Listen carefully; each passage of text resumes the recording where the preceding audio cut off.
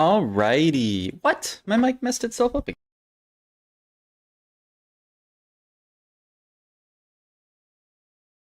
Pretty good, right? Right? Yes. Okay, we're good now. We're gonna watch some Dishy Soapy on the new patch. We got some coaching later.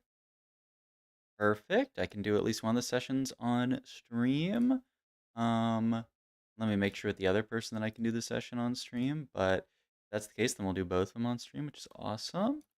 Um, and yeah, should be lit. Not do this the wrong way. Add friend. Boom. Okay, cool. But yeah, let's watch some Dish Soap. He's a beast on early patch. He's been playing a variety of stuff. I saw in his match history. I want to see how insane this Garen stuff is because I know. Let's go. Is Milk still alive? Milk is still alive. Let's go check Milk's match history. It's Blackpink Pepe D, I think. What's up, Copy Pasta King? I saw you in Dish Soap's chat today. I saw you doing some chatting. Blackpink Pepe D. So let's see how it's going for Milk. It looks pretty good, but I mean that eighth, I think that wasn't that recent. I think he had a couple of bot fours with it. Oh, I don't think it's free elo. It kind of looks like free elo. Kind of looks like he's hard forcing and winning every game like a beast. Interesting. Very interesting. And it's not even like that bad if you're contested. Like you see these games, he just hits Sona 3 instead of Garen 3. He goes top 2. Like literally this game, everything's 2-star, and he just goes top 2. Like a beast. Kinda sus. But I don't think I'm gonna get that much out of watching Milk. I think I get the basic idea of the comp, so I don't know if I need to watch him play 50 games of it. Um, but yeah, what's a big time streamer, man? What's the new tech? Oh, I was just looking at it. Apparently, it's vertical Demacia Garen Lux duo carry. And ideally you hit Garen 3, but like honestly you don't even really need Garen 3. That's the word on the street. A Garenly. Yeah, that's really good. I like that a lot. But we're gonna watch some Dish Soap because he actually plays more than one comp. We can actually learn a good bit. And I'm sure there'll be people playing Garen in his game so we can help like gauge the power. I did see it was pretty interesting. Dish Soap played a vertical. What do you call those little guys? Bastion. He played a vertical Bastion comp with a Aphelios carry, and that looked so good into the Garen. It was only with like a Bastion +1. I'm not sure how good it is just like playing around 4 Bastion. Um, but certainly seems like something that might be good if the Garen comp is like everybody's playing it. I'm gonna play today at 2 or just review stuff. I might try to get some games, and I have the thing open, the client. I'd like to play some. Okay. My only thing about playing, I mean, I need to get some practice in for mid set, honestly, so I probably should. But the only thing about playing is I have to not like Giga run it down because I need to be challenger for the whatchamacallit, the Vegas LAN cutoff thing in 2 weeks. So I don't know. I mean, honestly, if I feel good at the new patch, I'll just play it. So but like if I play some games that then go bad on the new patch, then it's kind of Monkus here. But I don't know. I also have 2 weeks. Like even if I do run it down, I have 2 weeks to climb back. So kind of all good. I just need to not troll, but I don't usually troll. I says Deadeye super good into Garen. Oh, that's interesting. Deadeye into Garen. Hmm. I mean, maybe. Oh, let me turn my alerts on. Thank you for the sub, top lane Dom. Oh, and also let me reset my sub goal. Come on. Thank you. I appreciate it. I need you to not run it down. My self-worth as your moderator relies on this elo. Huh. Okay, but aren't like isn't my worth as a streamer based really on my informative nature? And like that's not really exactly tied to elo. Like you can be knowledgeable and low elo. I mean, kinda. Um, but yeah, Dishop tried Master Yi for a few games. I think he swapped back to Earth later. Playing a Smurf? Yeah, but I don't really want to play on a Smurf. I don't really want, and I do still have to play some on main. And isn't just inconsistency here? Really anything else? Really gonna take silver pumping up? I mean, I guess he was hoping for some... it's interesting. He doesn't even reroll the pumping up. Wait! Oh, he actually just hits 2-1 Piltover inconsistency. Let's see how Piltover is on the new patch. I'm down. I am down. Awesome job in the stream, Cup. Thank you, thank you. I appreciate it. It was, yeah, it was a crazy ride. And now I have to play in mid-set. IDK about that? Devil been whispering in your ear? Look, all I know is that nobody cares who's high elo. They only care about people who go second at Streama Cup. Like, everyone just thinks I'm a beast now. Well, they know I'm a beast now. So, I'm kind of down. Isn't inconsistency so bad for Pilt? It's not ideal. It's gonna generate some extra gold here. But I mean, I don't know. This augment is still so solid. I don't even think it's that bad because you're gonna get gold for these rounds. It's basically just like insurance if you break your streak. But I mean, yeah, ideally you don't want to break your streak. But also, like, once you end up switching back to win streak, you'll get the value. You would prefer consistency built over, I would say. But I don't think inconsistency is really even that bad. Um, Congrats on the great tourney. Thank you, thank you. I appreciate it. Ooh, and I've been back on the lo-fi music grind. Let me crank some lo-fi. By crank, I mean have it at the such low decibel amount that you can't even hear it. Yeah, that's it. Casual minus 45 decibels. That's what it's all about. You reckon 6 Bastion of Felius is preferable over 3 Failure to Failures? I'm not sure. Yeah, they did like Giga. I mean, not Giga, but like decently buff Shen. So like that would be the reason. I would assume not, just because of the utility of Freljord, and they didn't like nerf anything to do with Freljord. So I think like probably not unless you have like Bastion +1, but I'm not sure. It's still really early days. So yeah. It just gives you more visibility, like doing well at anything. I'm happy it happened though, because from what I've seen, you look like a very good educational streamer. Thank you, thank you. Appreciate it. Yeah, it's been crazy. Like last stream was wild. We got a bunch of raids. I'm curious to see how the stream does on just like a normal day without raids, because like last stream's viewership was really, really good. So we'll see. Did this patch feel so off to me at GM? What do you mean by off? Like, yeah, I mean, I guess the different patches are offered. Like, different patches click with different people. What do we have items-wise here? We didn't have, like, offensive items, right? He's just gonna take a bow. Yeah, he needs to finish some offensive items. This is Last Whisper. This is very solid. So, I like this a lot. And then, yeah, we're just gonna chill. Let me redo this notification so it counts for today's sub goal. Agreed. Actually, does that even work the way I want it to? Oh, well, you're counted in yesterday's sub goal. I mean, it doesn't really matter. It's a fake number, but it's a fun fake number. What legend are you playing? Yeah, I'm always a Caitlyn enjoyer. I will play Caitlyn until there's something quite bad. Thank you for the sub as well, Doocy. Thank you. I appreciate it. So yeah, I'm gonna be a Caitlyn player. Caitlyn till the day I die, or until they take her out in like set 10. But yeah, I do think after watching some games on this patch, I still thought Ezreal was going to be a lot more played than he has been so far. There's a lot of people playing around Master Yi. If you really want to play like the Garen reroll, or it's not even Garen reroll, it's really just Garen. It's really just the Garen tech that a lot of people play Master Yi. I think I should play Yi to climb right now, or still Kate? I think Kate is a lot harder to play than Yi. Yi is really easy. You can hard force certain comps, just take all of his augments and like Bing chilling. I think Kate has a higher skill cap, and ooh, scary fight. He couldn't, well, he didn't. Yeah, he couldn't because he has Echo blocking his units. I think he might win this. Echo is too good of a unit. Oof, that is rough. But hey, look, upside is he gets inconsistency value. But yeah, that's really rough. Snaps his streak there. Oof. Yeah, I mean, not much you can do here, honestly. If you're playing into someone who opens like that. What does he get from 9? I mean, it's not that bad. A TG and some gold? It's actually not that bad for just like loose streaking stage 2, but it's definitely not ideal. But yeah. It's the same as last time Garen Reroll is a placeholder until the real meta comp is discovered. No? Is that true? I'm pretty sure Garen Reroll was solid. Like, I'm pretty sure Garen Reroll is good because Garen Reroll is good, not because, like, people don't know what meta is. Because, like, we're pretty far into the set. Like, I don't know. I think people sort of understand what's meta. What are you guys making here? I mean, it's definitely Last Whisper.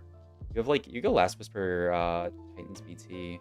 You're, like, pretty low on Zeri items. And then you have to figure out what you're doing with this TG. I think that's probably what I'd end up making, though.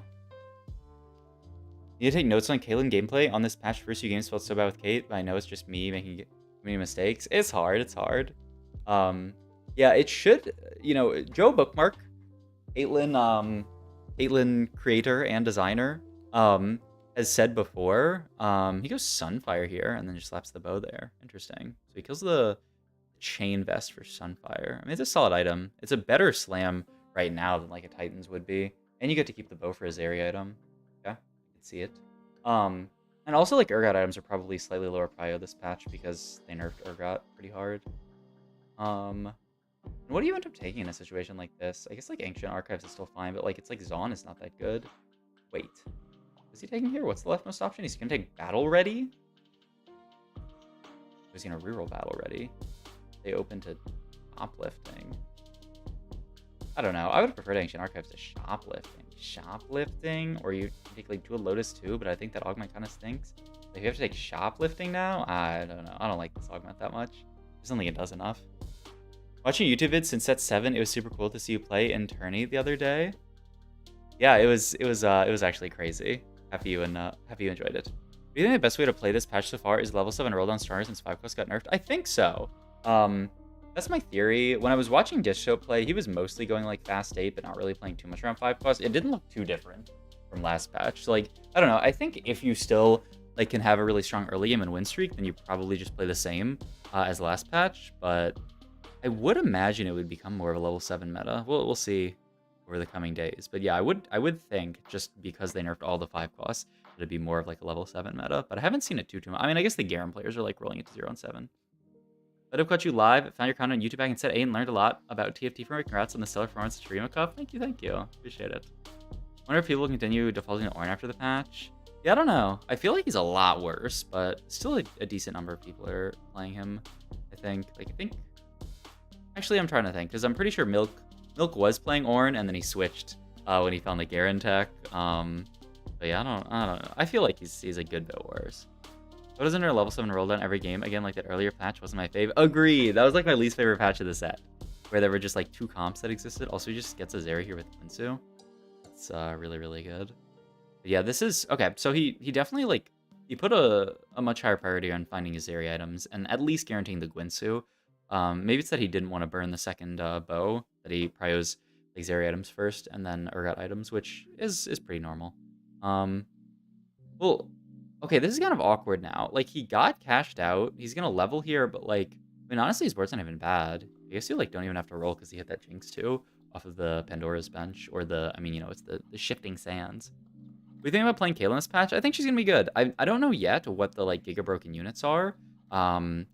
Because honestly, like, I should probably just queue up and play some games just to test out Caitlyn on this patch, because like watching Dish Soap, I guess I'll get some idea for like the broken units early. But like, you know, they buff Galio a sizable bit. Like, is Galio a strong unit to play around with Kayle in this patch? I'm not really sure. So I'd like to try some of that stuff out. This like was almost a good loss, but our board's just too strong here. Congrats on Shurima Cup. Thank you. So I mean, we're gonna get another small cash out here. How much? It was like 10 gold or something. I mean, it's not terrible. Our second Zaun is man, I don't know the icons. I'm gonna be real with you. That one is one of the tanky ones. That is Explodey, right? That is Explodey. Because the other one looks like not like a guy. It looks like darker than that. I'm pretty sure this is Explodey, but I just read them every time. Like, honestly, I just gloss over the icons. Okay, it is Explodey. I feel like Galio Kayle maybe could be early game opener. I still feel like this Kayle unit kind of stinks. If it's anything, I feel like it would be like Galio Cassiopeia. Like, they buff Kayle a little bit, but I'm pretty sure she still just doesn't do anything early game. But I don't know. Maybe I'm wrong. I gotta play around it more. I'm playing Caitlyn, so you will see some in my VODs. Oh, okay, awesome. Yeah, you can be the guinea pig. That'll be helpful for me and for you. Are they casting super strong for the game? I got it? Yeah, I would think so. Aren't challenges a bit better now? It seems like Kate, Samira 2, opener naturally flex into it. Yeah, I think I just looked briefly at like the stats, and the stats on just like comp stats on like tactics .tools, and the comp stats looked kind of crazy on challengers. Okay, what are we doing here? It's like the Quicksilver BT, and then this rod becomes what? Unless he's looking at Ionic for his Explodo. I don't know about that. Maybe this guy just doesn't itemize Urgot. on the new patch. Also, he's just 4-2ing it. Hey, thank you for the Prime sub, Howling Nuggets, and also the 7 months Fire Mage. Thank you, thank you. Congrats on the Streamer Cup placement. Is this patch just looking like Earth/Yi meta? That definitely seems like the early take. I thought Ezreal would be more played. Maybe people are sleeping on Ezreal, or maybe he just sucks for some unknown reason. But yeah, so far it's looking like a lot of Earth and Yi, and the Yi players are a lot of what was I gonna say? Garen forcers. Just a lot of Yi players just hard forcing Garen. Oh, a Scion is very, very good. Also have this Zeri parry. Oh my god. Can we... I mean, you can play around Atrox, right? Move all items here. Gets Atrox in. This is the board. Wait, where's his... He had to sell Warwick to move items. Warwick would be kind of nice to have on this board now. And he did end up making the BT, and then he just TG's this random Gwen. Okay. Gwen? We're even playing... I would probably have just slapped it on the Atrox for now. Interesting. I think Edge should be good, but people are exploring more interesting stuff since that's a lot more boring. Okay, that's true, I guess.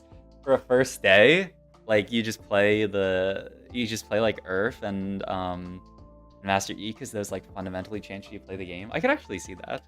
The sub count has got enough for you. Nice growth rate. I know it is crazy. 240. I think this might be my highest sub count ever. That's definitely a Heimerdinger. That is definitely a Heimerdinger in his shop. Okay, and so he's going to opt to not play Echo, and he's just going to play Vi plus Jace as his Piltover. It's 17 stack T-Hex. He can also just drop the T-Hex. Like he's holding Freljord on his bench. Curious to see what he does here, because it's a 17 stack T-Hex. It's not the biggest, but it's not that small either. Isn't it 20 stacks that gets the laser beam now? So she doesn't even have the laser beam yet. Yeah. I mean, I feel like at this point, it's like actually not bad to drop it. I guess the question is like, you don't actually have anything that you're dropping it for right now, but if you hit like a center or something, then you can definitely think about dropping it. Stats are looking really good on 6 Bastion versus these E-Forces right now. I'm going to try maybe Vladimir. Feels like it might become the new Joe Bookmark. Everybody wants to be Joe Bookmark. Everybody sees Joe Bookmark play a new legend, innovate with it, like incredible fame, thousands of screaming fans. Oh, Joe Bookmark, we love you. Ah, Joe Bookmark, will you kiss me? Oh, I love you, Joe Bookmark.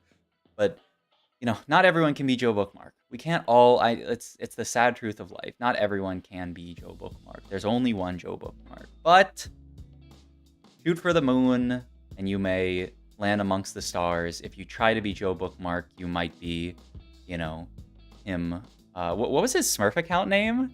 Does anyone remember? It was like Max Bookleaf. Bookend. It was like Jim Bookend or something like that. So you could always be like Jim Bookend. Zerset tanks hard. Yeah, I know. It looks it looks like she's the worst forecast. Like stats wise, she's the worst forecast in the game, which is wild. I'm curious to see how this comp does this game, because I mean, like last patch, this spot would be pretty solid, I would say. But I mean, the only downside is that he got this Piltover cash out griefed, so it's like it's much worse. Like this is a spot where you could even go bot for last patch, but I'll see like what ends up happening this patch. Oh, Juk. Content creator, inspirational speaker, R Sub-Zero. Aphelios and Zeri swapping places, yeah, and now like Aphelios is like it's basically exactly that. Like Aphelios is the new Zeri and Zeri is the new Aphelios. Like you can play Zeri if you high roll for it, and you can play Aphelios if you high roll for it. Also, wait. He rolled into a Zeri too. He has 6 Zeris. And honestly, in a situation like this where Zeri's like kind of weak, it's probably not a bad idea to play around her, because in Shifting Sands, because you might just high roll a Zeri 3. Like he's actually quite close to it. And he hits this Ahri that he can start rolling to dig for Senna. I assume he's gonna cut Piltover, but we'll actually see. Just ran a kill 2-star 2 Gwynsu 7 Demacia wide that went first. Solid hit 9. Con portal. Interesting. Yeah, I mean, if you can get to 9 with Kale, then he's a monster, but not the average setup. Oh, Atrox pair? And he has to... Does he make Deathblade? Yeah, I like this. Yeah. Random Vi 2, who cares? Rolling a bunch of 5 costs now. I mean, he doesn't have that much to roll for after this, so I think it's fine to sit on these. And he is going to roll the Astrox here just to dig for Senna as much as he can. So I assume this means that, or I mean like Heimer too, but I assume this means that he is down to cut Piltover at 19 stacks, but we'll see. I feel like Zeri has never been just like B tier, either S or A tier or trash. Okay, that's kind of true. That's actually so true. It's either like Zeri is just like you know, like at the start of the set, she's just like Giga Broken, and then they nerf her into the ground. And then she's like Giga Broken, and then they nerf her into the ground. Oh, he went to Reparo here. I think just to try it out. I'm pretty sure it's not good in this. Like, I'm pretty sure it's full Reparo or no Reparo. But I don't know. I haven't played it too much. And now he's 19 HP, so he does have kind of to roll. I was a little bit surprised he didn't roll deep last round, but I mean, there's not too much to hit. I mean, it's really 2-star 5 cost that you can high roll in this spot. He's not going to dip past 10. He's holding the Sejuani pair. So yeah, I think the idea is if he hits Senna, then he can just get like Sedge in and Senna in. And the board will be a good bit stronger. I assume so. This is, oh! Wait, who is this? This is Bosso, 24 HP. Bosso's playing Viego Shadow Isles reroll, and the board sucks, and he's just going 8th. Viego does no damage as usual. Right. Dealed up 5k. Yeah, I don't know about that, but it's a fun idea. He hit Heimerdinger too? Okay, not bad. Keep rolling above 10 seems fine. He doesn't want to just roll to 0. Seems good. To be fair, she got some nerfs. Urgot got some nerfs. Robotic arms hit pretty hard. The 4-gunner was pretty, or 4-gunner buff was pretty small, and people really rarely play 4-gunner anyway. Yeah, I mean they hit the comp relatively hard. So I could certainly see her being weak. I'm surprised that she's still like that. The stats say that she's the worst 4 cost though. Like I would have thought she would be like fine, you know, like not bad. But I don't know. We'll see as the patch. Ooh, and Nightcap is playing Teemo Reroll. Pretty sick. Also dead. A lot of people playing cool stuff in this lobby and going pot 4 with it, honestly. What do we want here? Senna with GS. Ooh, yeah, that's really good. You get the Senna. You can just GS your Urgot. Our option was like, I don't know, Shojin Primer or something. We're now at a 20 stack T-Hex though. It feels a little bad to get the TX now, but I mean, I guess so. It's still not that bad. But I would have to imagine that the only way you can fit it is by cutting. Yep, it's Piltover, gets this stuff in. And I assume you roll here. There's a lot to hit. Oh, and now you're 2 off Zeri. You probably roll pretty deep here. Oh, and he has 3 Urgots as well. Yeah, I mean, you just roll here and see what you can hit. And he's rerolling a lot of stuff with Shifting Sands. I mean, I'm pretty sure he's uncontested, so like the chance of him hitting is actually quite reasonable. What would you say is worse 4 cost if not Zeri? What did the stats say when I checked earlier? I mean, I could just check them right now. Tactics.tools and go to units. You go here, go to list, sort by average placement, and scroll to the bottom. I'd say it's Zeri and then Urgot, which is kind of wild.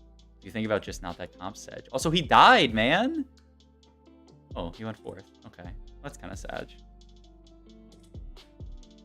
And like Sedge, Nasus, and then according to stats anyway, the best ones, Shen, which kind of makes sense. I feel like they overbuffed this unit. J4 makes sense with the Demacia stuff. Aphelios, Kaisi Yasuo. So yeah, that's what the stats say. They're not the most real thing in the world, but they're also like definitely not fake. With Samira nerf, what is the new S tier stars unit? I don't know yet. I think Samira is probably still fine. If you just think about like what they buffed, like they hit Galio pretty hard, or like buffed Galio pretty hard. So I want to play around him. But they didn't really buff any other 1-cost threat. They buffed Kale, but like who asked? This Kale unit stinks. They buff Viego, but I don't think Viego is gonna be a great stars unit. They gave Orianna a considerable buff, but I don't know. I'd like to play around Sork's opener to see like how good this is. But like maybe it's Cassio. It could also just still be Samira. Like they nerfed her armor shred, but like they upped her damage. Like it's possible that she's still just a solid early game unit.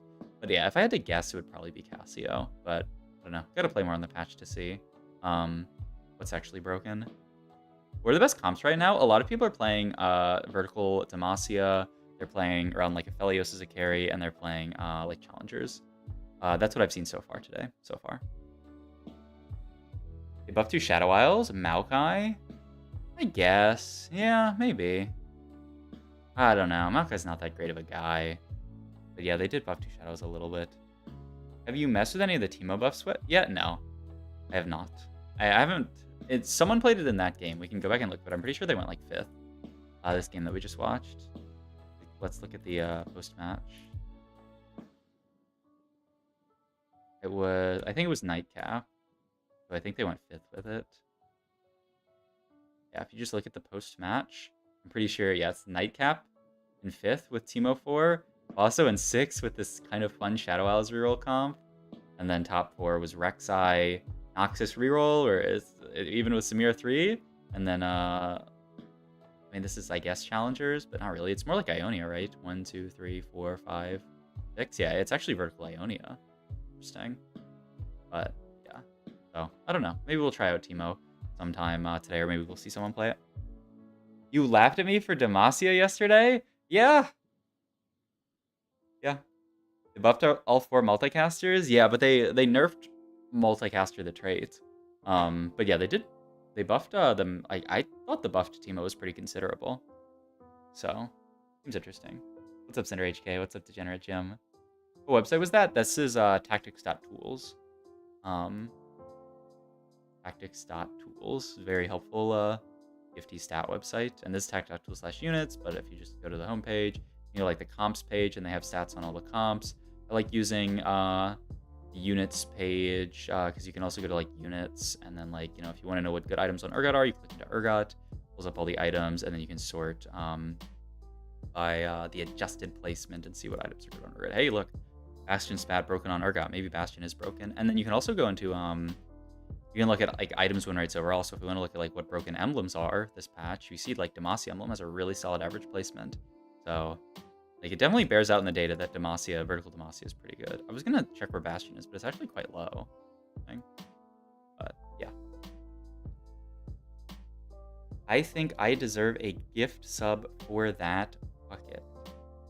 Well, only the people can decide, Dorowaza. But you know what? I support you in your journey to get gifted by someone. But yeah. Also, the version you sent me was 6 juggernauts, man.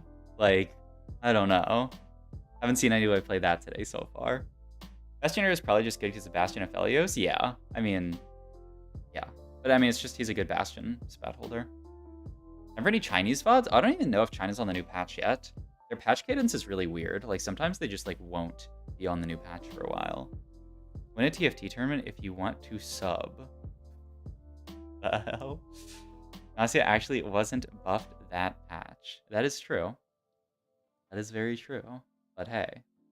Are you, like, telling me I'm supposed to, like, look at your screenshot and then think about it? Like, come on. Let's be real. Let's be real. So he has a pretty solid Darius opener. I tried taking endurance training in this spot once and just like went Giga 8th. Also, he's like no items, right? Yeah, he's a full gold opener. So he can't even like win streak. So yeah, probably not that. I mean, know your enemy's just solid. Surely it's not gonna be demon. I mean, is he gonna take demon flare with 1 Swain? Okay, no, it's just know your enemy. Wow. Why don't I ever get a start like this with Noxus with 2 Darius? Yeah, I don't know. Some people are just high rollers, I guess. All the best players are high rollers, and I always play perfect. Agreed. Doesn't believe my pre-patch take yet pivots so fast. ... Orowaza, he loves his ellipses. ... really seals it. Is Mastery good? If so, what comps are you running his pumping up on now? I mean, it's very solid in stuff like Zeri and Aphelios that are really like attack speed hungry. A lot of people have been playing it into Garen, like vertical Demacia, like 7 Demacia Garen Lux duo carry. So that's a decent amount of the people who are Master Yi players are just like hard forcing that comp. So yeah, and there is an idea that like Master Yi is good for like Sorks or multicasters. You just don't take pumping up, but you take his last augment. Gotta go fast for the mana gen aspect of it, but I haven't really tested it out very much. Garen felt pretty great at top 4. Yeah, I'm shocked by how strong this Garen 2 unit is. It does track with what Dorowaza said yesterday, or not really said, but like you saw in the screenshot that he posted. Like he won the game with Garen 2, but they also buffed Garen 2, so yeah. Pretty sure pumping up isn't even that good. Gotta go fast, absurd. If only we had some kind of like statistical analysis. If only there were some way we could like gather all of the anecdotes of playing around these augments and then like analyze which ones are actually like objectively strong based in like the player data. Like that would be crazy. I haven't actually checked the um the black market stats yet this patch, but I don't know if they bear that out or not. What you are saying is impossible and insane. Wait, like statistics or something? Ain't no way. Yeah, sorry, I keep messing. What the website is? Which one? Tactics.tools, the one with like units, stats, the one I was on earlier, or the other one? What about the trait and item statistics? Oh no, that I mean that's fine. Surely. Okay, I'm pretty sure if people like were cool with the augment stats ban, by the way, they actually would have just like banned, like started moving towards banning all stats outright. Just saying, like, yo, I saw Darwaza do this the other like earlier as well. He's been actually rolling so much at 2.5. Like, I was watching a stream and he did this. I mean, it makes sense, right? Like, it's actually a pretty high value roll here, and you still get to make 20. Like, the possibility of hitting a Swain 2, a Warwick 2, or a Darius 2 here, like, if you hit any of those, it basically, like, guarantees your streak. It's actually good, man. But you see so few people do it because, like, it's so easy to do it, like, wrong. Like, if you roll at the wrong time stage 2, you just completely grief your econ. But in this spot where he's on a 4 streak with 3, like, highly consequential pairs, it's actually, like, really smart. Did a lot of pumping up, gotta go fast, Nox's last pass, and did quite well with it. Interesting. I know someone was mentioning gotta go fast Darius, but I don't know if it's actually very good. 100% they would have. They want people to play intuitively. Like, this game is so fucking complicated. Yeah, like, I don't know. I think like I still have mixed feelings on it because I do like the idea of like people having to like evaluate if augments are actually good or not. But like it does become very like they admitted it was Mortog who made the Reddit post where he was basically like, yeah, black market stats exist where people scrape, you know, like lol chests and get the stats, and we don't really want to exist in a world where like that makes some people have an advantage, but like we also have like the main stat sites banned. Like that's so annoying. So like I think they kind of have to bring it back, but I do think like there is a world where if there was some way to stop that, like maybe the stats ban is a success. I still think there are a ton of people who would dislike it, and like, yeah, I don't know. It's really wild though. It's definitely interesting. We're just playing Noxus this game, right? I mean, I guess it depends. What's Bosso's board? Do we have to roll versus him? Like, if we find a bunch of weak people, don't even have to like level and roll. But like, most of the time, oh, okay, well we probably don't have to roll then. You know, BT here. Yeah, okay. Yeah, that's fair. I'm too much of an IE lover on Darius, man. I mean, this item's good, but it has to be, right? Like, yeah, it has to be. Like, you don't even have a Katarina yet. It has to be just BT. Then what are you doing with the rest of these items? I mean, you can still hold the glove for IE, but, like, you're really making, like, a Sunfire? Like, probably not. You're sitting on 4 components here in Noxus. It's a really awkward position, actually. But, I mean, the BT's too good. Here, I saw Solus memeing about it. Yeah, I saw Solus memeing about it in, I don't know, Dish Soap's chat or somebody's. What do we have here? Oh, honestly? Pandora's here to fix your items is so good. Oh, well, it still didn't fix our items yet, but we'll get there. New level here. He needs just Katarina, right? And he already has, oh my god. Okay, I'm curious what...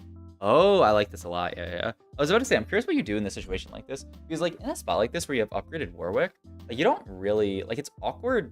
Like, I'm not cutting Warwick 2 here, right? So we just place 4 Jug. This looks really, really good. Yeah. I like this a lot. When he's doing the third row Samira thing, I saw someone else doing this. And, like, I don't know exactly the reasoning behind it. I think the idea is so, like you have such a strong front line that it makes it easier. Like, Samira doesn't have to take the time to walk up.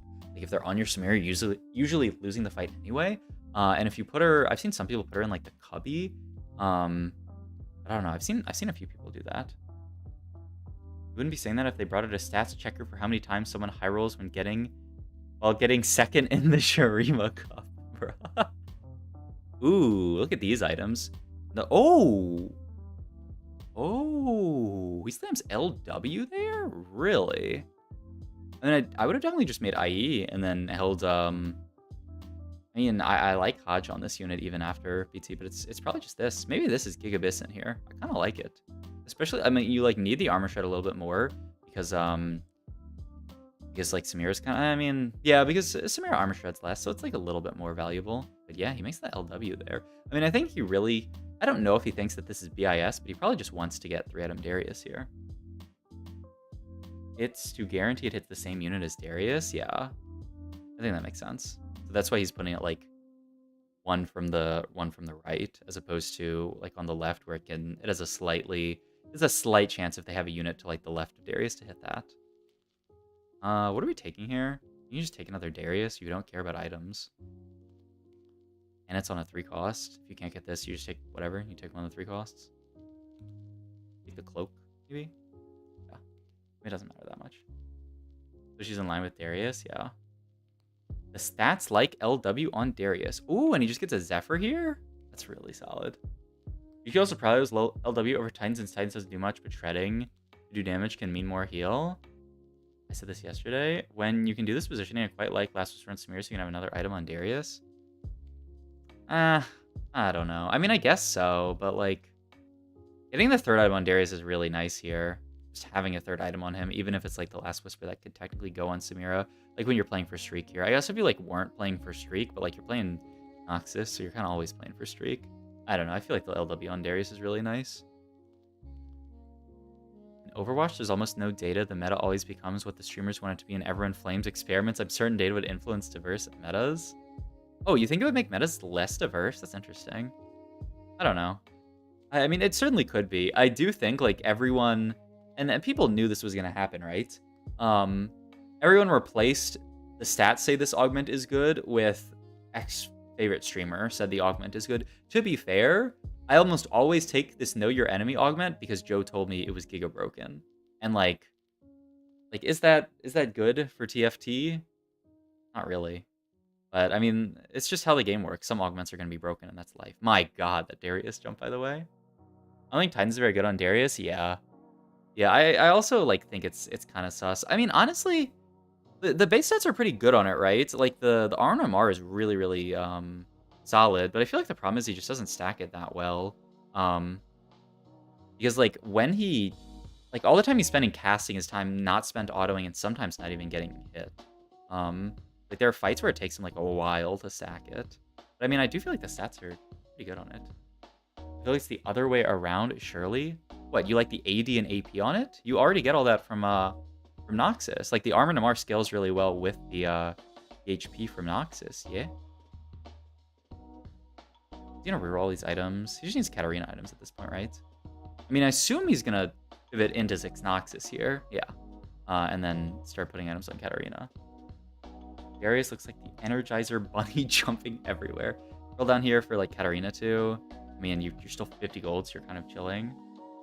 No, Joe says know your enemy is good because it's good. What? Yeah. I mean, he's not trying to trick noobs, I think. But I pick it because this guy told me it was good. And I just pick it, like, almost every time. Like, yeah. But and the only reason I pick it is because someone told me it's good. So it's like kind of the same thing as stats. Like it's kind of no diff. These gifts from the Fallen here. It's a really solid augment. And I'm Echo 2 here. Who cares? Just slow roll for everything. You're fine. The little data that's in Overwatch just the meta is always off base, but everyone dismisses it because of the lack of depth in the data. Like information creates more confident opinions from higher levels of ignorance, guaranteed IMO. Yeah, that's fair. I think so. But you don't think Demacia is good when I say it is? WTF? Well, to be fair, when Joe told me that, he was sitting at like 1300 LP or something. I mean, to be fair, you're like challenger now, Dorwaza, right? But hit 1300 LP and I'll just take whatever you say blindly as it's correct. Agreed? Cage business? Like, I'm down. The only way to stop all these stats issues is to delete the game. Yeah, that's right. We should all just go play, like, soccer. Oh, he's actually, like, kind of... He hasn't hit that hard. He's only got 4 Dariuses, like 3 Katarinas. He hasn't, like, unhit that hard, and he's Giga Streaking. Actually higher than Joe right now? Yeah. I mean, yes, but that's, I mean, Joe's an insane player, but that is less impressive right now than if you had told me that you were higher than Joe when he was 1300 LP. No flame. The guy's a beast, but yeah, obviously, yeah. I am lower than Joe right now. I mean, a lot of people are. A lot of people are. I'm gonna end up finally losing this fight to an Akshan board who's like 0 gold, 0 HP.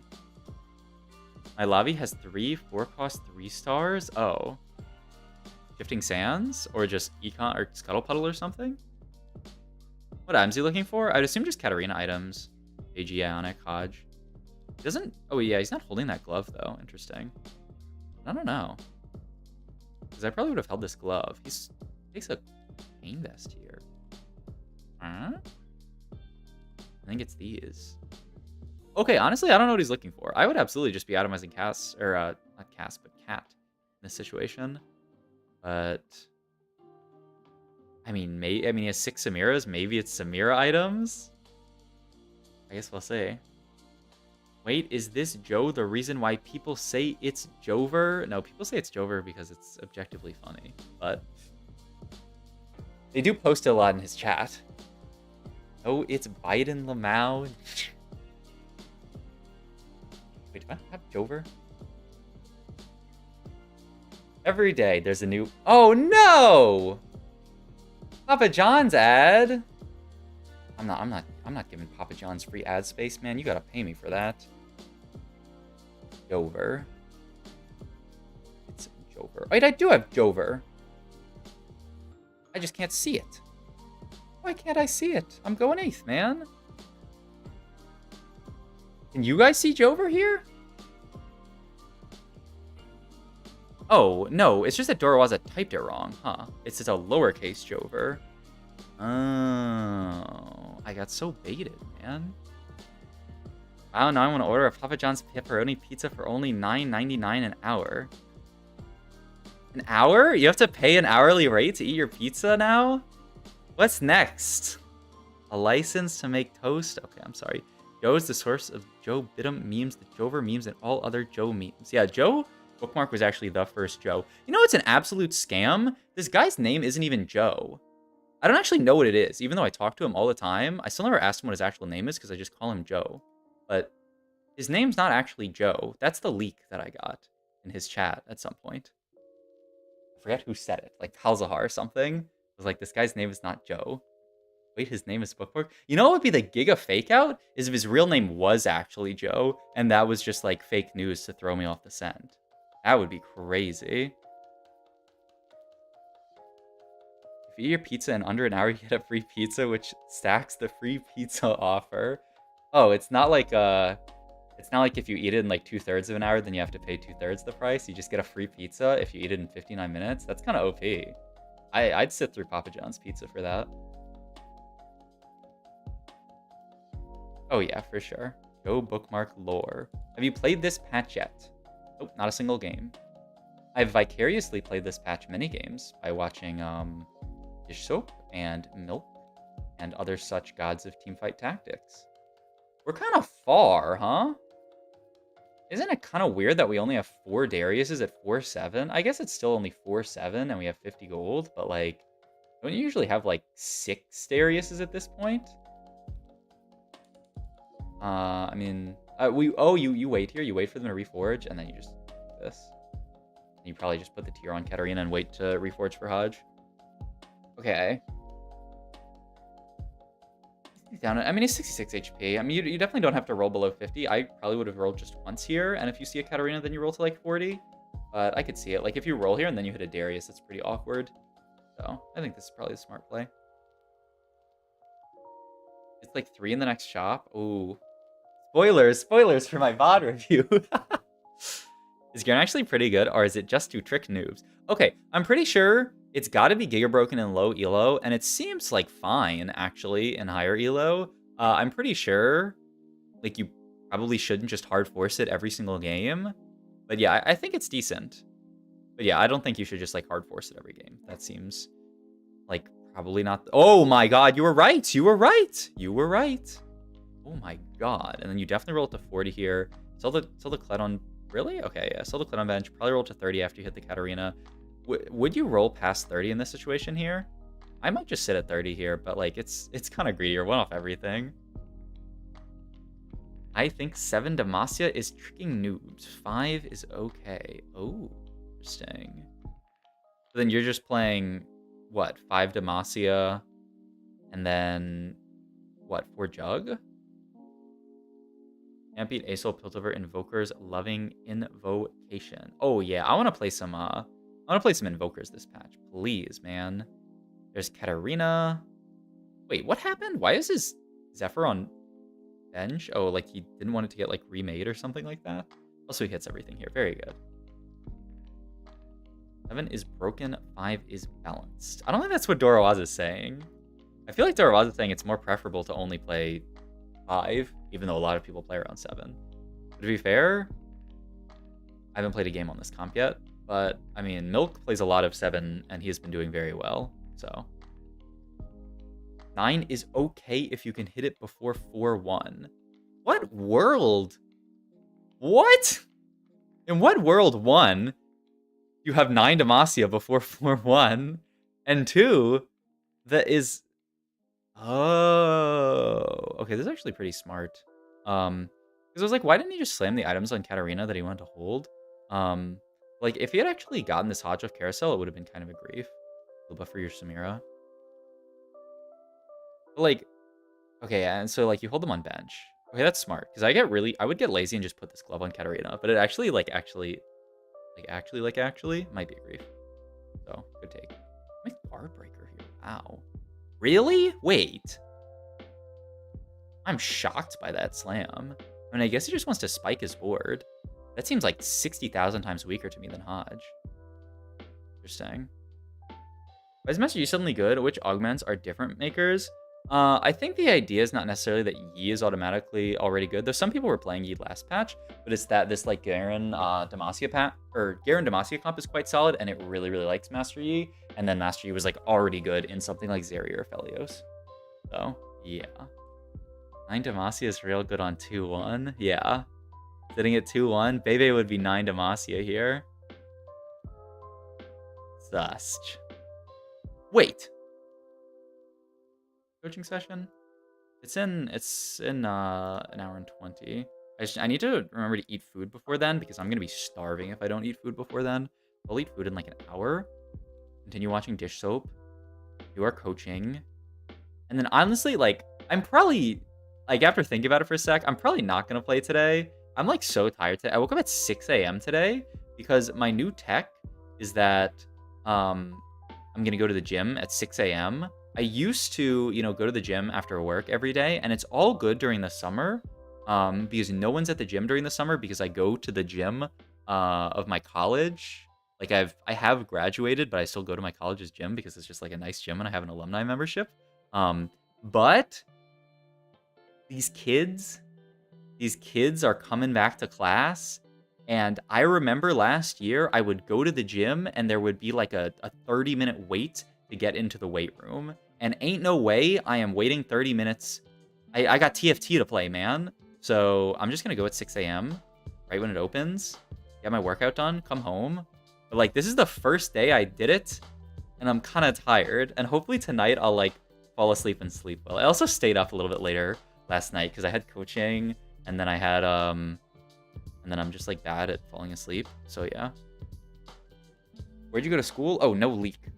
I'm not a leaker of where I went to school. It's like, I mean, it's not like a tiny school, but it's not that big of a school either. So, yeah. If I went to like UCLA, then sure, I'd be down to leak that. But yeah. Hope you sleep well. Thank you. Yumi zooming, then them zoomers, Yumi zooming.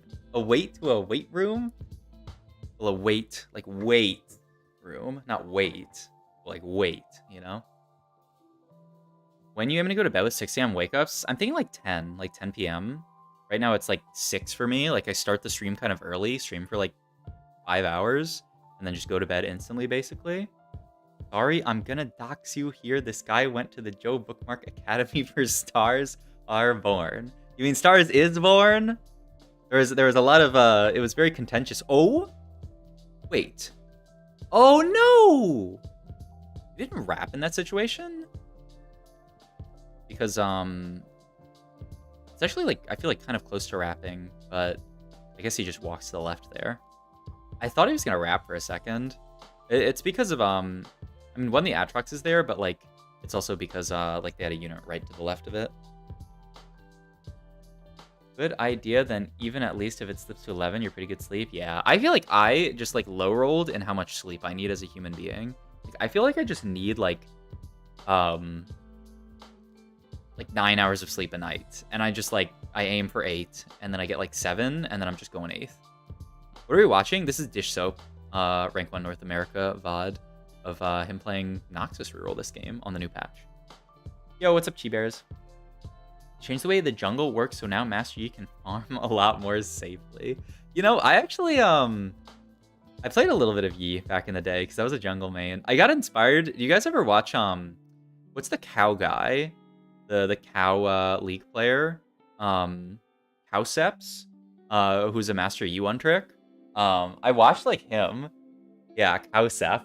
And I got inspired. And I was like, whoa, this guy actually makes Master Yi look pretty cool. And then I played him, and I was like, nah, he's still kind of bedge. But he does some cool stuff on Master Yi. So, inspired for a sec. Dish Soap is fake rank 1. What does that mean? I would love to hear more about your take on this. I would love to hear your thoughts. Yo, he knows this person is not going to be dumb enough to let him rap, so he just separates backline here. Really cool, like, mind games there. Oh my god, that Katarina ult, by the way. That's a guard breaker diff, by the way. Boom, boom, boom, boom. Oh my god, wait. I mean, Cassandra can't kill these guys before they kill him. It was actually kind of close, though, not gonna lie. Ooh, this is a close game. I mean, I want to look at the final, like, match history after it as well. Ali one trick? That's Ali Copter, right? Dish Soap is a solid player, but I am better. That's good, yeah. It's like, yeah, you're probably a better player, you just don't have the time to play, right? Oh, and then he swaps it back to frontline to try to, like, double mind game them, but it doesn't work. And we're going 8th. Oh no, it's Jover. I need, okay, I had a soundboard for, like, oh wow, a very convenient ad right before Dish Soap's gonna get just sent to the Shadow Realm. Did you guys see this clip that I put in my Discord? Let me go pull it up. Of Jazz Latte. Wait, where is it? Where did my clip go? Oh, maybe I put it in memes, actually. Wait!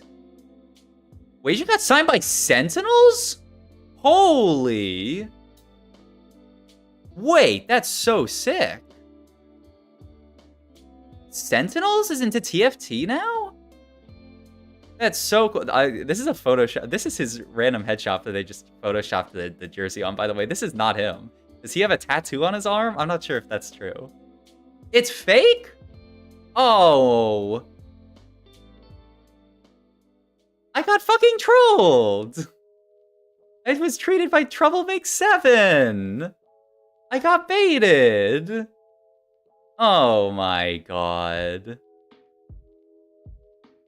But I mean, this does actually look like like, I could believe that that's a real announcement, honestly. With him just Photoshop. Like, a lot of the announcements I feel like are Photoshopped. Okay, now this is what I actually came in here for before I got, I mean, to be fair, it was in the meme channel, but this clip. 时代结束了. It's Jover. It's so good. It just caught me off guard. It just caught me so off guard. He just randomly says it's Jover. Oh my god, because I paused. Okay, we're going to the anti-ag tech, and it's all good. It is all good. Victimized by the spread of misinformation. Yeah, what the hell? Oh, I got baited. Man. Okay, for real though, when is Sentinel signing Wei Jin? Like, it's actually, like, I could believe it. Like, he's a beast. I'm down. You know, Replay just got signed by Liquid, which is awesome. But I mean, Liquid is like one of the orgs that was like kind of already in TFT. You know, like they have Kurum and like, is Kurum still Liquid? Didn't Robin become like not Liquid anymore? What's up, Nabade Agreste? He basically said it's over in Chinese. Oh, wait. You know Chinese, Dorowaza? Huh? Very Saitama of you. Yeah, fair. Never Sentinel said they're filing bankruptcy? Wait, really? Are they like good? Isn't Sentinel's Val team like good? Robin froze. He's solid. What does that mean? Yes, we've talked about this. Yeah. Yeah, I remember that. I remember talking about that. That's true. I definitely remember that conversation. Oh, yeah. Them and practically every other esports org. Yeah, that's why they have to cash out. They say they have cash to last 3 months? Oh, it's actually Jover. How am I getting signed by how am I gonna get signed by Sentinels if they go out of business? And TSM's blowing up? CLG doesn't exist anymore. Ooh. Ooh. See, this is why when you guys tell me to quit my job, I can't do it, man. I can't do it because esports is gonna go under and I'm gonna be signed by like team Juanmei or something. And then like 3 months later, they're gonna be like, yeah, it was fake. We actually don't have any money. It was just a big joke. And then that's it. It's all over. And like, how do I support my wife and kids? I can't. I won't be able to. We're gonna go under. I'm gonna have to get a job at Subway, making the little sandwiches, putting them together. And then Subway's gonna go under too. I will sign you. I'm down. Is Goobums good? Yes. It means he's not Liquid. Oh. I'm a dumbass. Just message Elon. It will be all right. ... Probably. What the fuck does that message mean? I actually. Twitch/YouTube are not going under. That's true. Yeah. The tech is to just be a streamer. Like, ain't no way Soju is going broke. Just need to get a job where you can stream during the 9 to 5. Oh, I don't know about. I mean, yeah, that would be the tech. My job is good enough, like chill enough that I can watch TFT during my job while I work from home. But like, I'm pretty sure if I was streaming and I get like a work call and then I have to work on something, like then I just have to take an 8th in that game. So yeah, I don't know about that. It's actually weird that Elon hasn't made an esports team. He's loved every other money pit. Yeah, but doesn't he? I mean, that's actually a good point. Because, like, that is something that was, like, be, like, guaranteed to not make money. That's actually a good point. Huh. Okay, I'm down. Well... Okay, maybe I'm not down. I don't know how well that team would be run. I feel like, But, I mean, it would get a lot of publicity. Not necessarily good publicity. One could say all of Robin's assets are tied up in real estate. Esports. We need a Goldman Sachs team. Yeah. I mean, you know, in like in Korea, right? Like all the big teams are backed by like huge corporations, right? Like SKT, CJ, like they're all just like giant conglomerates that like have an esports team. Like I'm down to play for like Verizon, team Verizon Dragons, the Verizon Shockwave, Verizon Shockwave Esports. Boom, name for free. Aren't there a lot of banks in China? Wait, really? I don't. You're the China expert apparently. So like, you tell me, Dorowaza. What about Papa John's Esports? But that's not like a huge, like, wait, isn't it? Is really another Samir here? I'll just play the Warwick, yeah. Like, yeah. I don't know if Papa John's is big enough to bankroll. I mean, I don't know. Wait, is Papa John's a publicly traded company? Papa John's. I feel like they are. Their ticker? Okay, let me make sure I'm not doxing myself. Their ticker is PZZA? I didn't know. That's so good. I did not know that. Okay, so what's the market cap of Papa John's? 2.6 billion. Okay, they can like have an esports team, right? Like a tiny little carve out for esports. I'm down. I don't know you, but thanks. Thank you for showing the power of Caitlyn to others in Shurima Cup. Yeah, I'm just doing my duty.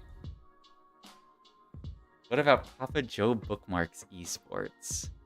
Oh, oh, I was actually, wow, what I was about to say was going to completely jinx him. I was going to say, like, wow, this should play just 5 streaks every early game.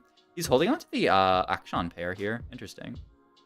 Their PE is like 40. Wait, really? Like a beast. It's the Papa John's brand, man. Like, everybody knows. I'm not going to fact check this. Oh, yeah, 34. I mean, to be fair, isn't that like, what's the P of the S&P 500 right now? E.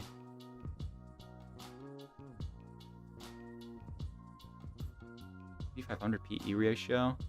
Mean is 16. Median is 14. Wow. Honestly, lower than I thought. Wait.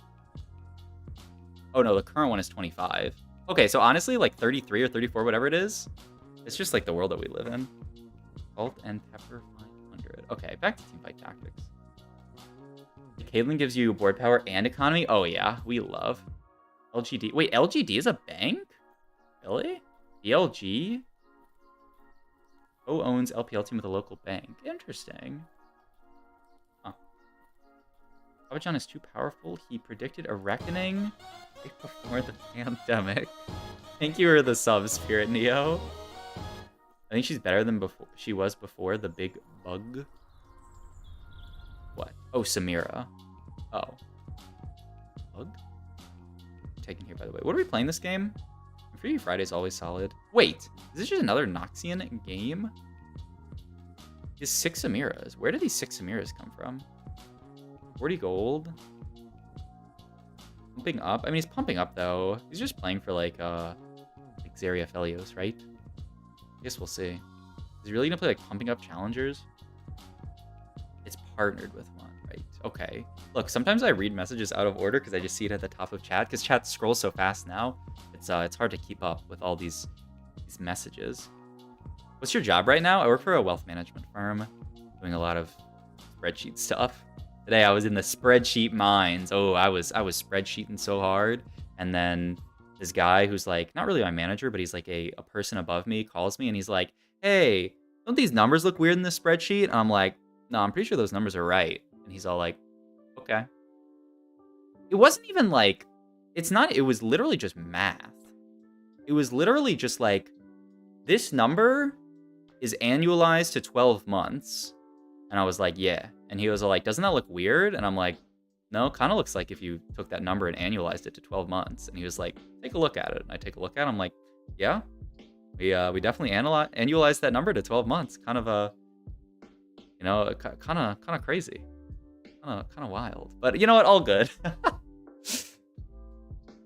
Mr. Sub-Zero is a wealth manager. Would you recommend putting your life savings into AMC stock? Okay. No. What's he going for on carousel here? I mean, just like, wait, does he even have a bow this game? He does not have a bow this game. He's going for Rod. What are we playing? Wait, maybe he had a bow on Samira. Really, that's what it is, right? Oh, he has a sword on Samira. Oh, oh. Wait, so we are playing pumping up challengers. Really? Is that good? Seems kind of bad. I guess we'll see how it goes this game. They feel diamond hands? I mean, hey, if you get to turn investor on 2-1, it's great. Yeah, all right. Asked and answered. Any tips to be more consistent? I'm down like 400 LP. I mean, one, LP is fake. Like, you're down 400 LP, but you can get it back pretty easily, I would say. Like, if you were at that elo, I think very often you can climb back to the same elo you're at. if you're like tilting, because like I don't know, if you're like really stressing about being down LP, to me that makes me think there's a possibility that you might just be like tilting. And I would say just like take frequent breaks, like just take a break between every game, just like play a game and then like go like, you know, get some water or something, like walk around a little bit. LP is fake, says the LP shamer. Wait, I'm not an LP shamer. LP is a useful metric for telling, for like knowing if people are good, but it's also fake. Okay, here's the thing. When I lose LP, it's fake. When you lose LP, it's because you're a bad player. Agreed? Or no? Sounds like the words of an LP shamer in denial. Yeah, maybe you're right. Maybe you're right. But if you have less than 1300 LP, you're dog shit, so consider that. If you have less than 13 LP, you're dog shit, unless you went above third at the Shurima Cup. And then I consider you a good player, right? So, you know, it all kind of shakes out. I don't know what this patch did, but Zed Reroll is back. He was on a 15 win streak. He beat the whole lobby. Really? I don't know. I'm still definitely not a Zed Reroll believer. Maybe they had a perfect position for it or something. But yeah, I definitely do not believe in this comp. I mean, we'll see. Oh my god, 2 Yasuos already? Okay.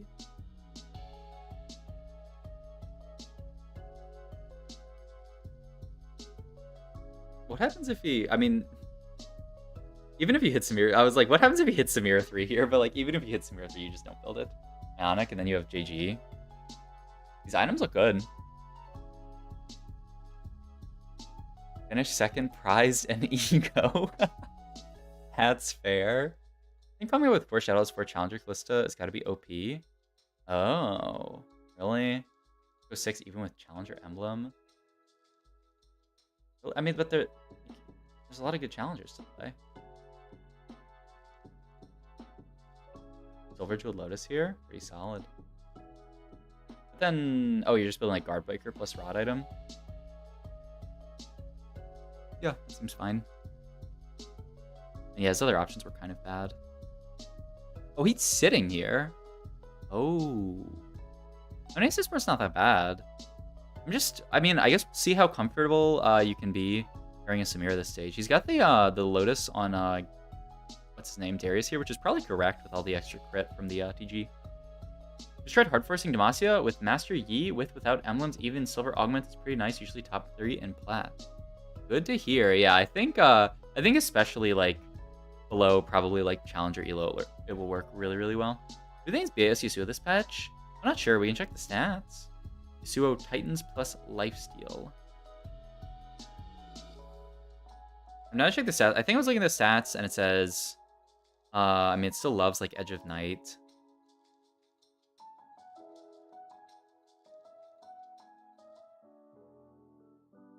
What do the stats tell us? If we just go to item trios, adjusted placement, it's gonna have a lot of like emblems in here though. Once we scroll past the emblems, it's something like this: IE Hodge QSS, Edge of Night BT Guard Breaker.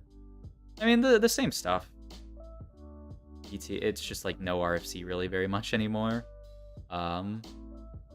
I mean, they took out the interaction, so it kind of makes sense that RFC would stink on this unit now. So yeah, like Edge of Night healing item, damage item. Sometimes you can get away with no Edge of Night, but yeah. And then if you have like one of these Juggernaut emblem, apparently attack. I'll try Yasuo with the new buffs. Stats are back. I've never used them. Those stats never went away. The only stats that went away are Augment stats, and Augment stats are gonna come back. Milk said vertical Demacia is the most consistent way to farm LP this patch. Have you tried it? No, but I watched a lot of Milk's games. It looked pretty good, and it's definitely like very Milk playstyle-y, I feel like, to just have a reroll comp like that and just Giga Force it.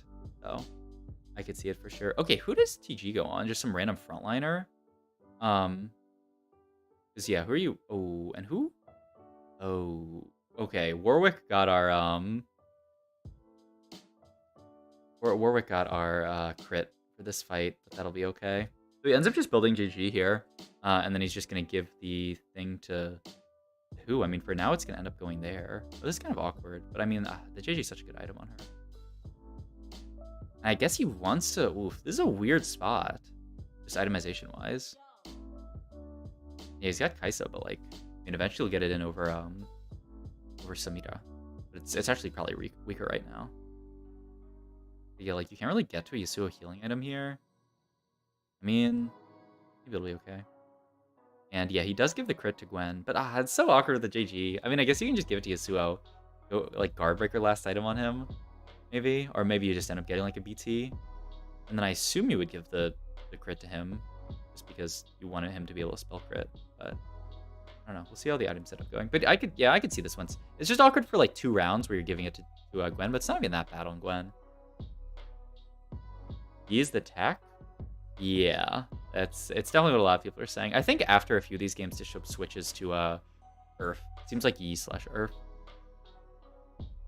is back on mid set. Yeah, it's gonna be Augment sets should be back on mid set, but like unit sets like never left. Just trying to climb our plat 4 to plat 2 in 4 games. My God. Yeah. Oh, and we have sword. I'd be down to just make a BT here. We could also end up ooh, yeah, just like Deathblade.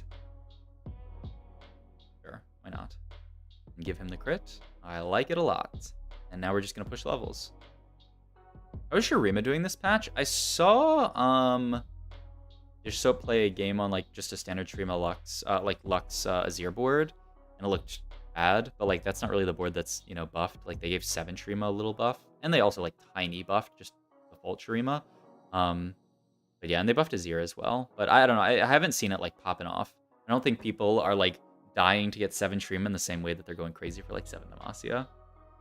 But yeah, it definitely got some solid buffs. Like I think the comp gets a little bit better, and it was already like probably like B tier, so it probably raised it to like A tier in my mind. I haven't seen a single shawarma board, though I'm talking more about just a 0 Lux. If you're talking about like 7 Shurima, I don't know. I'm still not sure how good it is, but maybe we'll see someone play it today. Who knows? Who knows? But yeah, I mean, this board looks really solid. It made a lot of sense how he got to here. It was really nice how he played around the Darius this game. And like I think this comp should be really good on this patch. Like if you were looking at the data, it looked really solid. This is a really close game though. The entire lobby is like 1 HP. Like look at this HP: 1, 8, 13, 15, 19, and then second place is 34. It's not even that much. I guess the only downside to this setup is that he doesn't have Kai'Sa too. But he's carrying items, like he has all the items on Gwen. I'm gonna roll down here, maybe try to just find something, Shen 2 or Kai'Sa 2 or something. I mean, even Aurelia 2. It is kind of awkward that we have this Redum Kled in, huh? Like Atrox would go crazy in this spot. Oh my God! Wait. Oh, I guess I can't go back. It's very annoying to go back and set up. But he actually just this Yasuo just wrapped here like a beast because of how they position their front line, and I think because of the Gwen jump, maybe. That was wild. I'm starting to wonder what units they'll get rid of in the mid set. That's a good question. I'm hyped to see what changes, but I don't know. Yeah, I mean, we'll soon see. It's not that far away. Take here. You could take the Shen with Invoker Spell. He's just taking GS.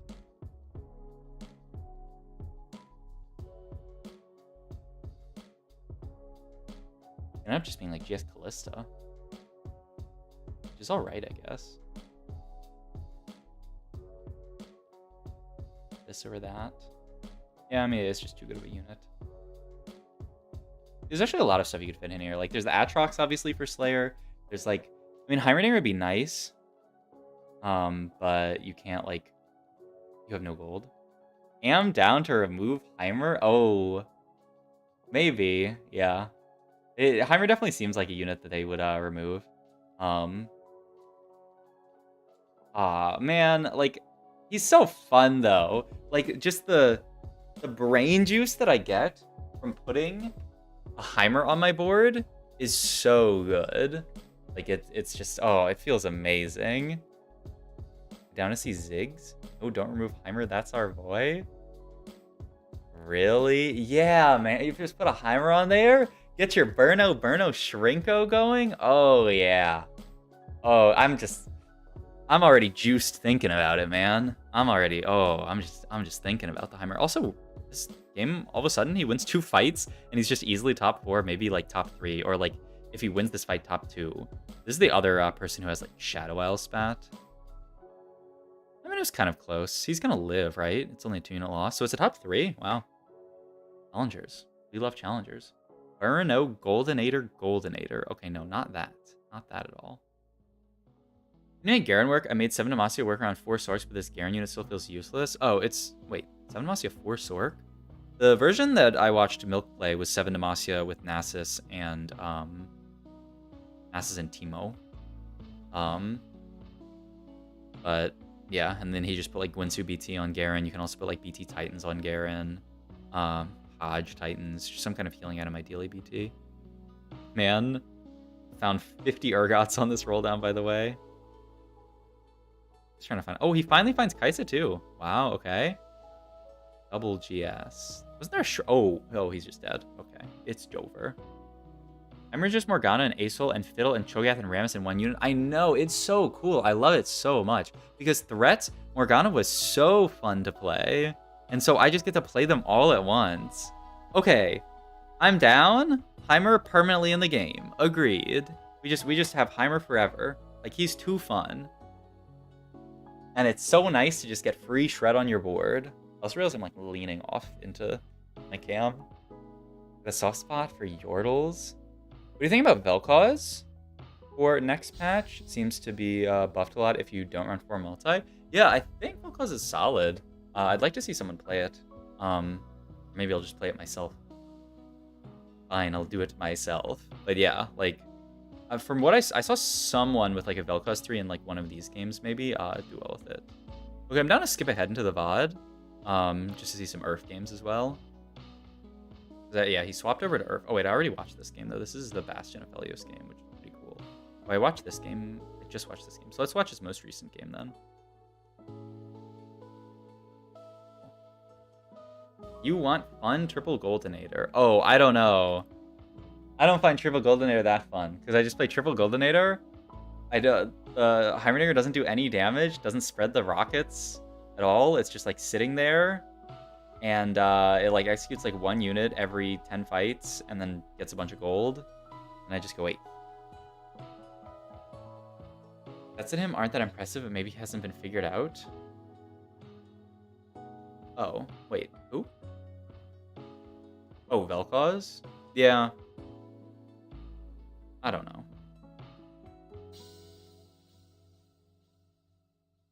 Don't play 7 Demacia. No, yeah. It's my bad. It's hard to keep up, like I said, with all this chatting. Oh, Legend, you're playing Caitlyn. I'm still a Caitlyn enjoyer. Heimer set 10, set 11, set 12. That's what I'm saying. Double Rageblade, triple Goldenator, go Burr.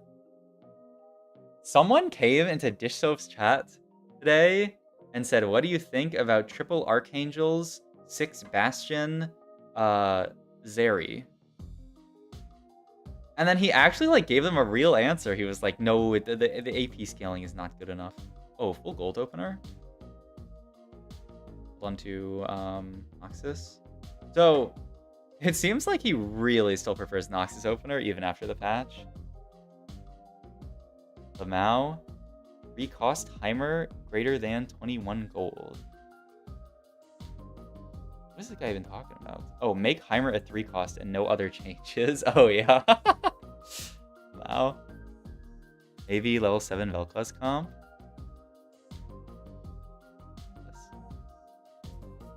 I'll pause this real quick. Look. I like the positioning. Wait, where's the Vel'Koz? Oh, I need to add a Vel'Koz.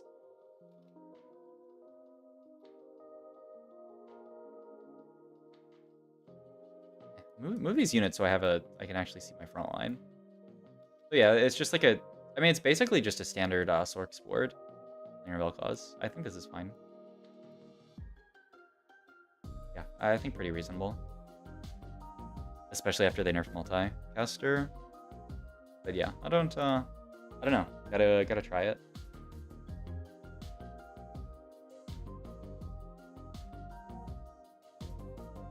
Oh, wait. I literally just watched a Shrima's Legacy game. He's just taking it again. Edge. Okay, well, maybe we can watch another one. be fair, Samira still just set armor equals 0. It's still good, even if it can't go negative. Yeah, for sure. I mean, yeah, she's definitely not like a bad unit. Playing Yi the last few weeks, I'm about to hit D2. I think it's the best next to Earth. Yeah, I mean, it certainly seems like it from what people are playing. Whoa, he takes bow here. Just to like sort of guarantee a solid Azir items, I guess. You can go for like what, Winsu? I think he had a tier in his options. I probably would have just gone tier to look for like Lux item.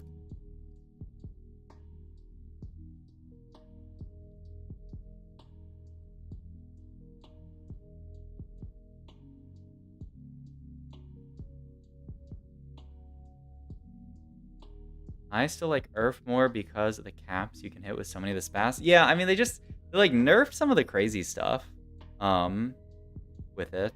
So like it's a little bit it's a little bit like, you know, like they nerf 6 on and they nerf 6 Shadow Isles. Sub, what's up today? We're doing some VOD review. I'm gonna do some coaching later. Yeah, it's it'll be a fun time. It is a fun time.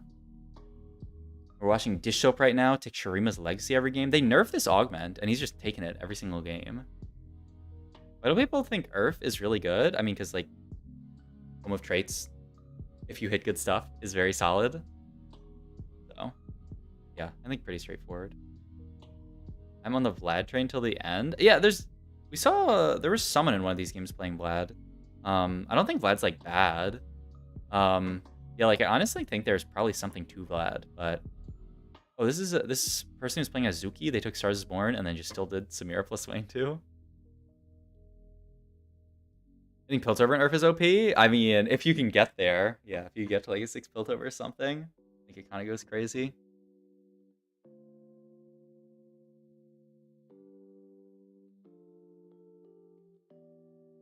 Yeah, so remain 20 here. Win, loss, or loss, win, loss. Just gonna play a Shurima game, which is probably just gonna be a Azir Lux. I believe that's what he played last time when he got this. He has to just take a tank item here, right? Yeah. It's the lobby. There was a little bit of crit. He's just going for Bramble. I mean, it seems solid. The whole lobby's AD. And there's already a few IEs built. Oh, interesting. And then you just level for this. Very solid early board. Yo, what's up, Kana? How's it going? How's it going? Piltover got hit with an insane nerf, though. Orianna buff. Okay, I'm pretty sure Dorwaza said this earlier, man. This Dorwaza guy is just, like, screaming from the rooftops. Screaming. They nerfed it, man. Orianna's better now. I mean, it's really that they actually nerfed it by, like, nerfing all the units in the, like, Zeri or Got, and then a bunch of 5 costs as well. Oh, thank you for editing the... Kana. Thank you. Was there a patch today? Yeah. Depending on where you are in the world, but I guess if you're like Australia, Japan, it was maybe yesterday for you now. But yeah, in most of the world, in NA at least today, yeah. And Kana just edited the command so you can see the patch with exclamation point patch. Oh, it's incredible. What a world. Today I played 6 hours of TFT with Ornn every game. And every game on the first Augment, I realized I forgot to change. It's so funny. You just play Ornn? Oh, man. Okay, next game I'll change it. Go 8th. All right, cue it up again. And go watch your K-pop music video. All right, we're back in a game. 2-1 Augment. Oh, no. Most of the world, NA at least. Okay. Like, everything on the same vertical, the same, latitude is the flat one and longitude is this one, right? Everything on the same, like, longitude is NA. And that's, like, a lot of the world. But obviously... Okay, also, I'm English-speaking, so surely most of my audience is English-speaking. So probably for, like, the percentage of my audience that it is, they're, like, probably mostly NA and, like, EU and stuff. Would play this legend non-stop because it is so fun. My proposal for the mid-set, r/Teamfight Tactics.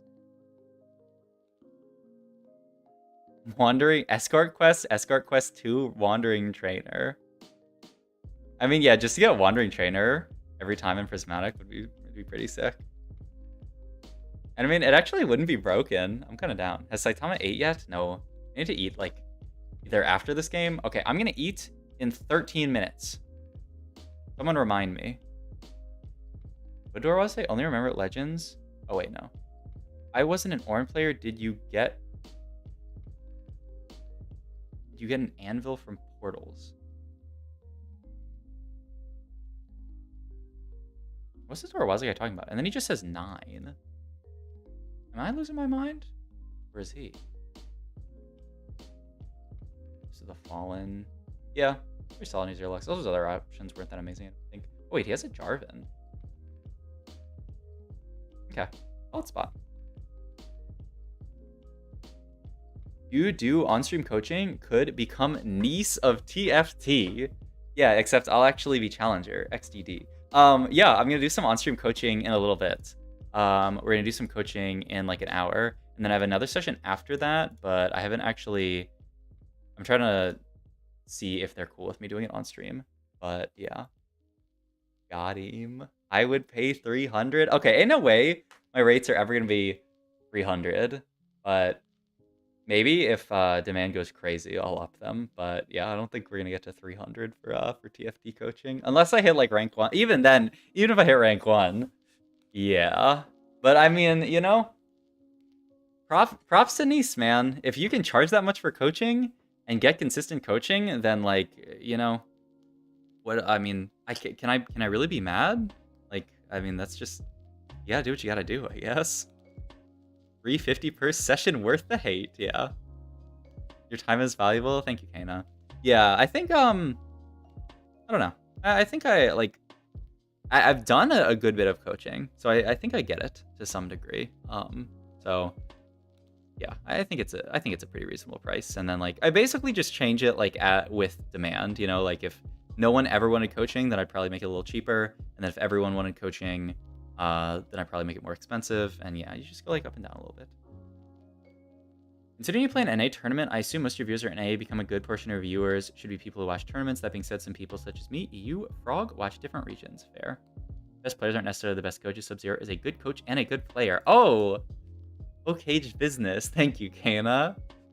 Man, Kana's the best mod. I love Kana. Another portable forge has 3 versions. You can get it multiple times. Yeah, I don't think that's true. I'm pretty sure you can't get portable into portable, like 3-2 portable. I mean, it's possible that it's true. You never know with TFT, but I'm pretty sure that's like, it doesn't seem like that would be true. What's your strat, ATM? I mean, I am probably, when I play games on this patch, going to play Caitlyn still and just do the same thing that I did during tourney, which is just, you know, try to play Caitlyn, win streak, fast date if you can. If not, then just roll and stabilize around good comps, and like you just like play TFT. You charge for your coaching? Yeah. All the details are in, if you go to my Discord, I think the exclamation point coaching command links to my Discord. Oh yeah, it does. So yeah, if you go to my Discord and go to coaching info, it's got all the info about how to schedule coaching and pay and all that stuff. So yeah. Even my last game as Irv, before Augments, I had a major regret with not picking Kate, and then 6 Garens fell into my lap. My god. I mean, sometimes it happens. Let's see, it's 3-6. We're 72. It's an interesting position. We're not like giga rich, but we're not like giga poor. We're not like low, but we're not healthy either. Like, I'm curious what he does at 4-1. Maybe it depends. It doesn't really depend on how this fight goes. I was watching Weijin earlier, and he was testing stuff. Played a Teemo game and got top 4. It wasn't the best thing in the world. He even picked Lee Sin for max advantage. Okay, this Weijin guy was like, at the start of this, like at the start of last patch, was playing Lee Sin and like hard forcing Teemo reroll, and it looked so bad. But to be fair, they like unnerfed Teemo's targeting and gave him a damage buff, so maybe it's good now. We'll see.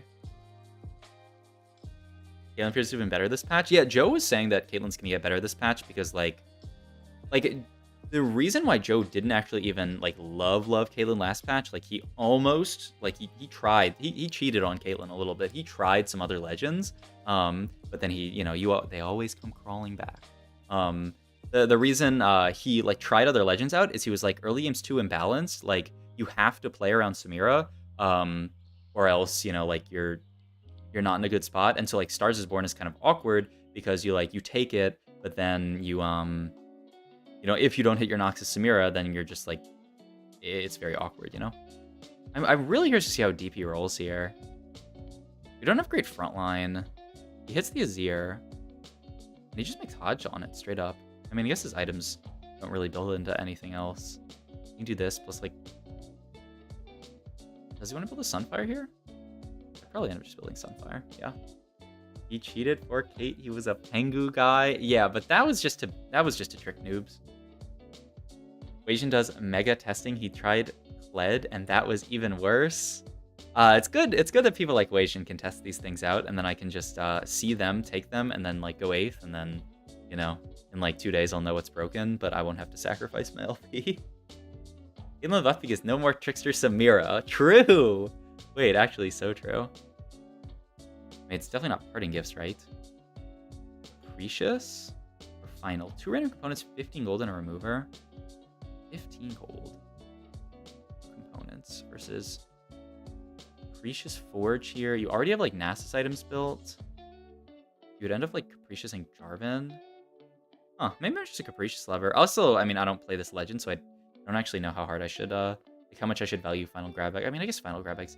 I mean, I guess the upside is that you can actually find Lux items with this. Okay, I see it. He ends up hitting like a JG. Pretty cool. And then he can just remove it off the Teemo later. We do have this terrible Lux Gwen duo carry board. Am I the only one who makes stream horizontal comps? Oh, you can't change positioning on mobile. Okay, I see. Ash, real thoughts? Ash still trash? Yeah, probably. Exact same reason why I was trying stuff last patch. Now it's only Kate. So much more good costs. That good 2 costs than Snowball? Yeah. I'm down. I'm hyped to play Kate on this patch. Okay, so yeah, and the other thing was he got the gold from that. Okay, so in hindsight, yeah, I like the Final Grab Back here a lot in this, because like, if you take the Forge, you're going to be stuck with 0 Lux items this game. Like, you take this, and then you can play around, like, actually having Lux items. It makes a lot of sense. Though, oh, it's kind of awkward, right? Don't you want to remove her off the Swain, but you're going to have to remove her off the Teemo? I mean, I guess you just remove her off whatever you care less about, and you can, like, remake one of them. He's 30 gold here. I mean, I imagine you roll a good bit at 4-5. He's healthy enough that it doesn't have to be to 0. But you do want to find some... Wow, wait! Is this comp broken? Yeah, the comp actually looked kind of good there. Not gonna lie. Oh. Maybe this comp's actually good. Wow. I mean, it's probably not broken, but yeah, it actually looked like a playable... Like, I don't know. Last patch, I don't think this comp would have done that. This is willing to play Azirlex last patch too. Oh yeah, I played it a little bit last patch, but I wasn't like happy about it, you know? Like you play it if you have to play it. But like this patch, like, I don't know, that fight looked really good. Like maybe it's actually something that you would think about playing intentionally. He's not going to roll any deeper here. He's just going to make his board slightly better with the Cassante and the Rise. It's the Demacia Rise. And then he's just going to sit on this until for the end of stage 4, I guess. Wow. I would be afraid to sit on this board for sure. You're carrying in a 0-1. Most of your board is 1-star. If he wins fights with this board, he's the GOAT. Fighting against a Gargantuan Resolve Double Titans Rek'Sai. Oh my god. What? Look at this Swain unit. This is nerfed Swain, by the way. Wow, he wins this fight as well. Right, good call. He can only be better, yeah? Yeah, definitely. Gifts is broken, yep. I hope Azir is good this patch. It's been too long. Agreed. Like, watching Azir fight, yeah, he's a very satisfying... I think one of the things they nailed this set is just, like, the forecast carries just feel so nice to play, you know? Like, they just... All the forecasts just feel so sad. Like, Lux, he's just shooting her laser beam, just... laser beam everyone down. Like Aphelios, boom, big ult, and then Zero's like like, oh my god. Like all the forecasts feel so good. Would you want to make Cassante 3 because he had an idea, but he regret making Cassante 2? Huh? What? Cassante 3, huh? I had the sense that given 5-cost nerfs, there's less incentive to go fast 9. Yeah, I would say so. I was afraid that this patch would sort of devolve into like level 7 lottery again because of all the 5-cost nerfs, but I mean, from the Dish Soap games, it certainly doesn't seem that way. He's still definitely getting rewarded for going fast 8, and the tempo doesn't seem like so crazy. How's Noxus been in your games? We watched Dish Soap do well with Noxus earlier today. Your Azir Lux, Augment, Flex, and Shurima Cup was solid. Forgot what place that game was. Yeah, I'm trying to remember, because yeah, I know I definitely played it at least once in Shurima Cup. You're here. We're rolling. Ari? God. Wait, is this going to be like a super Woach comp? We haven't really hit that hard for this comp. Just about Cassante. Somewhere there. Okay. Yeah, I mean, see it for sure. But yeah, he's just playing, he has no, like, Lux 2 yet, so he's just playing this version of it, which it's also, like, for Shurima, because he put in Cassante, but he still has Talia in. I mean, surely he's not going to play 5 Shurima. He's probably just going to end up cutting Talia. I mean, this is good. Like, I mean, yeah. I mean, he's Dish Soap. He's flexing. He's playing around what he hits like a beast. Visual 40 gold on bench? Yeah. Fast. Doesn't want to hold the Shen. There's a Azir too, finally. I feel like Dish Soap does this so often where he just misses. Like, so many worse players would just be like 20 less HP in this position. But because he plays so well around what he hits, like, he's just, like, actually healthy, and then he hits the board here. Like, actually so crazy. Okay, and so he's playing, what's he not playing here? He's 3 strategists, 3 Demacia, 3 Shurima. He's not playing Teemo. Yeah, he's not playing Teemo, and then he cut Talia for Cassante. And he's playing the Rise over Teemo. That's kind of interesting. You ever just like want Teemo back though?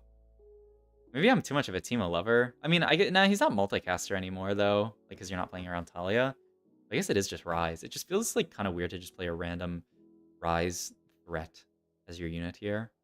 But I guess it's not too bad. Ooh, Jarvan 2 is. Whenever it's Cassante in here instead of Talia because he has a Vow to cast? Yeah, I would say so. And he also has the Cassante pair, so it's like pretty valuable just to hold on to the possibility of hitting Cassante 2 here, I would say. So yeah, like if you hit Cassante 2, obviously it's like way stronger than Talia. Master Rise strong enough, at least as a throw-in? Yeah, I don't know. I mean, it's definitely, like, Rise in general is, like, a pretty decent, like, threat-type unit where, like, you can just put him on your board. He'll do work. But I would imagine you want something else.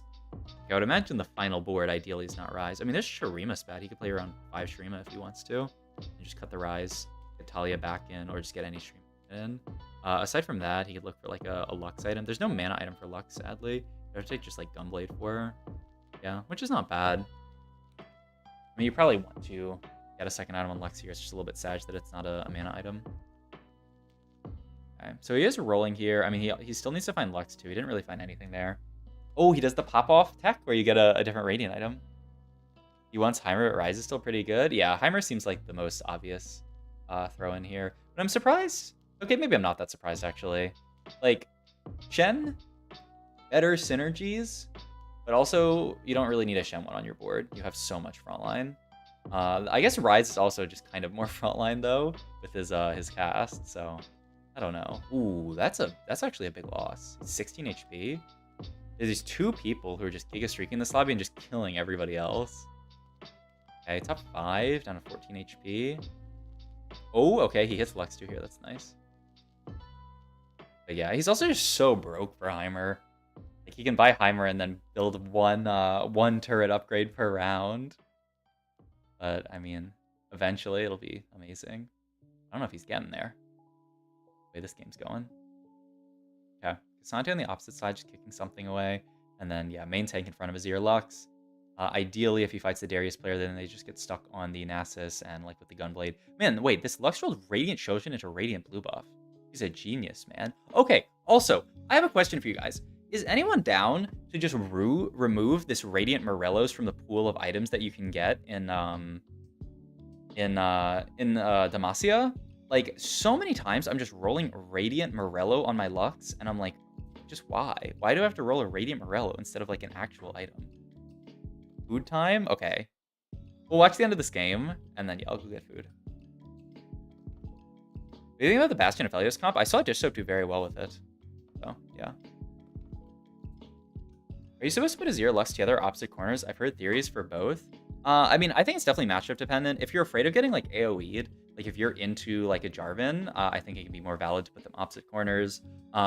Whereas like I think he was looking at that that matchup versus the Noxus player, and he really just wanted them on the same side to like focus fire down the Noxus unit. Like in that fight against like the Heimerdinger and stuff, I could see them opposite corners or at least like a little bit further away from each other. Like he at least has them spaced out here, so they're not. There's less of a chance he's getting like Heimer ulted. But yeah, I think it just depends on the chance of them getting AoE. Like if there was no AoE in the entire set, you would probably always put them next to each other just to guarantee that Azir is hitting the same target that Lux shreds. But AoE is a scary thing. So yeah. I was talking about it. He said they'd have to pretty significantly nerf Lux. Okay. I'm kind of down, though. I'm kind of down. Just nerf Lux. It just feels bad. It's because Sona uses Radiant Morello well? Oh. I guess so. But, like, can't they just, like, make Sona and Lux have different items? Like, I know it's a significant buff, but just, like, it feels good, you know? Oh, this was just a last game on stream. Okay, I'm gonna pull up Setsuko for you guys while I go grab my food. And we're gonna grab our food, and then we're gonna do coaching in a sec. And yeah. Oh, look. What a barn burner of a game. Setsuko's 9 HP. Is he going 8th? Find out while I go get my dinner. I will be right back.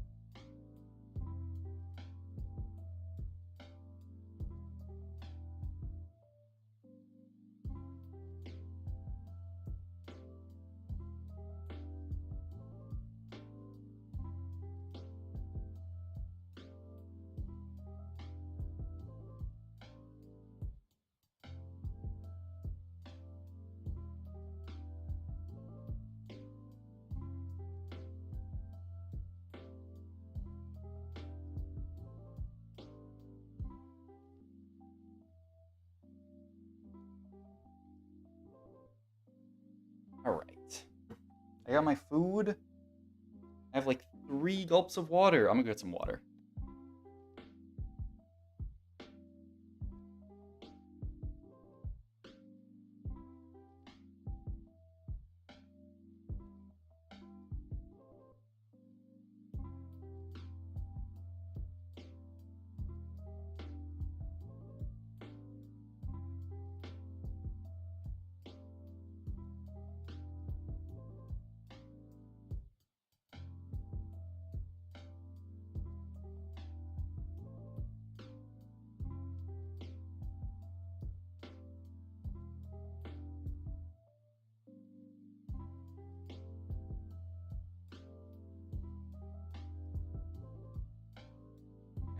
Now we're back for real. He didn't go 8th! He's winning out! Oh my god. And he's playing Azir Lux. Alright. It clicked. We're only playing Azir Lux today. What's the consensus on Orange? He's still good? I think he's probably like not the preferred legend anymore. I'm sure he's still playable.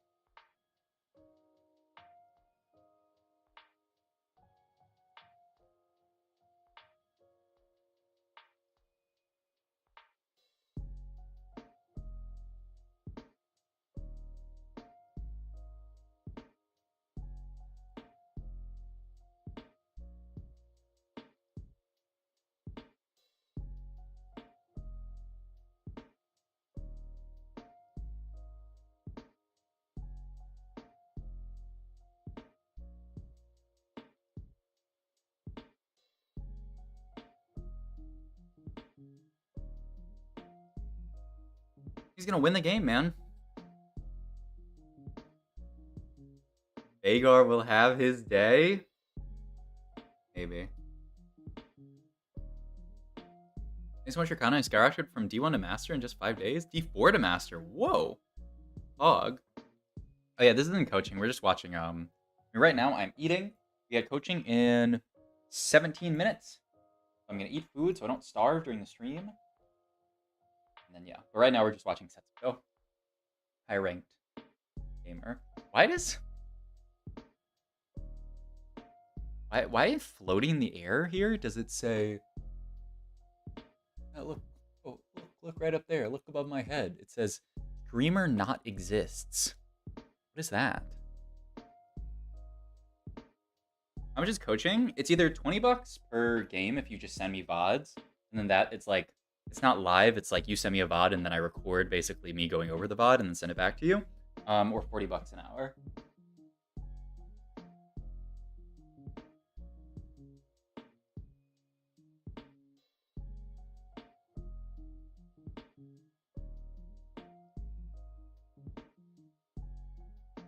You're fake? What do you mean? You thought it was me playing when the chair was just sitting here? I tried Demacia without the Master Augment. Seems not that good without pumping up. Yeah, I imagine that pumping up is pretty helpful for it. Though some people have said that not even really pumping up, it's gotta go fast. It carries it. $20 for the backup goat of NA is so cheap. Wow. Very true. Book your coaching now.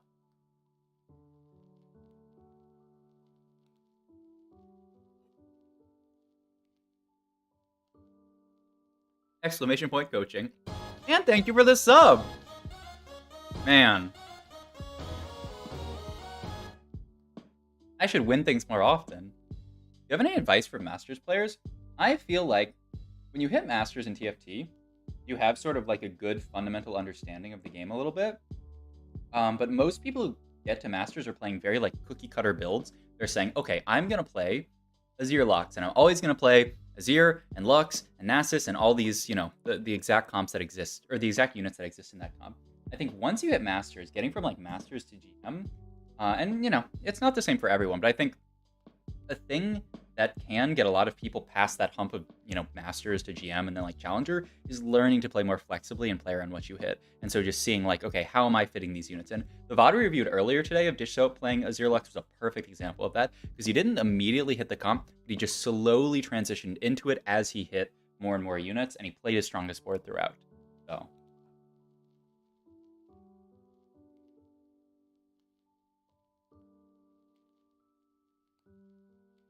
why my heart stuck plat then, sir? I mean, only you can answer that question, right?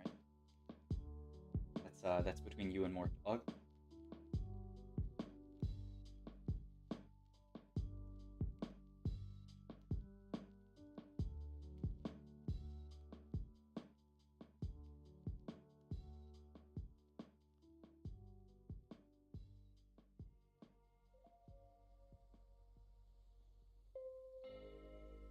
Oh, real?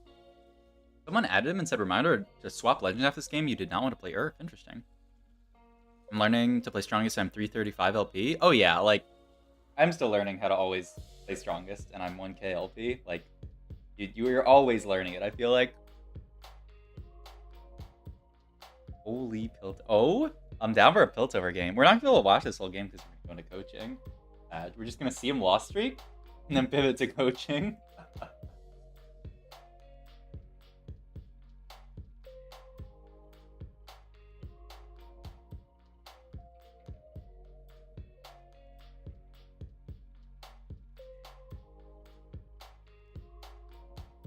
Yeah, I tried Demacia without pumping up while being double contested, and I went 8th. Demacia must be trash. Yep, X out. Sounds good to me. Like, hope is that getting from GM to Chal is just a time spent on a certain patch and learning those very little optimizations, which you can only do if you dedicate a lot of time to the game. Really? Alright. We banter with Dorowaza a good bit, but let's do a quick check of something. Dorowaza right now is Challenger 885 LP, and he has 186 games played. So if you have more games played than him, then no copium. It's a skill issue. XQD. But yeah. If you have less games played than him, then you can still copium and say that it's just about putting in more time. But just letting you know.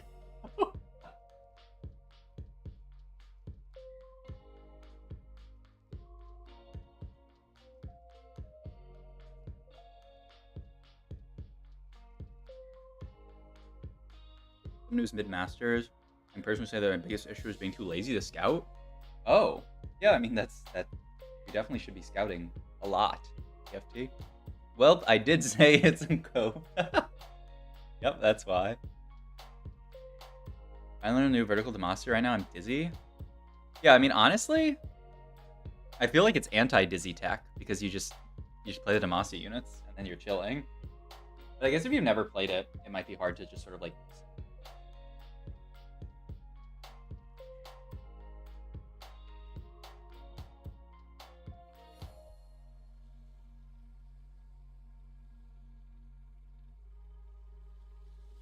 What do you think's the best legend right now?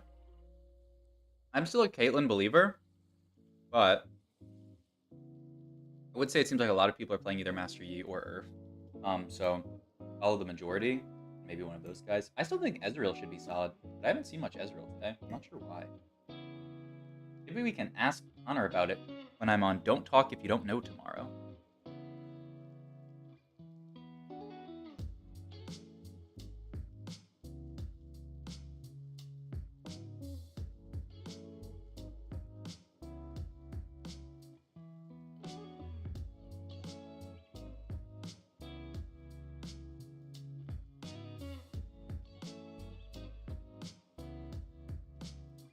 How many channel points for a Penguin game? I don't know. I've never thought about it. Probably a lot. I spam TF Teemo multicasters to masters only. Oh. Yeah, you can play anything in that.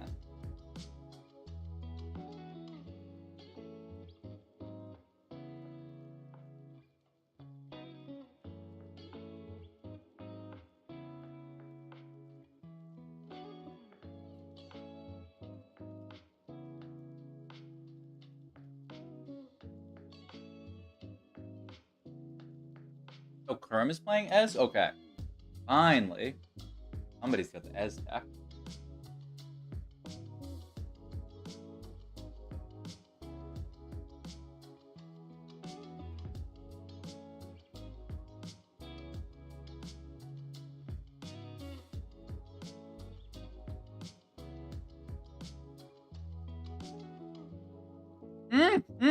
No! No! What the fuck?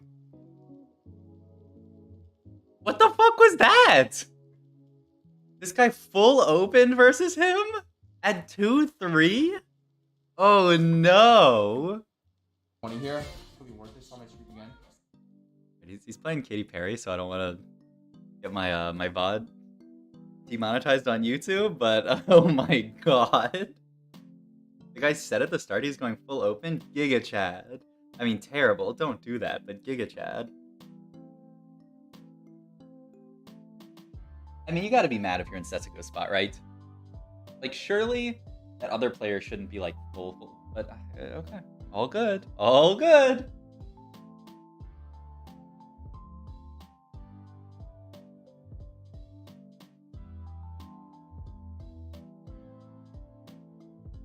I mean, I guess better to get your streak broken here than at like 6.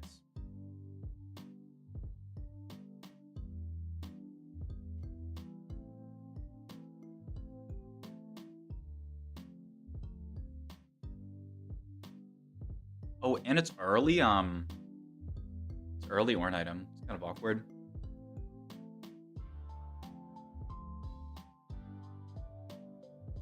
How do you know he's gonna fight Setsuko that round, or do you full open all game? He's probably been full open all game. Looks like he's killed. If he fought level 3 at 2-1, then he's killed 0 units. So, yeah.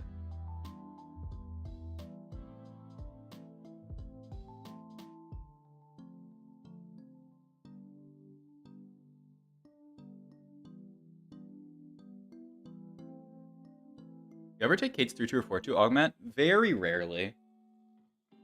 There's pretty almost never her 3-2 augment. I think it's just not good enough for it being an augment, basically. It's just like a very small amount of gold a lot of the time. And then there's some like niche scenarios where like maybe you're going 8 at 4-2 and you like have enough gold to roll, but not enough to roll enough, so you take rolling for days. But I barely ever take them. Almost always I would prefer to just take 2 combat augments at 3-2 and 4-2 because you're already down a combat augment by taking Stars Are Born.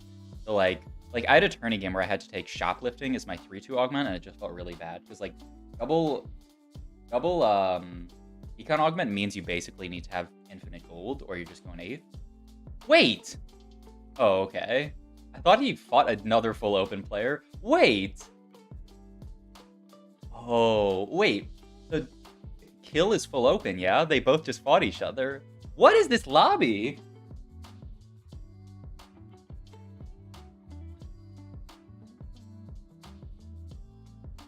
So the person who griefed him ends up getting griefed themselves. Ah. Can you take Piltover out for a round and continue the streak after you put it back in the next round? You can.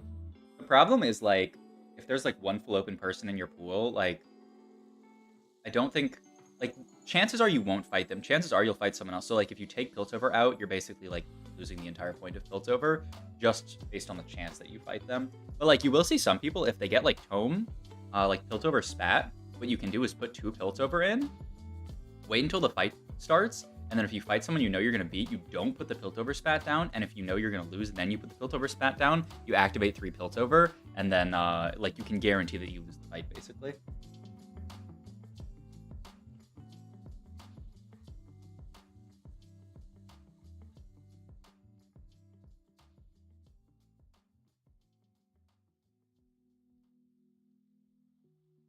Thoughts on Kale? Better, worse?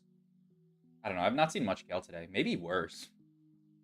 Does he have less health than both the full open people? Did he take Tiny Titans? No, because, I mean, I'm pretty sure no. I'm pretty sure they both took Transfusion.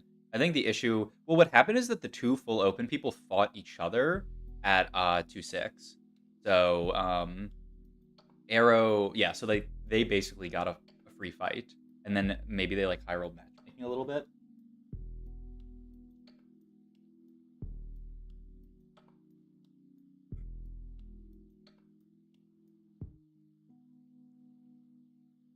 What's current BIS stars are born? What, like units? I think Samira Swain is still really strong. Obviously not like as broken as before. And I want to try out Cassio Gallio.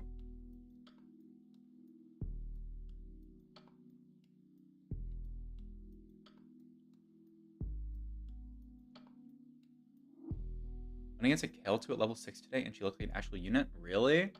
Okay. I'm kind of down for her to be a real unit.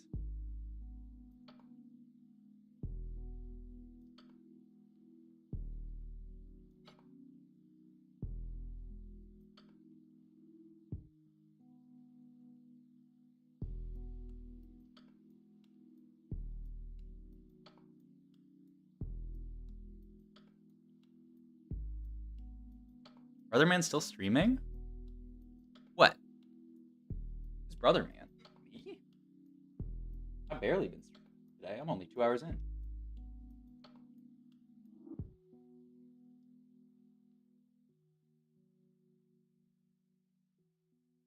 Oh yes, that's still really solid.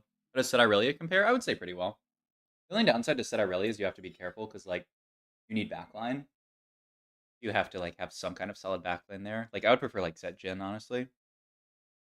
People sleeping on Soraka? Soraka's solid too.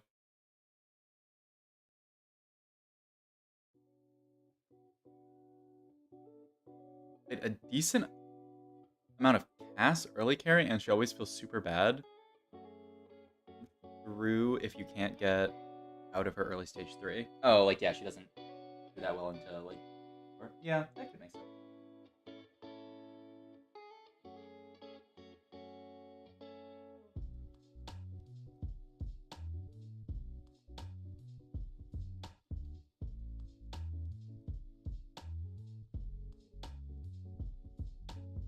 Giuliano Shurko? He's the most prolific YouTuber of TFT? Oh, I've heard of him. I don't watch all his stuff. He commented on my video.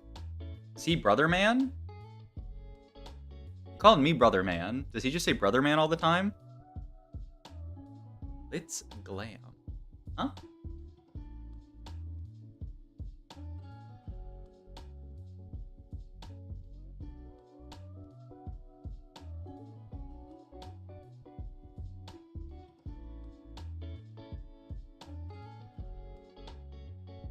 When's your coaching thing? In 1 minute.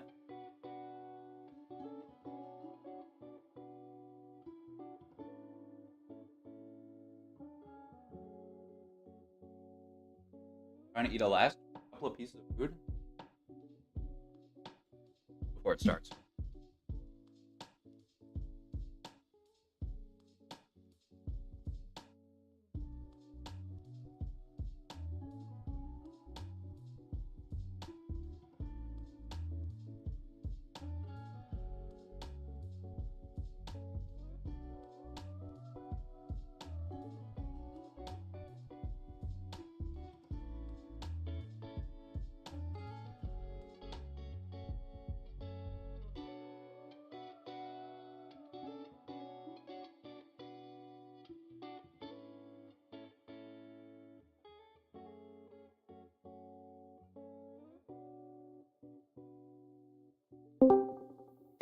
Hello?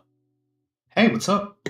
Not much. Watching some of the new patch. Haven't played a single game yet, but I've watched Infinite, and look, you know, that's the way I do things, and hey, it works. But yeah, how are you doing? Doing all right. I got about 5 or 6 games on the new patch if you want to take a look at them. Awesome, awesome. Sounds good. I love me a VOD that like because we can probably get through. I mean, we can either get through one game and talk Infinite, or get through 2 games if we like already have the VODs. So yeah. Do you have them upload somewhere, or you just want to like screen share them to me, or what? Oh, okay. Yeah, they're on YouTube. I just sent you a link. Okay. We can go through whichever one you want to here. Saitama TFT5, Sub-Zero. Yeah, we should probably not watch that one. Okay. Do you have a preference? No, that one I just out of really any of went these? bad. Let's see. Here, I'll start screen sharing.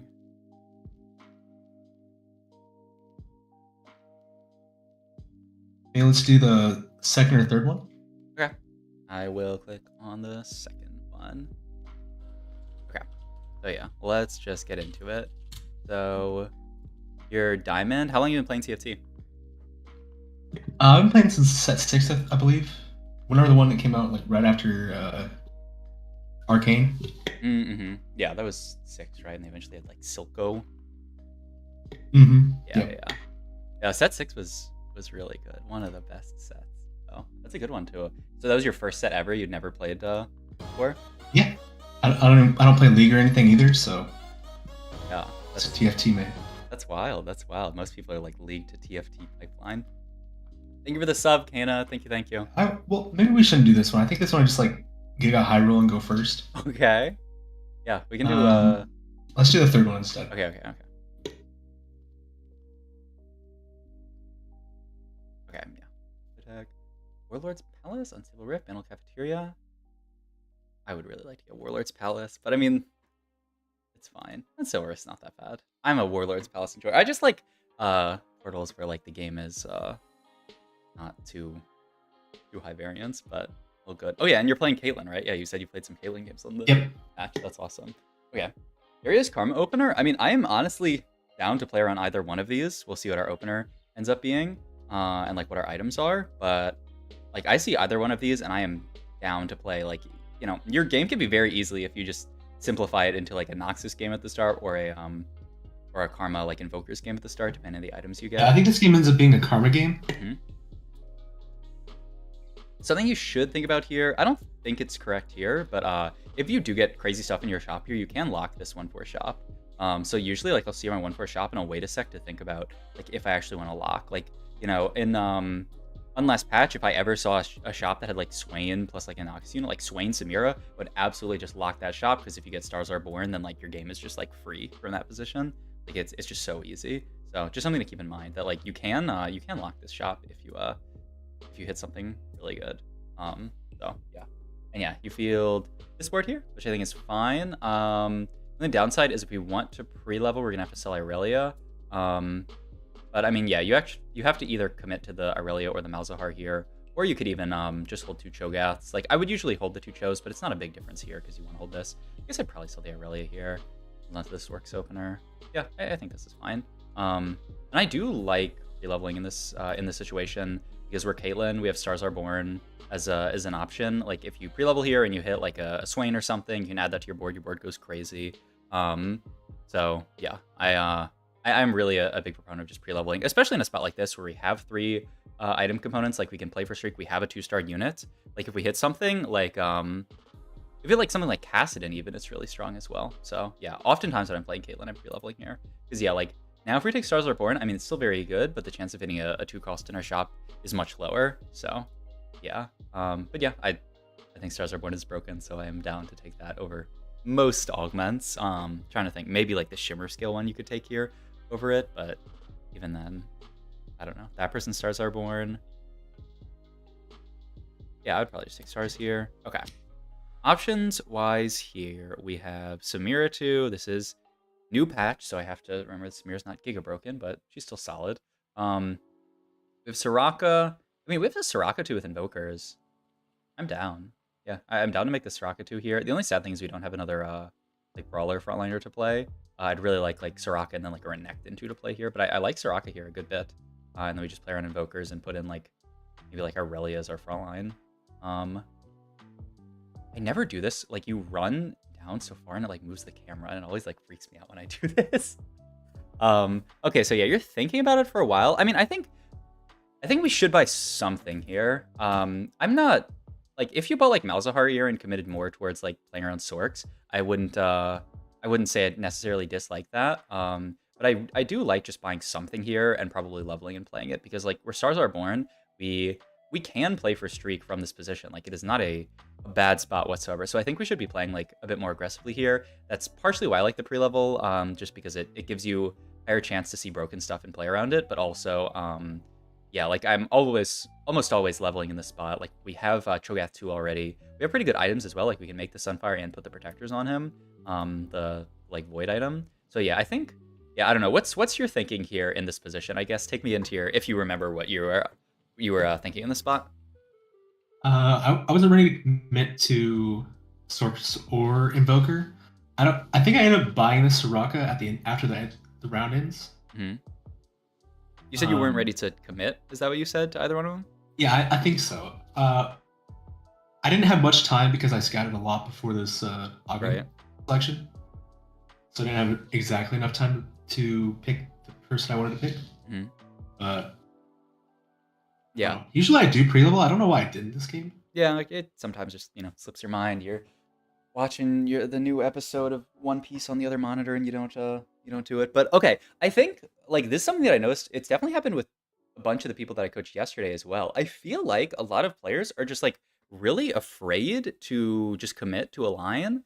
Like you see the Soraka, and you're like, oh, I could play Invokers, and you see the Mouse, and you're like, oh, I could play Sorks, and like it's good to pick the best option here, which I think is Soraka, but I would prefer you pick a slightly worse option, like just Malzahar here, and then just commit to playing that, than like commit to nothing here, you know? So like, obviously in these situations, you should try to evaluate your options and pick what the strongest thing is. But I do think like there's something to be said just for committing to something in this position and just picking it and like being happy with just having that direction and like having a strong board. I don't know if you win or lose this fight. But yeah, I would make Sunfire here. Yeah, you want to make Sunfire because we're probably playing an AP angle. I don't know if this was your what's your thinking behind a Sunfire here? I saw this board. I was like, maybe I could win if I make the Sunfire. I saw like 3 tank items. My first items. I'm like, oh, I don't know if it's gonna be AP, AD. But I'll probably make a Sunfire. Maybe slam the MR shred item. Ionic. Because those do really well together. Yeah, I think that's the main thing with this is that if you're gonna play AP, which I see this shop and I see our start and I think I'm like guaranteed to play AP this game. I'm either gonna play Invokers or I'm gonna play Sorks. You can like maybe if you high roll for some other opener, but like play something else. But I would just I have like really good direction with either the Soraka 2 or the Malzahar 2 here, and the fact that we have Cho'Gath 2. So I'm committed to wanting to play AP here. And so yeah, I really like making Sunfire in this spot because it leaves the cloak open for Ionic, which is just the best item in pretty much every AP comp. You need it so much.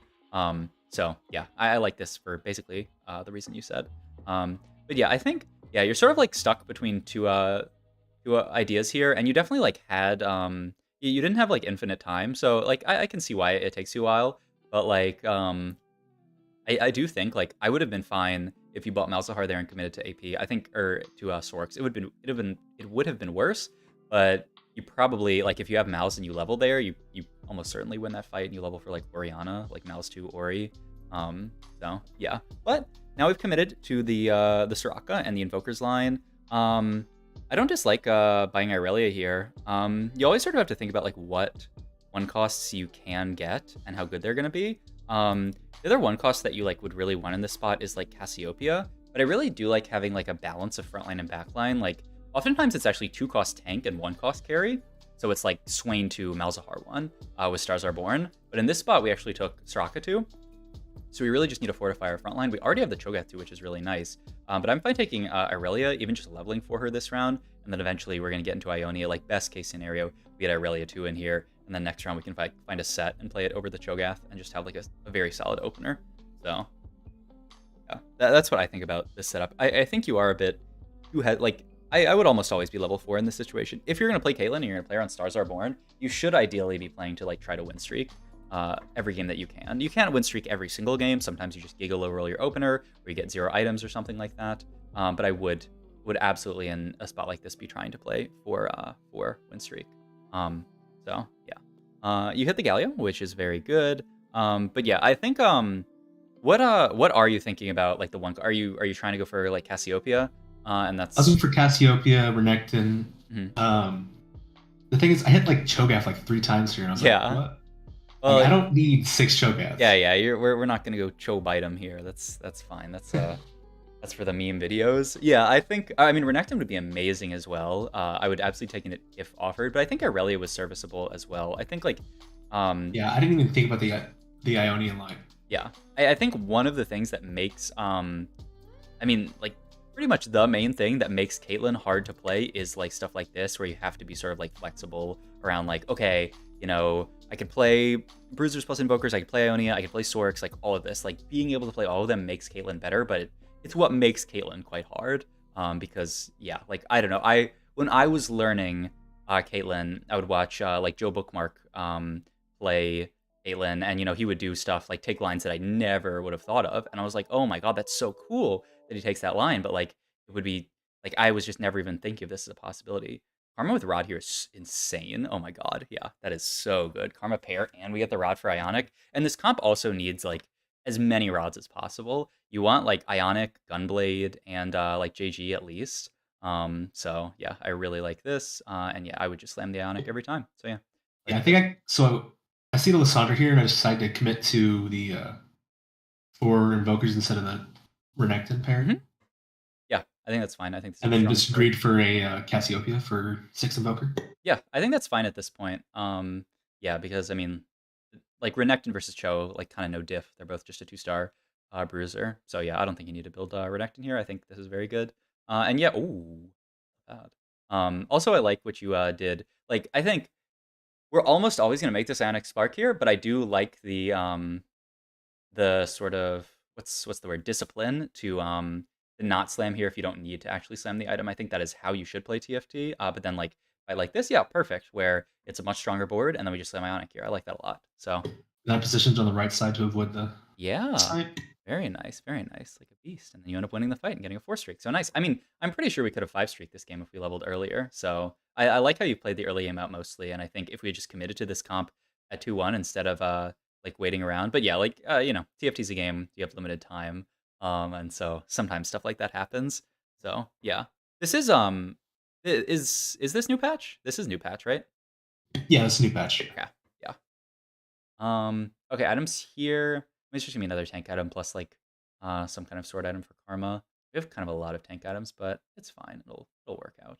Um, and yeah, we have. Oh wait, you got dropped like 2 Gallios, or like 3 Gallios or something. You just got the Gallio too. That's nice. Okay, so yeah, Yeah, this is a really solid opener. I mean, we basically have high rolled all of our upgrades, which is really good. So we don't have to roll it all at 3-2. We can just go like fast level 7 and just play around this comp. So really just smooth early game. The game has given us some pretty good stuff. So very nice. Okay. Augments here. I mean, I always basically roll knowledge download. I'd probably always roll blinding speed. Worst case, it's transfusion, but under streak transfusion is not ideal. You got hedge fund, which is an interesting choice. Endless hordes. Ooh, is also. I mean, I'd probably just take. Okay, this could. I don't know what you take here. But endless hordes is very solid. You can play like invoker endless hordes. If you don't take that, because you're not comfortable playing around it, fair. Then I guess I would just take hedge fund and go like a fast 8, maybe fast 9 angle because your win I think streak. I reroll and take whatever I get. Okay, let's see. Because yeah, I don't love transfusion here. Oh, social distancing 3 is also quite solid. I think endless hordes. I mean, they did slight nerf it this patch, by a little bit less gold, but invoker endless hordes is really good because you're like giving all of that mana to your invokers and to like all of your team. So and you're on like a win streak here, so you can keep pushing your streak and like taxing the lobby's HP. So I'm pretty sure endless hordes is actually really solid in this spot. But social distancing, not bad, and it's also like it's a lot easier to play than endless hordes, where like if you mess up, you're just gonna be like super dizzy and not know what to play. So yeah, I think it's fine to take social distancing here, but I think you should at some point just try out just taking endless hordes in a spot like this because I think the spot for it's quite good. So yeah, Yeah, I consider it because I remember the game you played Endless Swords and Mhm. Tourney. Yeah. I was thinking about that. I was like, the 4 sword 6 invoker line. Mhm. Yeah. And that felt yeah, it was for Sork. I don't know how many evokers I got to, but yeah, like it's good. But to be fair, I also played a game in tourney, not in Shrima Cup, but in the like this qualifier tournament where I took Endless Swords and went 7th because I just got like dizzy and didn't know what to play. So it's the two sides of Endless Swords. Okay, you start rolling here. I'm pretty sure you just don't need to roll here. Like look at our board objectively. We have Karma 2, Soraka 2. Like you could have rolled like in an average game, you could have rolled and not hit this board. Like this board is insanely strong. I don't think you need to roll in this spot. I think maybe you're trying to find something. You're trying to find an upgraded unit so that you make use of your Stars Are Born value, which like fair, but like yeah, I don't think you need to roll here. Especially like you hit like a Renekton here. Like you can just take the Renekton and be done with it. Like Cassio is great and all, but like yeah, you don't really need to roll in a situation like this. This is also I was talking about this on stream a little bit earlier, but just like the best players do really well just with what they're already given. Like a very strong player here, I don't think needs to roll at all, and they could have just played around their shops. Like, I mean, hindsight, if like we had the Irelia or something. I mean, you roll once here. Like once you have like this shop with like set and Jintu, you could have even just like played around that. Maybe like set Jintu in. If you had the Irelia, then it would be like Irelia plus set in. I mean, especially once you hit even just like the Vi, you could play Vi and just be done with it. But yeah, I think you're prioritizing a little too highly. Like you really want to you really want to like get I'm thinking your Casio 2 here, but I think like a lot of people sort of like tunnel vision on getting like Casio 2 in this situation, or just like making your stars born, but it really doesn't matter that much. Casio 2 versus not Casio 2 on your board, it's it's no diff. Like it's a very small difference. But yeah, what were You you got thinking? super tunnel visioned on it for sure. Yeah, I think that's a big weakness of a lot of players, and myself included, sometimes where you have an opener, and so you tunnel vision and say, okay, the only unit that I can play here is Cassiopeia. But in reality, like there's a lot of like you can just level here and play another Galio. Like it's fine. Your board's so strong already. You do not like rolling should be saved for if you have a lot of pairs. So like you have a high sort of like value of rolling here, and we don't have any pairs here actually, or if you like really need to spike your board's power, and neither are really applicable here. We can just go fast 7 from this spot because we naturaled everything. Like this reminds me of a game I played when I played Invokers in tourney, and I had a spot like this where I naturaled Armor 2 and I naturaled List 2, and I was just like, okay, well I don't need to roll at 6 anymore because I've hit everything already. Like there's barely anything to roll for in this spot. So yeah, I think your tunnel vision on like finding that one upgrade, but yeah, like even here I would just be done. If you want to roll at all, I would just be done the second I hit that Renekton. I would hold the Vi, and then the second you hit Renekton, just put Renekton 2 in and you're done. So yeah, I think it's fine. Um, or it's yeah, it's fine to not roll here. It's not ideal to roll here. So yeah, but I mean, overcoming tunnel vision is a huge thing in TFT. Because the best players are able to play around everything. Did we? We didn't buy this Lysandra, right? We need this Lysandra. This is Lysandra too. That's sitting in our shop, right? I think. Okay, yeah, you get it. I hope. Okay, yeah, it's fine to not make gold there. Like, if you ever in a situation like that where you have an upgrade that is really relevant for your board, it's like almost always correct to just not make gold and buy it. Pretty Especially sure because I super overroll here. yeah, I can.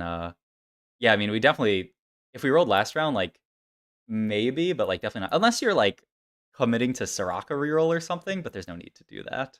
Which We I could. also know there's a Winds of War player. Mm-hmm. So yeah, it's yeah, I think he's super tunnel visioned here on Cass, but I think it's a really good lesson to know that just like you don't need to you almost never need one specific unit. Like maybe if you have like 7 void in and you need to roll down and find your 8 void unit, and it completes some really broken synergy, you can roll a lot and find it. But in this situation, it's not even that we have 3 invoker and we're looking for a 4th invoker. We're looking for a 5th invoker. Like who cares about the cast? Like it doesn't really do anything. Um it's nice, but it's definitely not necessary. So yeah, I would just keep that in mind when situations like these. We had another Karma here with Glove. The Glove's not bad.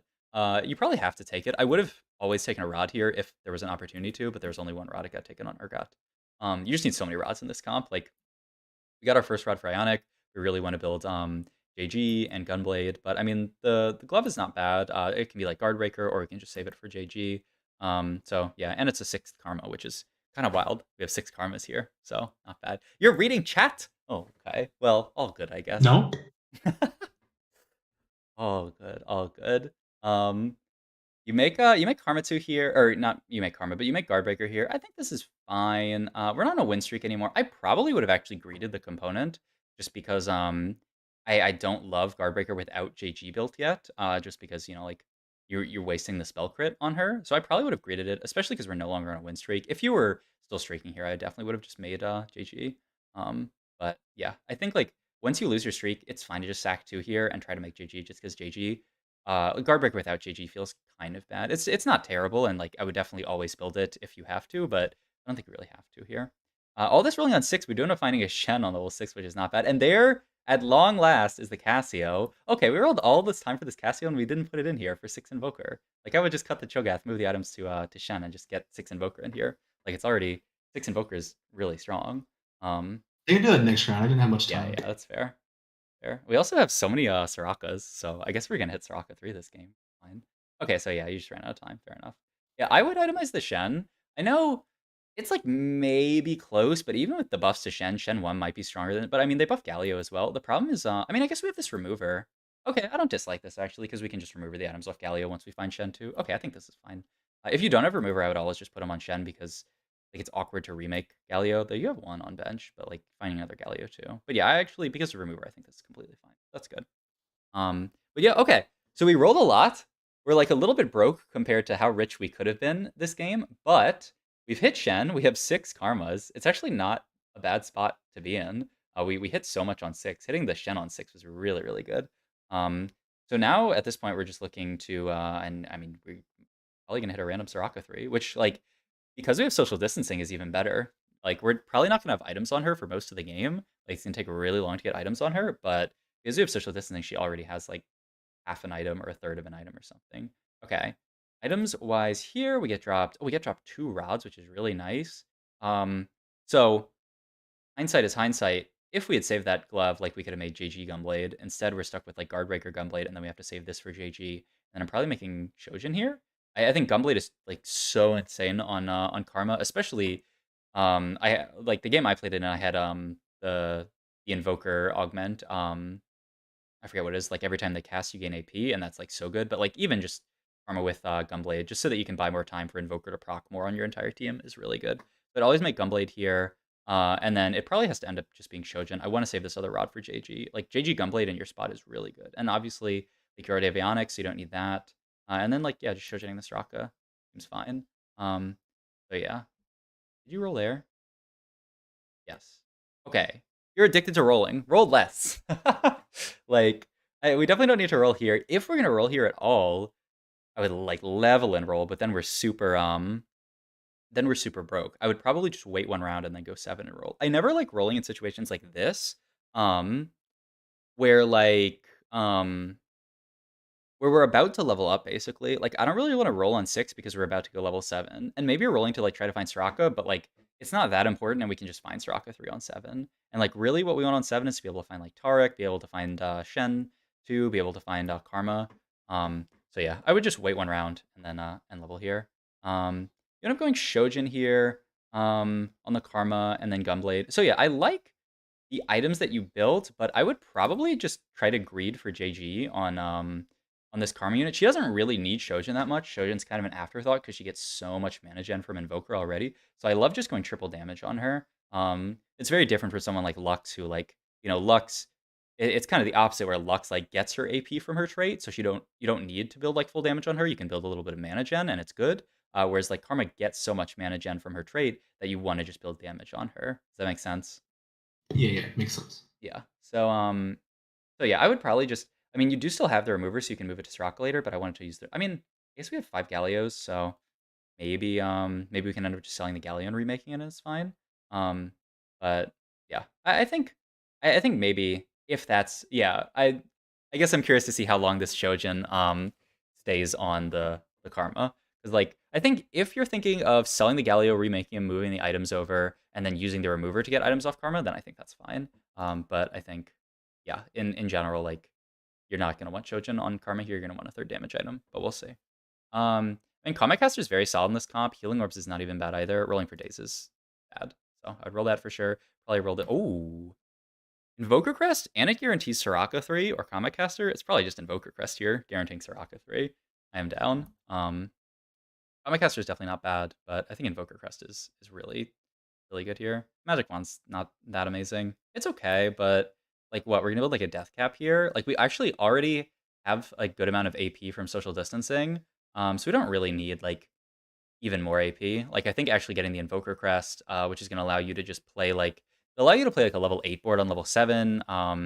It's going to allow you like late game to play like Invoker Ari, which goes crazy. Like that would be really good. And also just it gives you Soraka 3 here, which is not bad at all. So yeah, I would always take that. And you keep rolling on 6 here. I would just go 7 here and start rolling.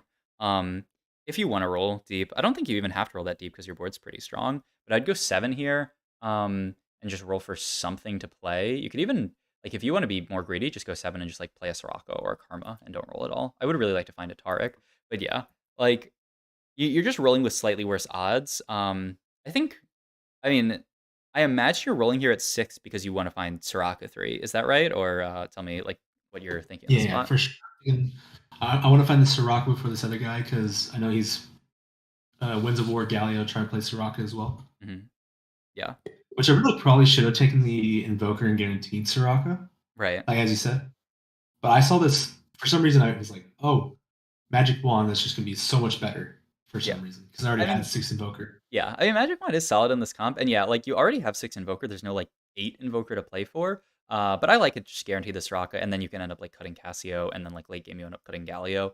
Like you just get to cut the worst units.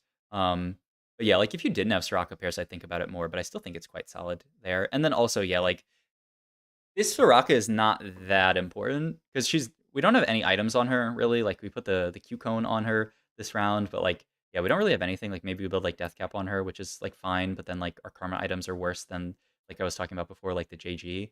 So yeah, like it's fine, but like she has 1 item on her. She has 2 like this round, but like it's not actually that important to hit Soraka 3. I'd much rather be rolling on 7, trying to find like Tarek, and then the thing is like when you have a unit like this, like Soraka, which is not like it's not necessary to hit Soraka 3 in this comp. Same thing with Galio. It's not like necessary to hit Soraka 3 or Galio. They're just kind of like nice things if you can hit them. I tend to like to just like push the next level and then just trust that like we'll find Soraka 3 on 7. Like we only have to find 1.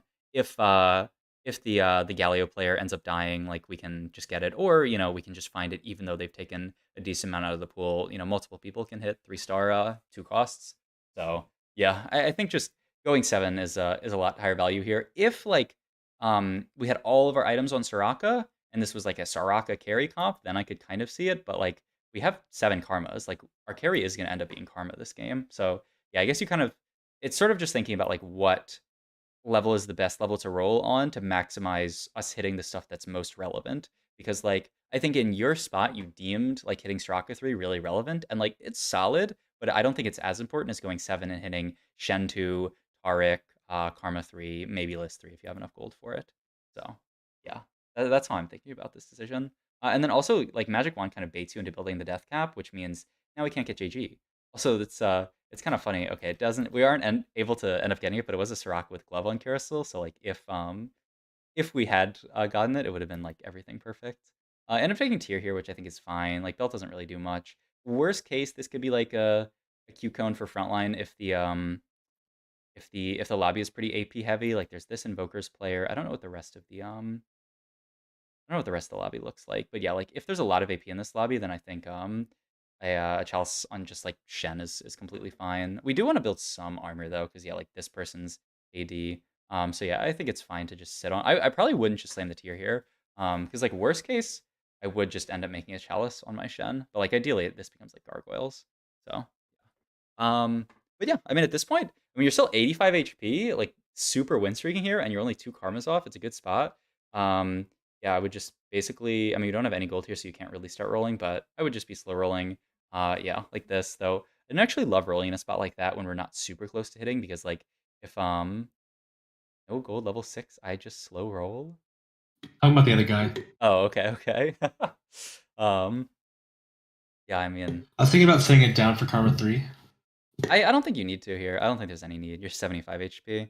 Um, like you're completely comfortable. The other person also didn't even have that many karmas, right? They had like 3 karmas or something. He had 6. Oh, he had 6. I mean, a little bit more so maybe then. It also depends on what their HP is. We can go back and look at their position again.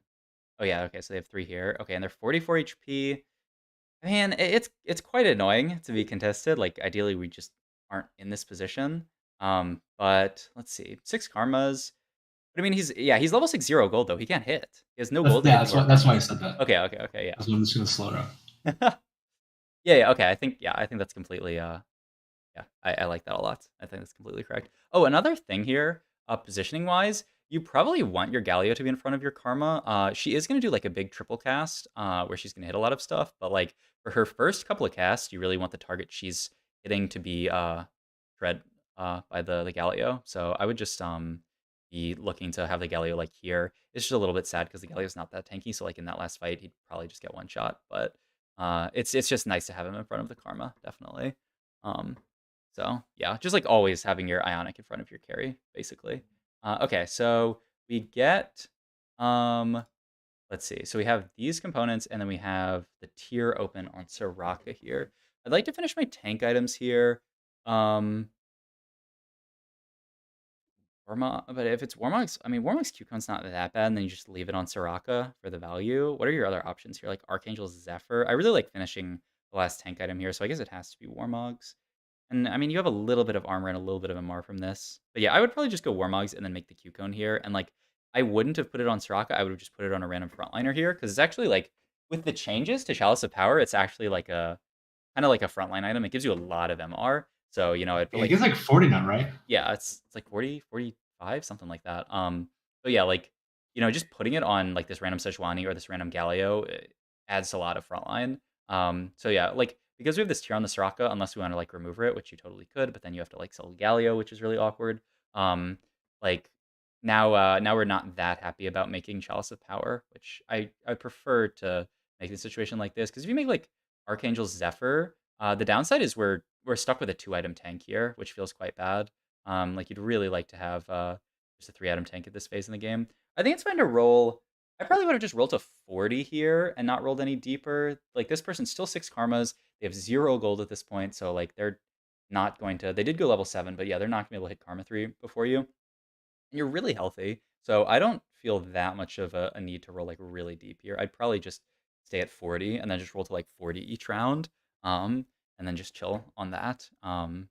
Just because, yeah, I don't think there's any rush to finding this karma. Like if you were 20 HP, then sure, roll down, but you're 75 HP. Like you don't have to roll deep, and like making more income is going to allow you to push 8, get Rise and Ari in, and then like have a really capped board. But I like that you don't roll below 30. It's just a small thing. I'd probably just even stay below or stay above 50 just to be even more greedy. But yeah, I mean you end up above 40 here, which is good.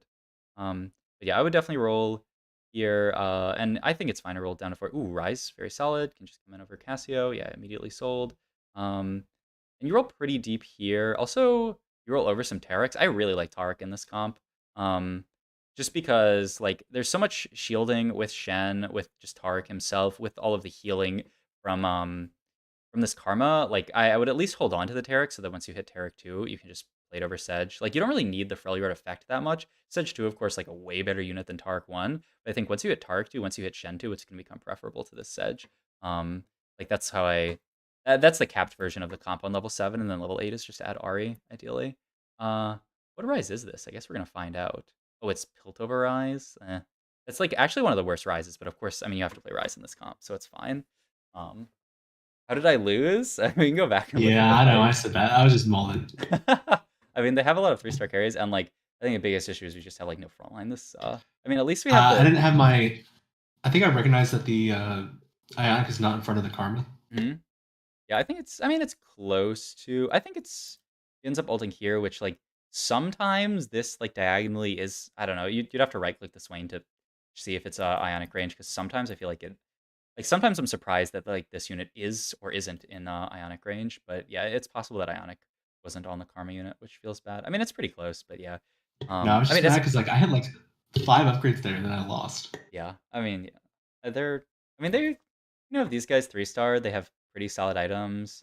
Their augments, like they actually have like no combat augments though, so it is a little bit surprising that you lose this fight. I think it comes down to like a frontline.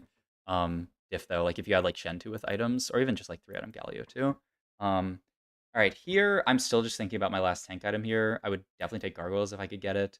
If I can't get that, um, like maybe Ionius, probably just JG for we don't have JG Rocco, right? We have Archangel's Death Cap.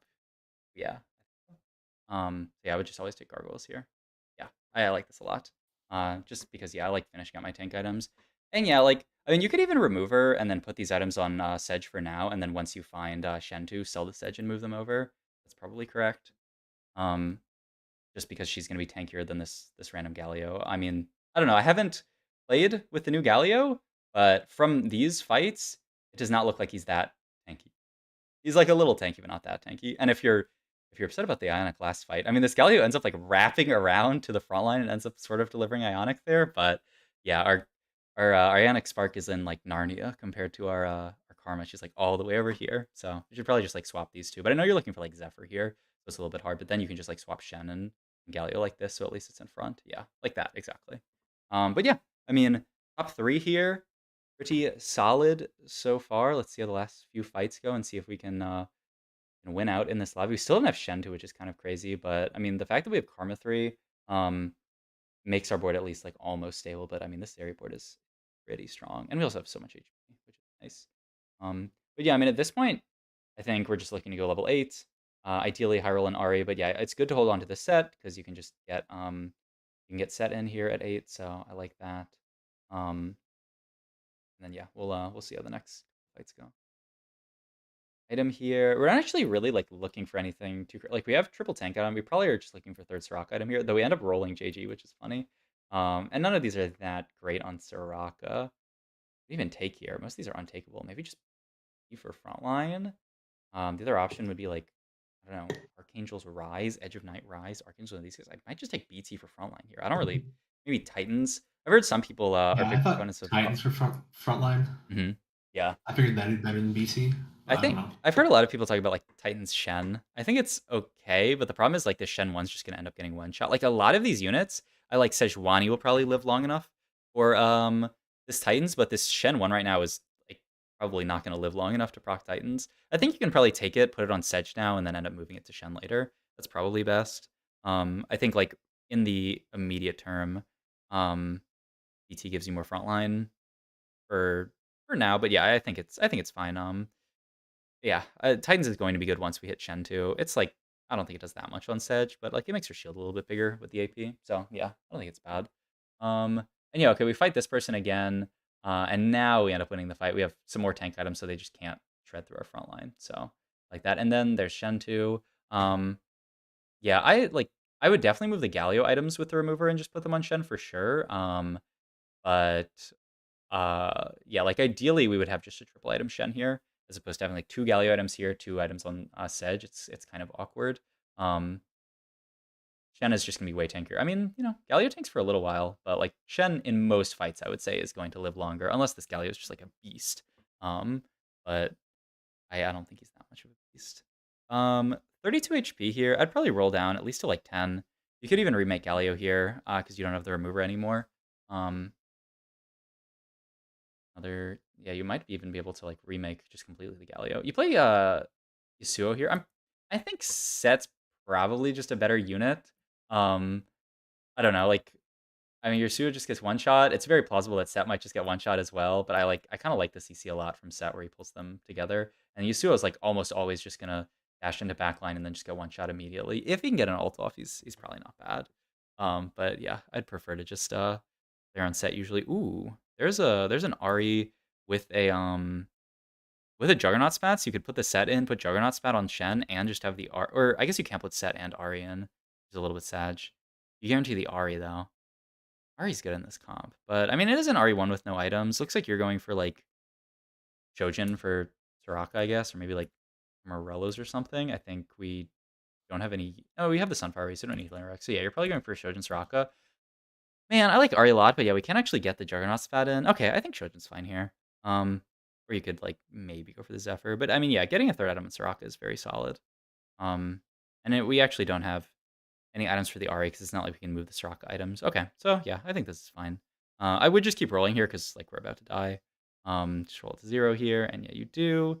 Don't really hit anything. Hit a Galio. Okay, and so now we can move items. Yeah, I think this is fine. Just to get 3 items on 1 tank. I do think like the more capped version of the board is just playing a Tark 2 over the Sejuani, just because we don't really need the Freljord, and he just Bastion and Targon are really, really nice in this comp. But I do like, I mean, I'm not gonna cut this Sedge 2 for a Tark 1 here. Close. Okay, yeah, we win this. Actually, it's not even close. Our board's so much better than theirs, but I think the Zeri board is our doom here. Very strong. But yeah, we can just roll down here. If we find like an Ahri, we can put it in. Just have random Yasuo pair. I'd probably sell the Yasuo on roll once because this is probably the last fight. And if you find an Ahri, it's better than Yasuo, and then you'll have enough gold. Because you'll have, you know, the 6 from just rolling once. But I mean, I don't know if an Ahri one's ever swinging this fight. The board looks pretty strong. So we did do a lot of damage to the front line here. It was almost close. Okay, so it's a second. Yeah, I think mostly solid. Yeah, I mean, I talked through most of my thoughts, and I went sort of fast and just like said everything that I thought about it. Do you have any questions about the stuff that I talked through this game? Not particularly. I think most of it boils down to like know when to roll like the value and such like that. Right. Maybe Yeah. taking hordes. Yeah, maybe. But I mean, I think social distancing's fine. Yeah, I think at the end of the day, we lost a lot of gold this game unnecessarily rolling. Like you can easily go fast 7 this game, maybe fast 8 this game with how big your win streak was. And you can have a very similar win streak without rolling so deep. So yeah, you'd have a lot more gold this game if you didn't roll so deep. Okay. We got another 20 minutes, so we can just hop into another VOD and then do as much as we can. You have a preference from the rest of these? I think the Saitama TFT one, I think I just go like a mega into it if you want to go over that one. Okay, I'm down. Yeah, I'll have to go Yeah. through slightly faster. I can't talk through every single thing, but we'll get through as much as we can. Okay. I think I just get to the end and just like brain fart out. Okay. I mean, that also happens sometimes. If you know, like, that you just screwed up the game and you know how, like, sometimes that's just TFT. You know, like, you just make a really stupid decision and you hopefully won't make the stupid decision in the future. Like I've done that a million times where I just do something and I'm like, okay, like what am I doing here? I know I'm like doing something terrible, but I just did it. I don't know why. Oh, another karma game. Oh yeah, and we do pre-level here. Let's look at everything that we end up holding here. We hold karma, renect. Yeah, I like this. I think this is fine. I don't love Shrima opener that much. We don't end up hitting. Um, the uh, the stars are born rough. Okay, we should probably pick our augment before we slam items. I mean, it probably won't make a difference in the items that we slam, but yeah, I would definitely wait to pick augment first because I don't know. I'm not sure. I mean, I guess you're thinking of going AFK here is the idea. That's why you Yeah, slam I think items here. I committed AFK in mind. Hmm. I mean, definitely we should at least, if you're hard commit to AFK, we should definitely at least roll these two first. Um, I mean, is AFK bad? I don't think AFK is necessarily bad here. It's just a little bit awkward with the sort of like Caitlyn idea and like the pre-level. Like you've already committed the pre-level, so our board's gonna be kind of strong. So it's not like we're gonna lose streak. I don't even hate something like our risky moves here. Like our board's not strong, but it's not bad. And if we hit like any upgrades, it'll be very solid. Yeah, I think I would probably just I roll these two and take risky moves. Maybe even take a 1, 2, 3, but I don't like this augment very much. Yeah, I don't necessarily hate AFK here though. It's not a terrible spot for it, but I just think like because you pre-leveled, like ideally you take AFK and then you lose the 3 fights and then you just play for 5 loss here. But because we're Caitlyn and we're pre-leveling, like we take AFK and like we're probably gonna win some of these. End up losing this one, but if we fight anyone like kind of weak, I mean, it would be great if we end up loss streaking here. Um, End up losing this fight as well. I mean, if it's a 3 loss, it's a 3 loss.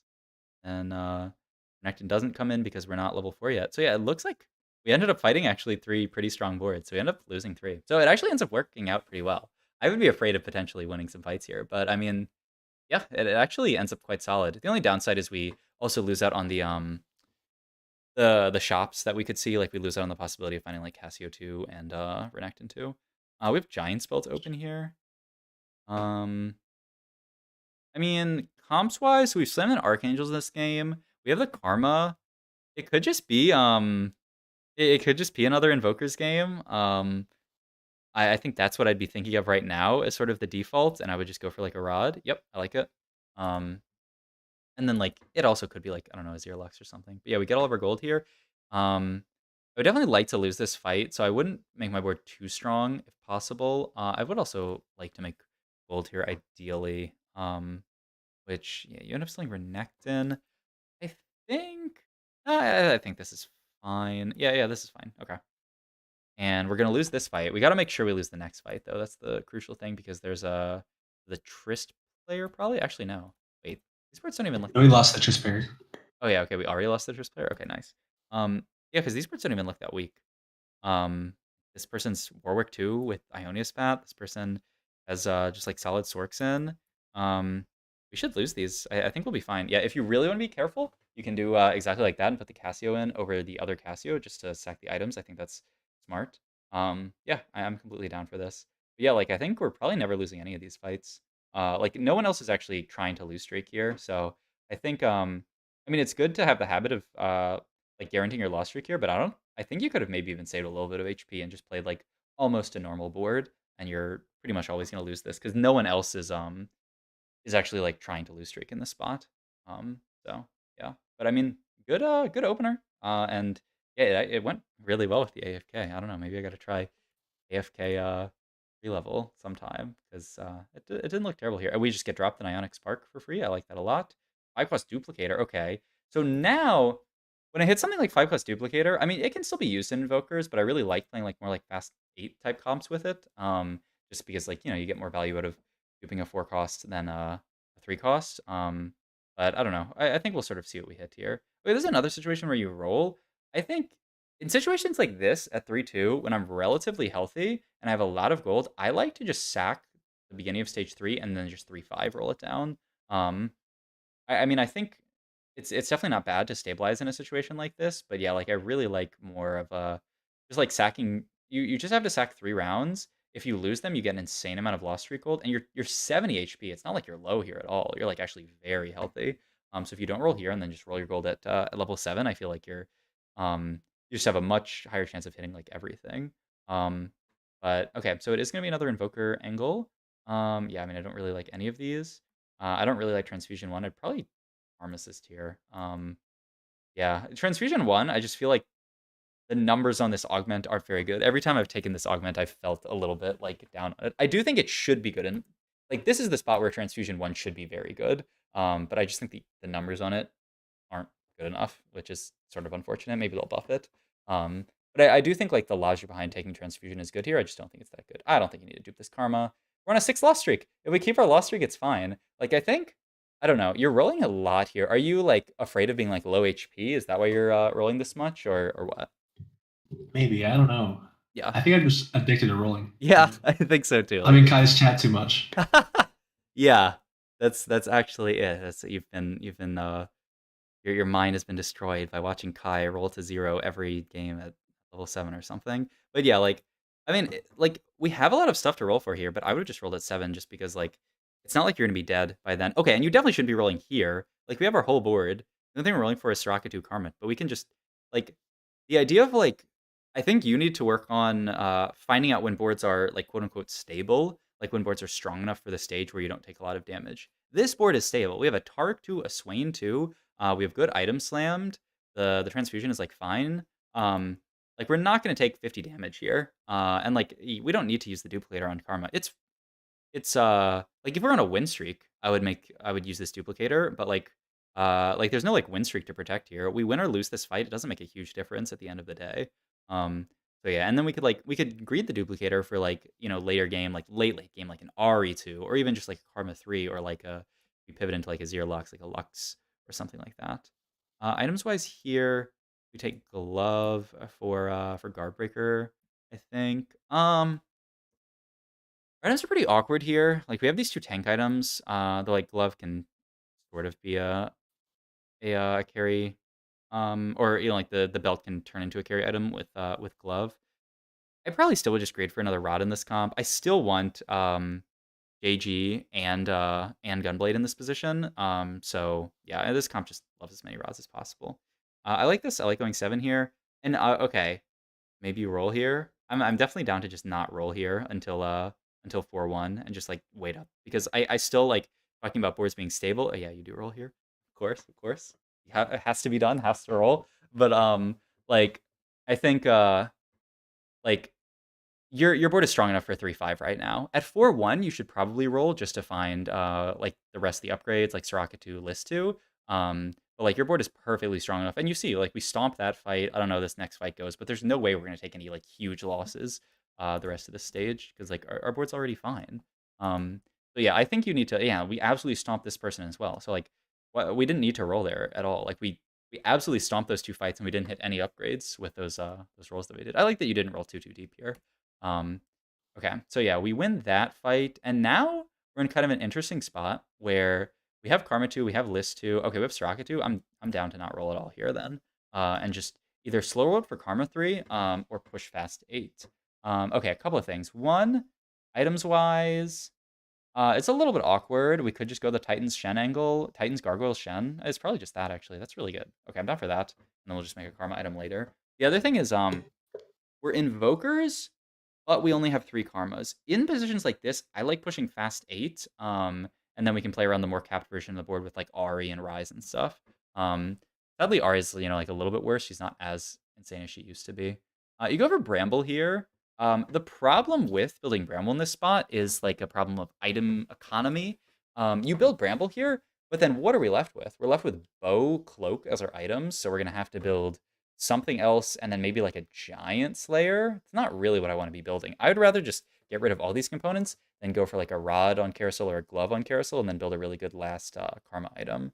Um, so yeah, like you not only like when you build items in TFT, you have to think about like the item that you're building, but you also have to think about like what components you're left with. And these components are like quite awkward because we don't we don't really need the cloak anymore. We already have Ionic Spark, and like the bow is just not that great of an item in this comp.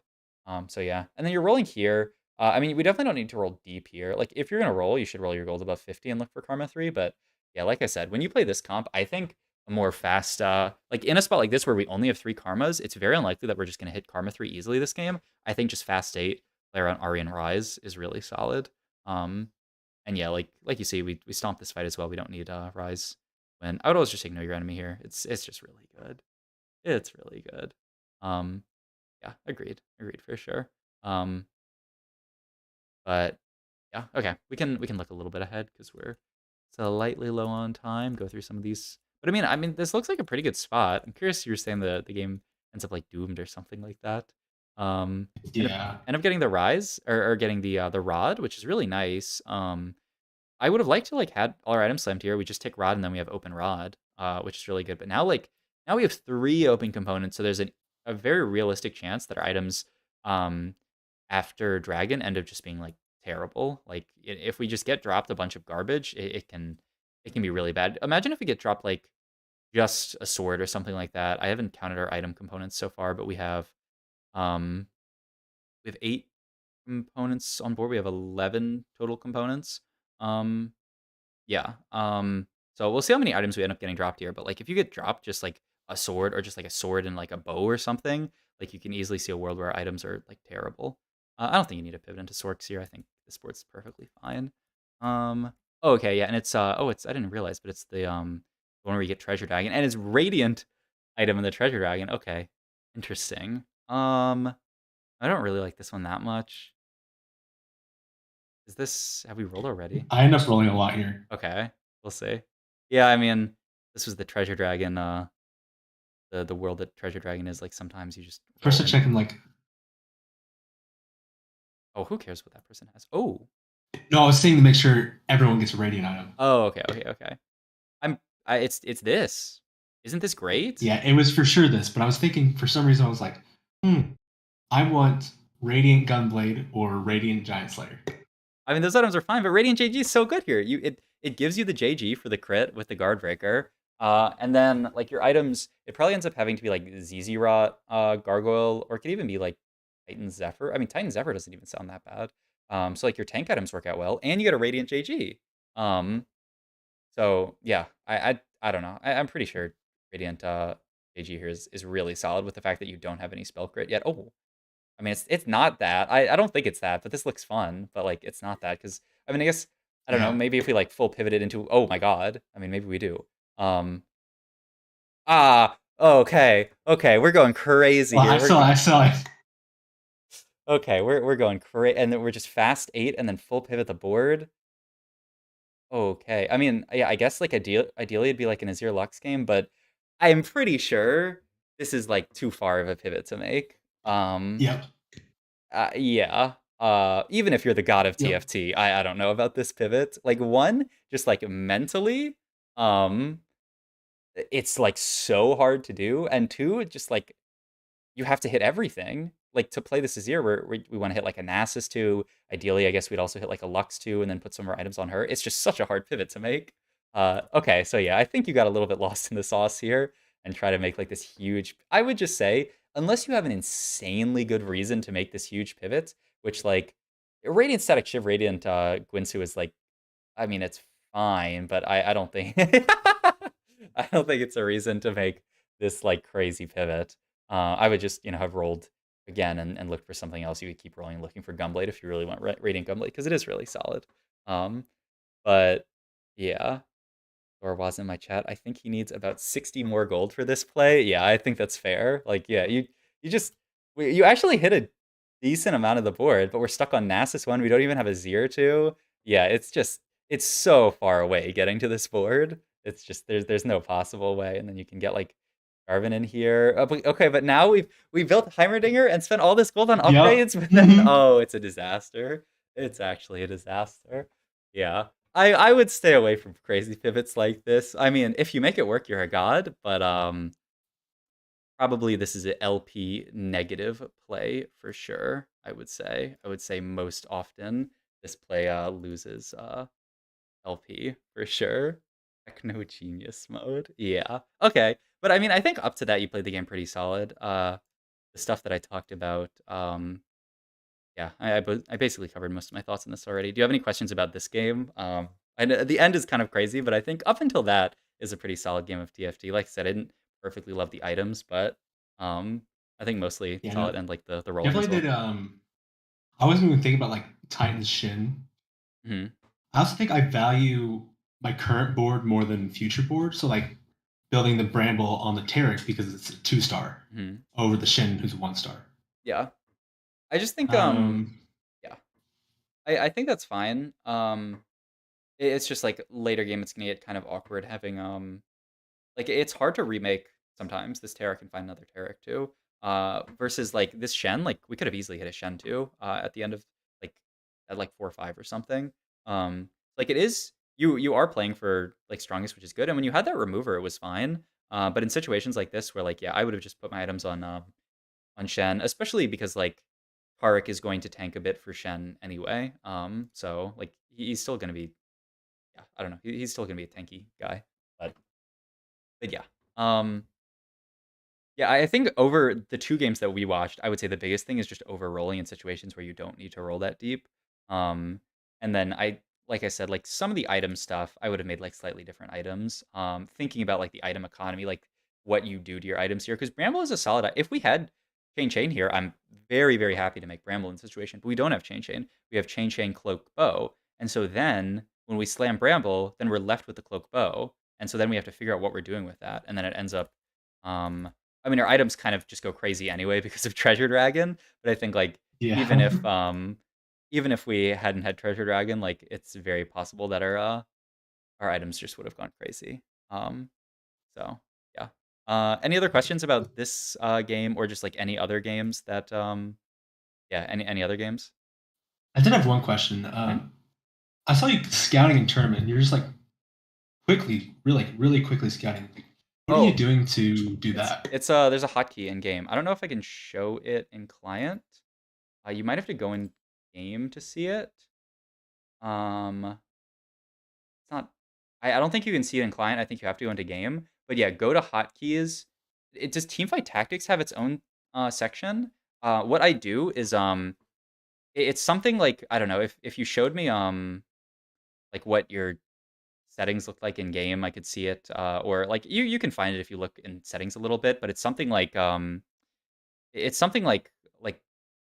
player I don't know, camera or something like that. But you can basically set hotkeys to look at different players. So I have 1, 2, 3, 4 as first, second, third, fourth, and then QWER. And so I just like to tab through them. I just hit 1 here, and then I hit 2 to look here, 3 to hit 3 to hit here, 4 to hit here. And so like if I have to scout like second place, fifth place, and eighth place, it's like kind of hard. But you hit like 2QR, 2QR, 2QR. It's actually really helpful, especially if you want to. Oh, where's your cell hotkey? I rebound cell to T now, which took some getting used to. But yeah, I rebound cell to T. So I don't know if you want to do something different, you can. But that's how I do it. So yeah, All right. Well, thank you. Very insightful. yeah. Hopefully this helped. I think there's a lot of good stuff in these games. Uh, and uh, and yeah, I think yeah, I mean, it was an ambitious it was an ambitious pivot. I like the idea of you know, the well, okay, I hate the idea of the pivot, but I like the courage to go for the pivot. But you'll probably lose more LP if you do stuff like that. But it's is it interesting? It made for an interesting VOD. Um, But yeah, hopefully this helped. All right, thank you. Yeah, absolutely. All right, I'll talk to you later. See ya. Bye. Bye. All right, we got another coaching session to go into. And then give me 1 sec to read a DM. Oh, my phone being blown up.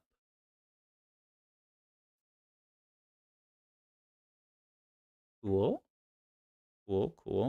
Okay, let's go into the second session.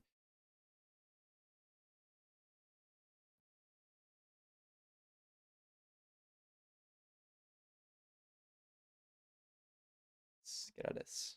Cool.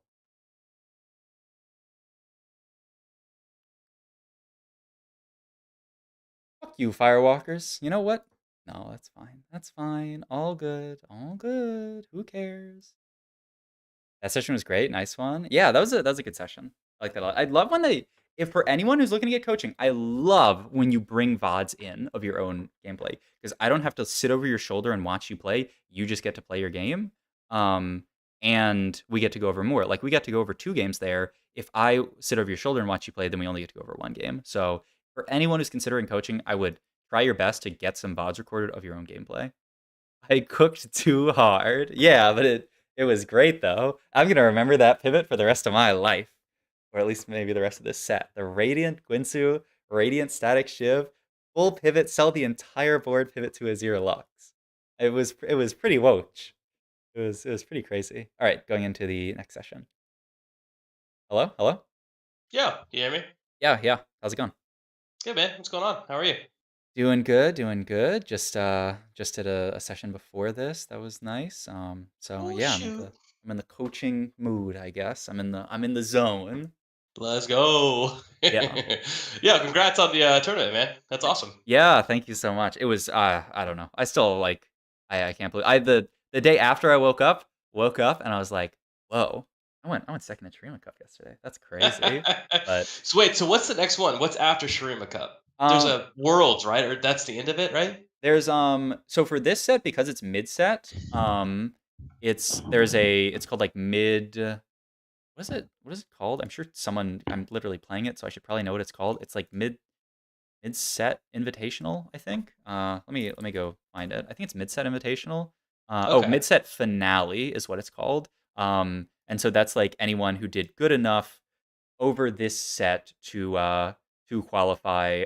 It's like the top performers from previous tournaments, the top qualifiers from ladder. It's like I think it's a 32 person tournament. I have never played in it before because I have not been good enough before to play in it. But top Yeah. 4 of Shurima Cup auto qualified to it, so I'm playing in it. That's in not this coming weekend, but the next weekend. So that's that, and that's the last journey for this set. And then there's mid set coming out in a few weeks. And there's gonna be more tourneys. Like there's gonna be a Noxus Cup, which is basically like same format as like Shurima Cup, but in set 9.5. And then after that, there's last chance qualifier, regionals, and then worlds. So a little while. They always do worlds on like the 0.5 patch, though. I guess that's gonna change because this is gonna be like the last 0.5 set. In set 10, it's Yeah. just gonna be full sets. So we'll see how they change things after that. But Hell yeah, man. Congrats. That's awesome. yeah, no, it's absolutely crazy. I'm missing it, but yeah, very happy about it. Good deal. Yeah. So yeah, I know most people don't have like VODs already recorded of their gameplay. If you do, that's great. If not, you can just screen share to me and queue it up, and we can go into a game. Let's do it. All right. Let's do it. Okay. Uh-huh. Let me know if my stream's too bright. People Right? always complain about my stream being too bright. I don't know what it is. It might be my video settings or some monitor settings. But people say it's like looking into the sun. So if it is, I'll have to try to adjust some settings. So just let me know. It looks normal to me as I'm looking at it right here. Just wait till the queue pops. Oh God. Okay. All right. I don't, I'll maybe brace not. myself. Maybe not. Okay, we'll see, I I don't know. It's some people are like, yeah, it's fine. Other people are like, dude, I'm looking into the sun right now. I can't look at this. This looks fine still, just the match accepted thing. Oh, okay. It got bright for like half a second. That was weird. Okay, we'll see. Oh God! Oh God! Is it looking at the sun? It is. It's okay.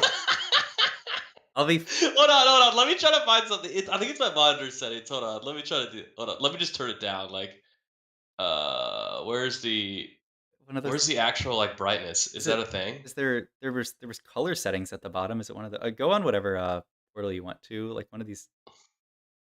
Yeah, I just mean, go on your all portal. these are horrible. That's yeah.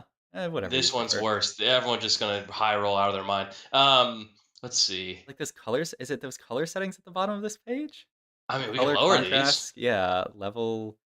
Is it Yeah. getting better Oh, or oh yeah, worse? yeah, yeah, yeah. This is better. This is better. If the gamma really. Okay, I think we're almost normal now. Okay, I hit All right, the. right on, right on. I think Is that we're all right? okay. It's a little weird, but this is definitely a lot better. Is this dark? Because it's dark for I me. think it's just a contrast. You can. Whatever. If it's okay for you, we'll keep it. Yeah, this is fine. We'll see what the units look like. Jeez, what is your the hell? No, I'm trying to blind people, man. That's my gig. Yeah, it is kind of dark now. I don't know. And maybe Oh there's some god, way I to. don't want Yeah, I to. mean it's definitely viewable in the. I mean it was like slightly viewable before, but Yeah. okay, Yeah. all good. Okay, and yeah, I don't know if you've seen me do one of these live sessions before. Oh, and the shop looks okay. I'll live with this. It's very weird. But What? yeah, Okay. the way that I like to do these is that like I just sort of you can play with those if you want. Tell me better or worse. Um, honestly, though, none of those are changing. Okay, that yeah, just them all like towards the middle. I think is probably yeah. I think I should do that more towards the middle. It just hit okay. I think this is probably fine. All right. Okay, I like yeah. This is actually not bad. This is not bad. It looks a little bit weird. It looks like I'm looking at it like through a slight like bright screen or something like that. Like I'm looking at through some like fogged glass, but it's That's on purpose. okay. Good. Yeah, it really that's the ambiance.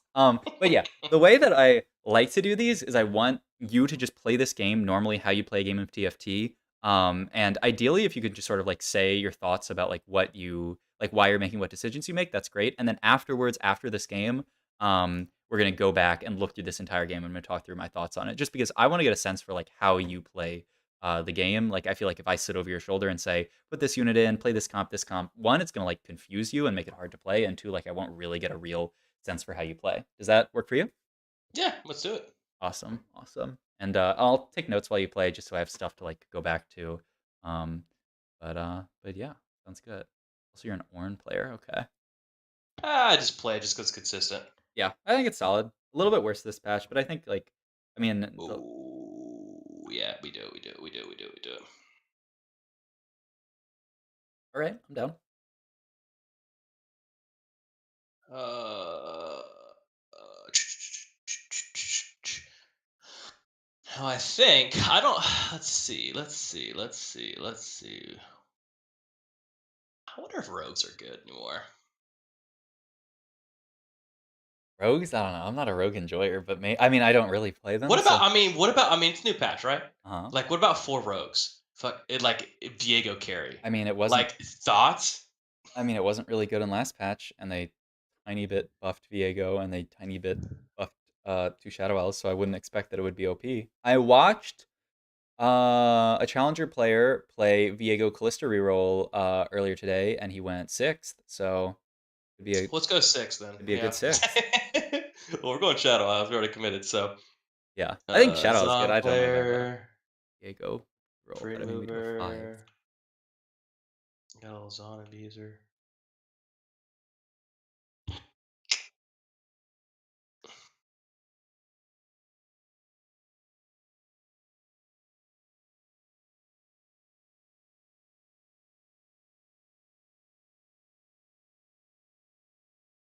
What about Callista? She got buffed, right? Yeah, Callista got buffed. Maybe like a Callista Challenger angle. Let's just hold on to these units. I'm never playing you. Get out of my life. Um,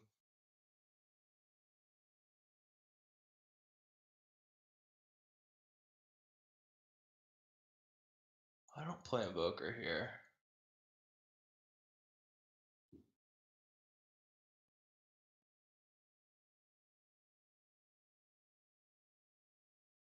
Whoa, with the coloring, I looked at the your opponent's augment, and I thought it was a prismatic for a second because like it looks like kind of shiny in this. No, more does it to me. I get the silver augments. Everyone else gets prismatics. It's a Oh, more I mean thing. that one's not me. No, I get you. Yeah. I mean, that one is a much worse version of a prismatic augment, so in some ways.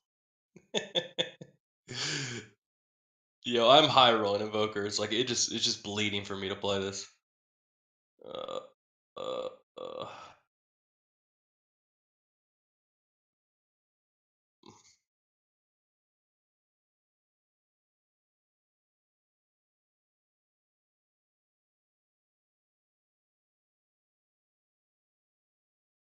Okay. Okay.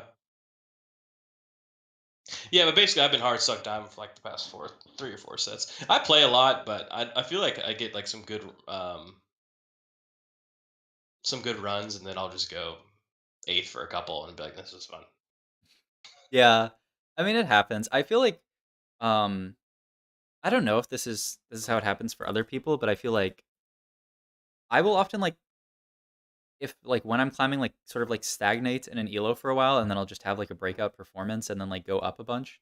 Um but yeah, what's your how do I spell your username? It's hard to see it. Oh, don't worry about it. It's little tits. Oh, okay. I couldn't tell what that last letter was. I thought it was something else. All good. I think we may just have to sack this. I mean, it's looking like we're sacking the Shadow Isles. Maybe we'll throw it in later, but it's looking like we're set. I mean, what's this guy going? Challenger or something? What she got? What do we got going on? A couple Garen players. Something AP-ish, AP-ish. Okay. I mean, Challenger's kind of open though. What's the? Oh, we get attack crown. Oh, you I actually never called it by its real.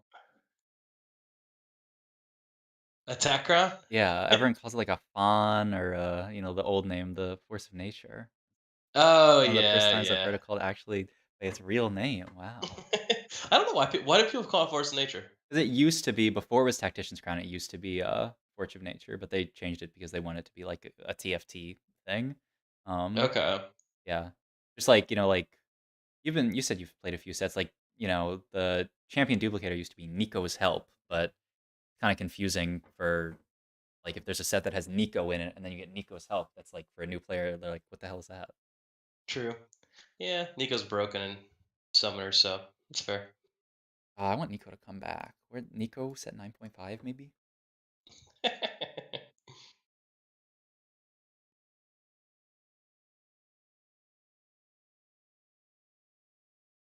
I don't know. I don't know about this one. We'll just see. I mean, it's like edging me to play Storks. It's like wanting it so bad. Yeah, sometimes you gotta give it what it wants. But you just gotta go against the grain. Yeah, that's true as well. this guy's probably playing challenge or something. Sean, Demacia, have fun. Okay. Okay. Okay. I mean, Invoker's open. I feel like I should. It's troll if I don't do Invoker. I think both is a solid comp. We can also just sort of like see as the rest of the game goes on. But I mean, I literally just coached 2 Invoker games in a row, so third Oh Invoker game, why yeah. not? I feel like it's not cheating, but I don't. I'm like okay about it, but It's I don't play much AP to be honest with you. I mean, the last set, I mean, last patch, it was there are AP comps, but it was just better to go AD. I don't know if Aphelios is good anymore. He has always been horrible. oh yeah, he was like not great last patch. They gave him a pretty decent buff this patch, so I think he's solid this patch. Okay. But yeah, I'm an AP enjoyer, so I play a lot of Oh Sparks yeah, and Invokers and stuff. So I'm always yeah. down. No, I mean they're good.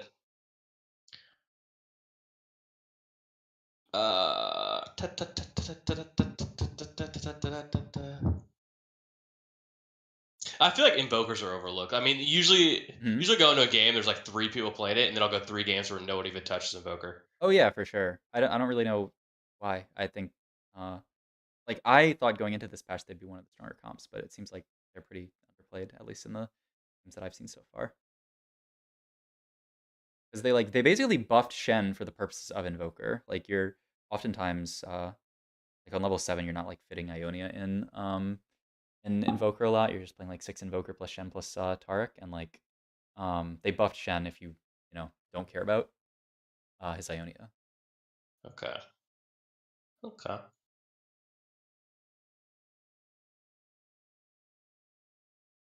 Ba, ba, ba. Now the question is this stronger?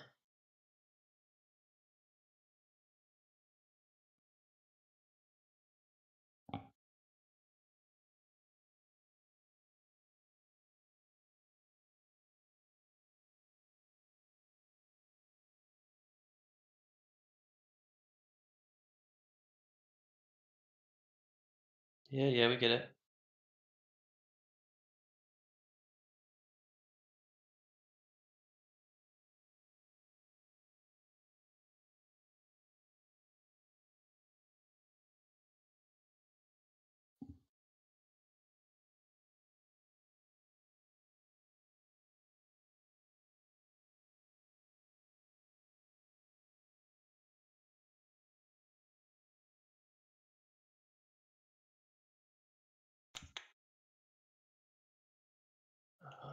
On void.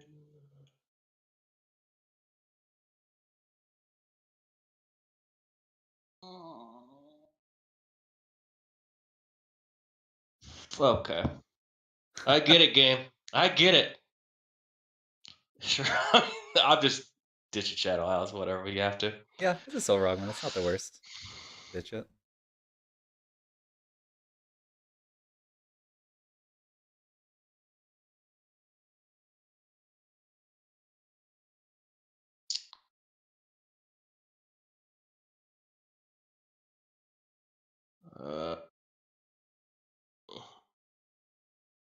Drop Ionia. Yeah. Okay. All right. All right.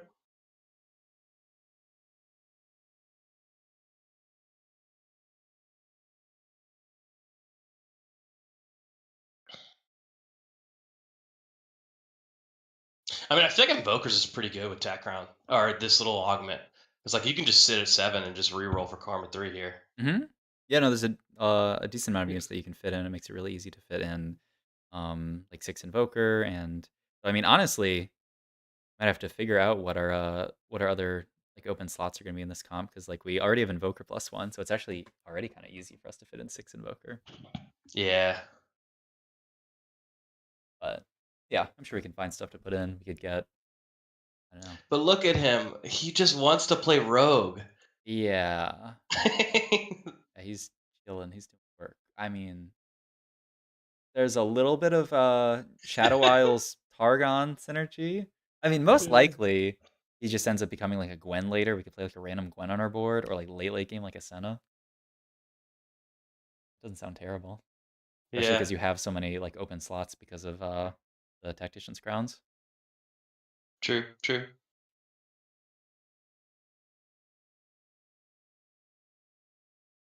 Lose, big loss. Let's go. Come on, one more unit. Let's go. One more. You got it. Come on, Cassio's Cass. got you. What? Ah!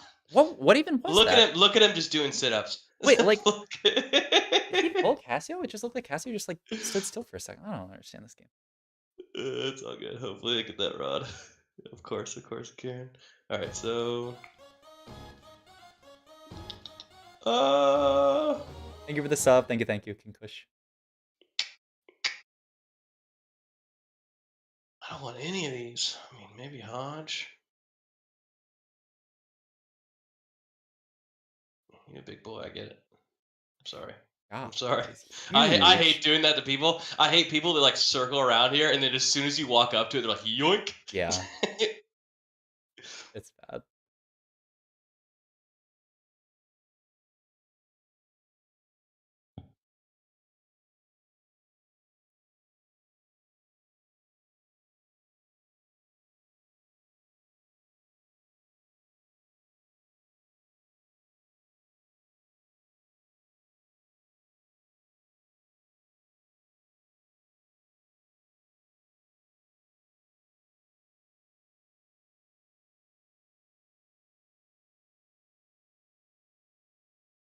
Oh, this is the big guy. This is the big guy. Level Oh, that's a 7, big guy. Tiny Titans. 0, a 20 goal. Just kill a couple units. You got it. There you go. There We'll you kill go. a few. Just the one. It's all good. Yeah, I mean, that board is pretty strong. Yeah, nothing we can do there. I haven't played Aphelios yet. I wonder if he's better. I think he's solid on the new patch. He's always so hit or miss. You really had to high roll him. Yeah, last patch he was very much not ideal. You really have to high roll to play him. But I think like it's kind of like he and Zeri have swapped on this patch. Like before it was like you'd almost always want to be playing Zeri. Now it's like ideally you'd be playing Aphelios, but like if you high roll, you play like Urgot, Zeri, and stuff like that. So kind of weird. Yeah. But Getcha. I getcha. Have you played this patch yet? I guess it just came out today, so maybe not. yeah, I haven't played a single game yet. I've watched a lot of other people play on the patch so far. I just wanted to like see what other people were doing, but I haven't actually Yeah. played. I've just watched like high elo players, and then I've coached those 2 games I coached before this, and now I'm watching your game. So I'm just sitting back and letting other people play for me, I guess. Yeah. But I don't know. I'll probably play tomorrow. I was kind of like tired today. I woke up really early today, so I was like, maybe if I play, I'll just like play VAD. So I'll just like watch and do stuff that doesn't require me to like move my mouse and do things. I'll just use my brain. And this is the Void player. They took branching out and hit Void +1 and 6 Void. Cool. Oh, there's my lovely Callista.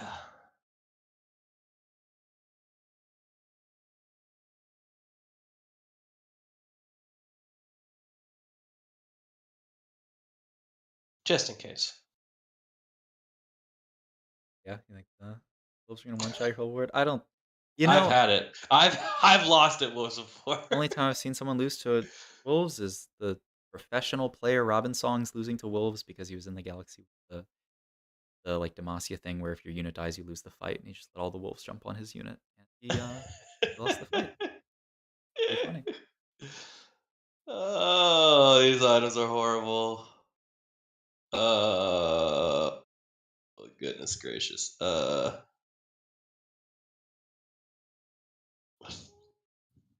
Think we gotta roll down a little bit. A little too late, but we'll make it work.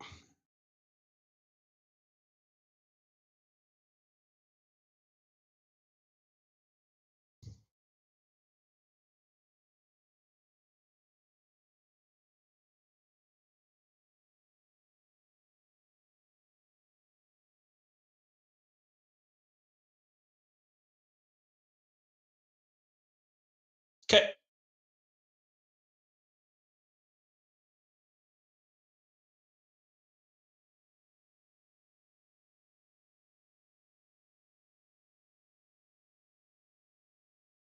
Shen, you got me?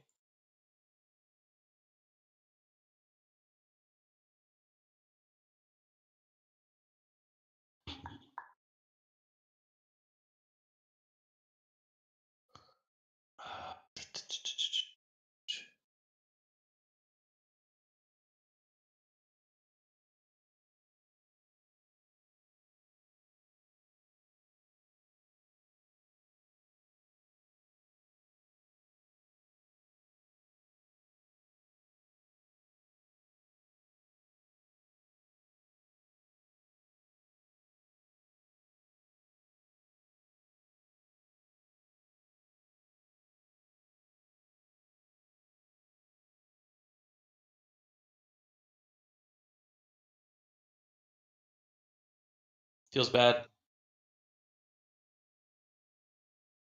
Yeah, not ideal. Hit a little bit of stuff, but yeah. Not the most high roll. Should have slammed it. I gotta get Calista out of here. Yeah, we're going 8th here. We're going 8th here. There's someone 23 HP, they might go 8th. It's okay. We take it. We take it. We take it on the chin. Yeah, keep. Oh, okay, okay, okay, okay. Oh, big slaps, big slaps. It's a first. Gwen, you got me. This is the person who's like 2 HP, so they can easily go 8th. They rolled it down too. They're probably like, God damn it. I mean, I gotta at least hit something. Uh,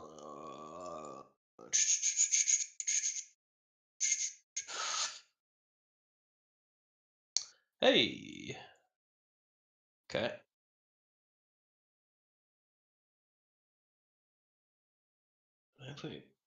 Okay. Who can go? Who can go?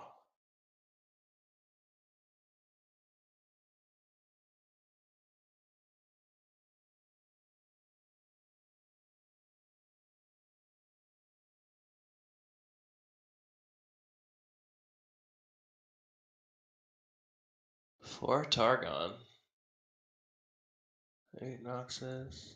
Oh man, I am so weak. Get your Garen reroll out of here, man. Players. Yeah, it's Mars Magnet, so everyone's got 50 units on their board, so it is kind of. Oh look, but that person went 8th, so it's at least not an 8th. Did they actually go 8th? I Yep, didn't see. they are Oh literally man, already dead. feels bad. I'm joining you soon, buddy. Oh, All right, what you got? This guy's weak. I don't. You took Tiny Titans this way. I don't know. This lobby's not that strong. I don't know how I'm losing this. What you got? Shimmer. All right. All right. I need to put in. I need to find some front line, man. Give me something.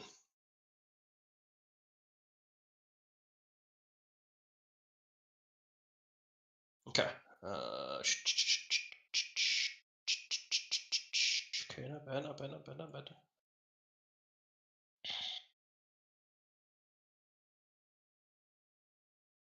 Okay, I have to roll. Oh yeah. Okay.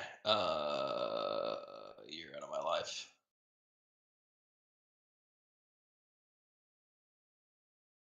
Okay. Can I fit an Ionia here?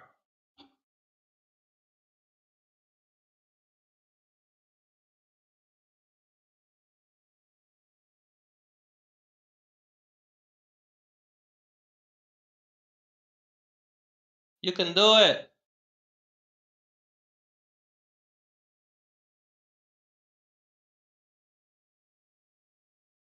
All right. Oh, and this guy. Oh, killed him, huh? Top 6. Nice. We'll see how far we can go.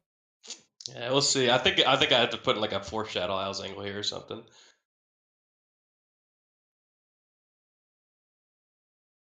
I think I drop Challenger.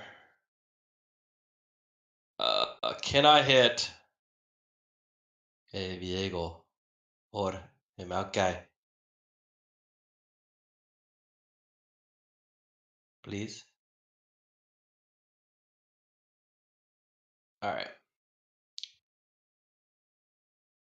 I don't.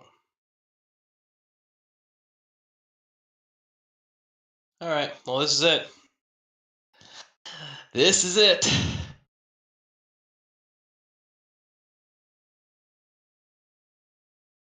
Crowns up there. Not bad. It's about 208 AP, I think, right?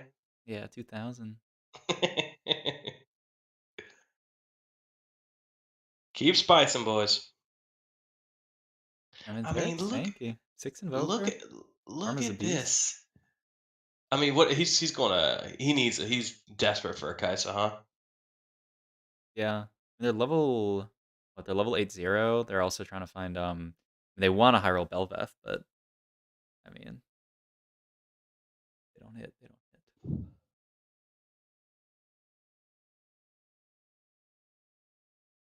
Okay.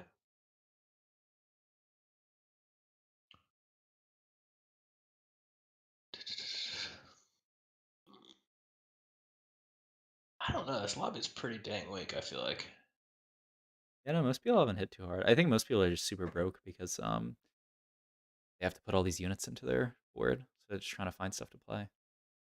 Yeah, valid, The valid. Noxus players gonna be kind of scary. They're Noxus now. Noxus later. Ask him.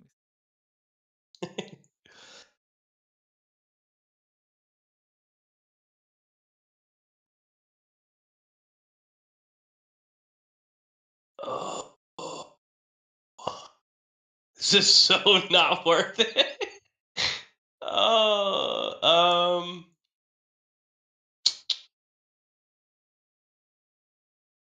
you know what? It's worth it in our hearts. Let's commit.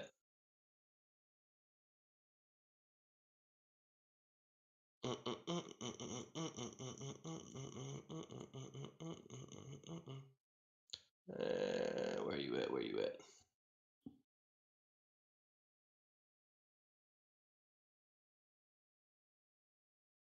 This guy, I mean, honestly, have a good matchup into him if he doesn't. That Invokers is the worst to go up knock just because you can't get Yeah, resets. you just can't get through the front line at all. Yeah. We'll see. They are level I think 850 gold, so they'll be strong later. But for now.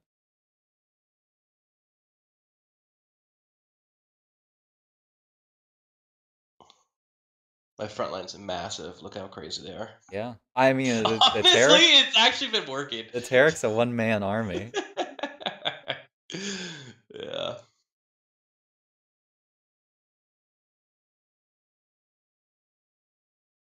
Congrats, guy. Congrats.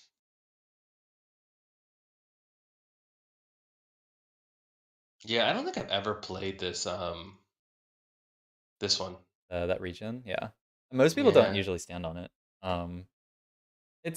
There are some people who are enjoyers of it. It is really weird because you end up with like really low gold, and a lot of people. I mean, it's hard to play because like a lot of people just they have an idea of what their comp looks like on level 7 and level 8, but they don't know what to do with like the extra 2 units. Yeah, that's fair. But yeah, it's kind of interesting. I usually don't stand on it.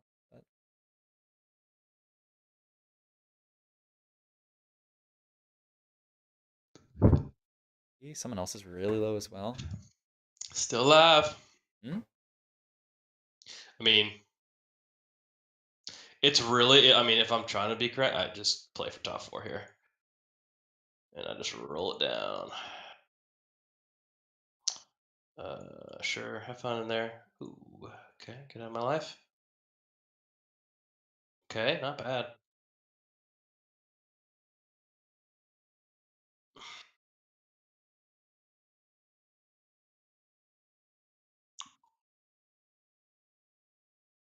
Oh.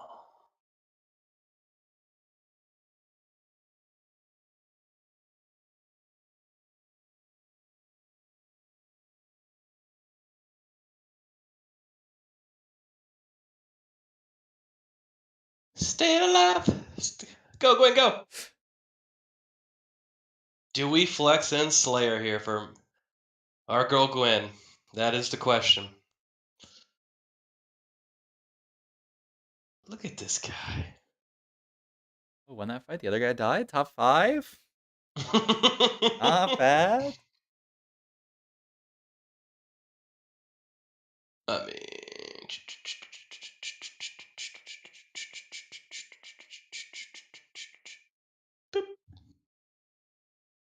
yeah, you thought, buddy.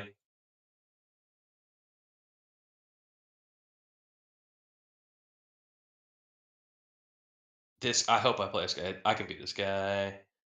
Can beat. I've already played the Garen player, so I think I'm okay. Okay. Cool. Perfect items on her. Sweet. I mean, they're kind of good. Are you serious? This? Maybe. Oh, no. I was talking about Callisto. Oh, no. Those are pretty. Yeah, those are horrible. Oh yeah. I was like, oh no. I was like, Yeah, no, that's awful. Well, hopefully we don't. Ooh, of course he hits Aphelios too. yeah. For Targon, do we have anything to break it? You can do it. Yeah, whatever. We greeted for a 5th. I'll take that right there. That was Yeah, no, that's not bad. A lot of good stuff. Yeah, not bad. Okay, let me pull up the just the recording of the game, and then I'll screen share to you. Alrighty.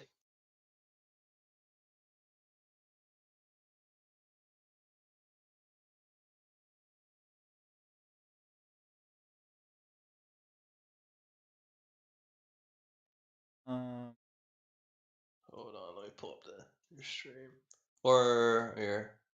it's easier for you to look on Discord if you Yeah, let me do that. because there's gonna be delay on the stream. Alright, I gotcha. Okay. Yeah, this was a wild game. This was a wild ride. A lot of interesting stuff this game. So this is what it looks like. Honestly, not bad. A little bit better than what people have been telling me what it looks like. Oh, I mean, here I can go back to the beginning when you like flat. Okay, so yeah, it looks like Yeah, this. yep. Yeah, it looks like it. I don't know why it looks fine, and then it goes to this. You're just in-game settings are that crazy, but yeah, and then it goes to the end. Like this is kind of horrifying. I don't. Yeah, this is kind of hard to watch. But then you bring it down, and it's like a little dark here, and then you bring it back up, and it's not that. But yeah, like the shop looks so weird. Yeah. It's very. It's weird because on my screen it's like perfectly normal. That's so. Yeah, I guess it has to be your monitor settings are just like really. I think that's what it is. It's got to be my monitor, right? Yeah. Anyways, sorry, I don't want to distract, but you go for it. No, no, all Yeah, good. it's got to All be good. my monitor. Yeah, all good. All good. Okay, so yeah, I mean, I would just buy like, I mean, any unit in the shop, probably just like the Jin, but I mean, you're distracted with adjusting your settings. But just saying, like, when you have free gold, buy up a unit if you can. But yeah, I think you were focused on settings and stuff, so fine. We hold on to Swain pair here. We have this Invoker set up. Okay, the first thing I'm curious about, you like are really, really drawn. Like, I look at these, I think Latent Forge is really solid. Buried Treasure is fine. I don't really want red buff in this spot because we're probably going to play AP with our items. But you're all red Mhm. buff, and you see Shadow Owls +1, and you immediately are like, you like snap take that, which I mean it ends up being kind of awkward because like we end up having like the invoker angle and like we don't I mean we kind of get Shadow Elves in later, which is interesting. But yeah, like I don't know, why are you so interested in taking this augment here, I would say.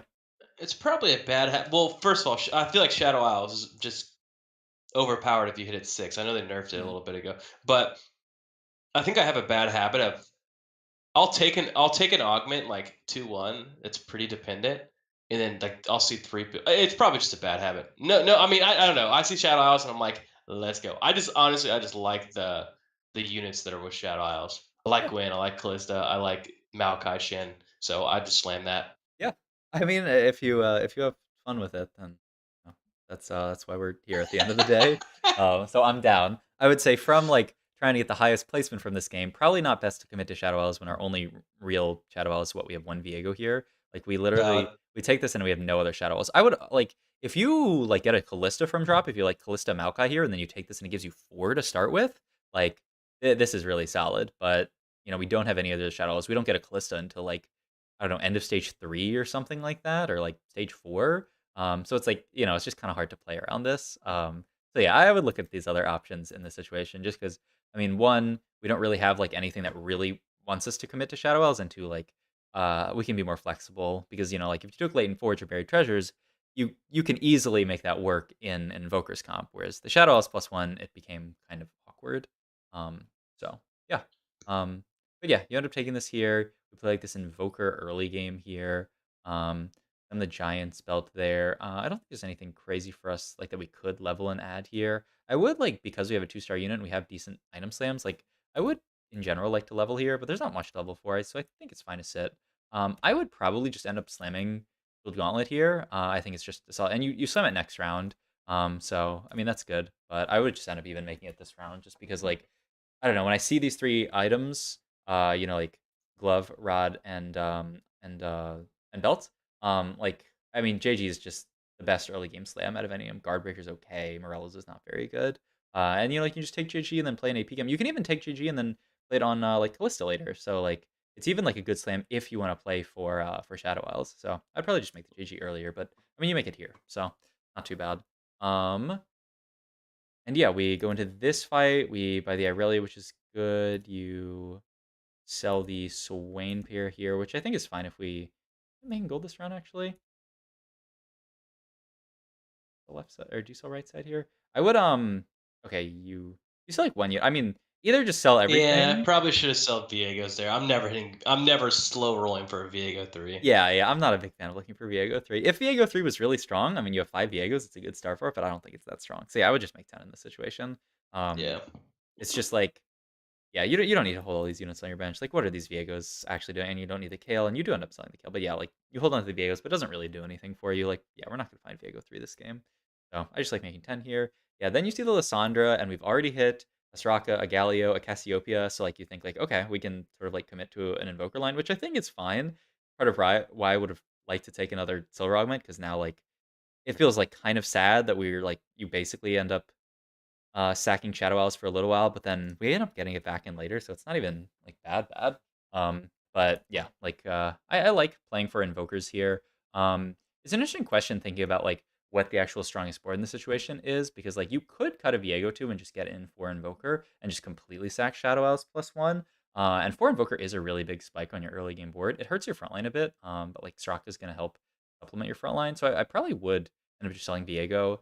And I think you You make think you would sell Viego there? yeah, I think so. I mean, he's a I 2-star Shadow Isle, which is like the only reason yeah. why you'd want to keep him. But I feel like next level, like Tarek's gonna be a really good in, uh, Yeah. anyway. So like I don't really think this Viego's doing. I also am just like I don't know. Maybe if I thought Viego's like a more OP unit, I would want to hold him. But I'm really just not that big of a fan of Viego.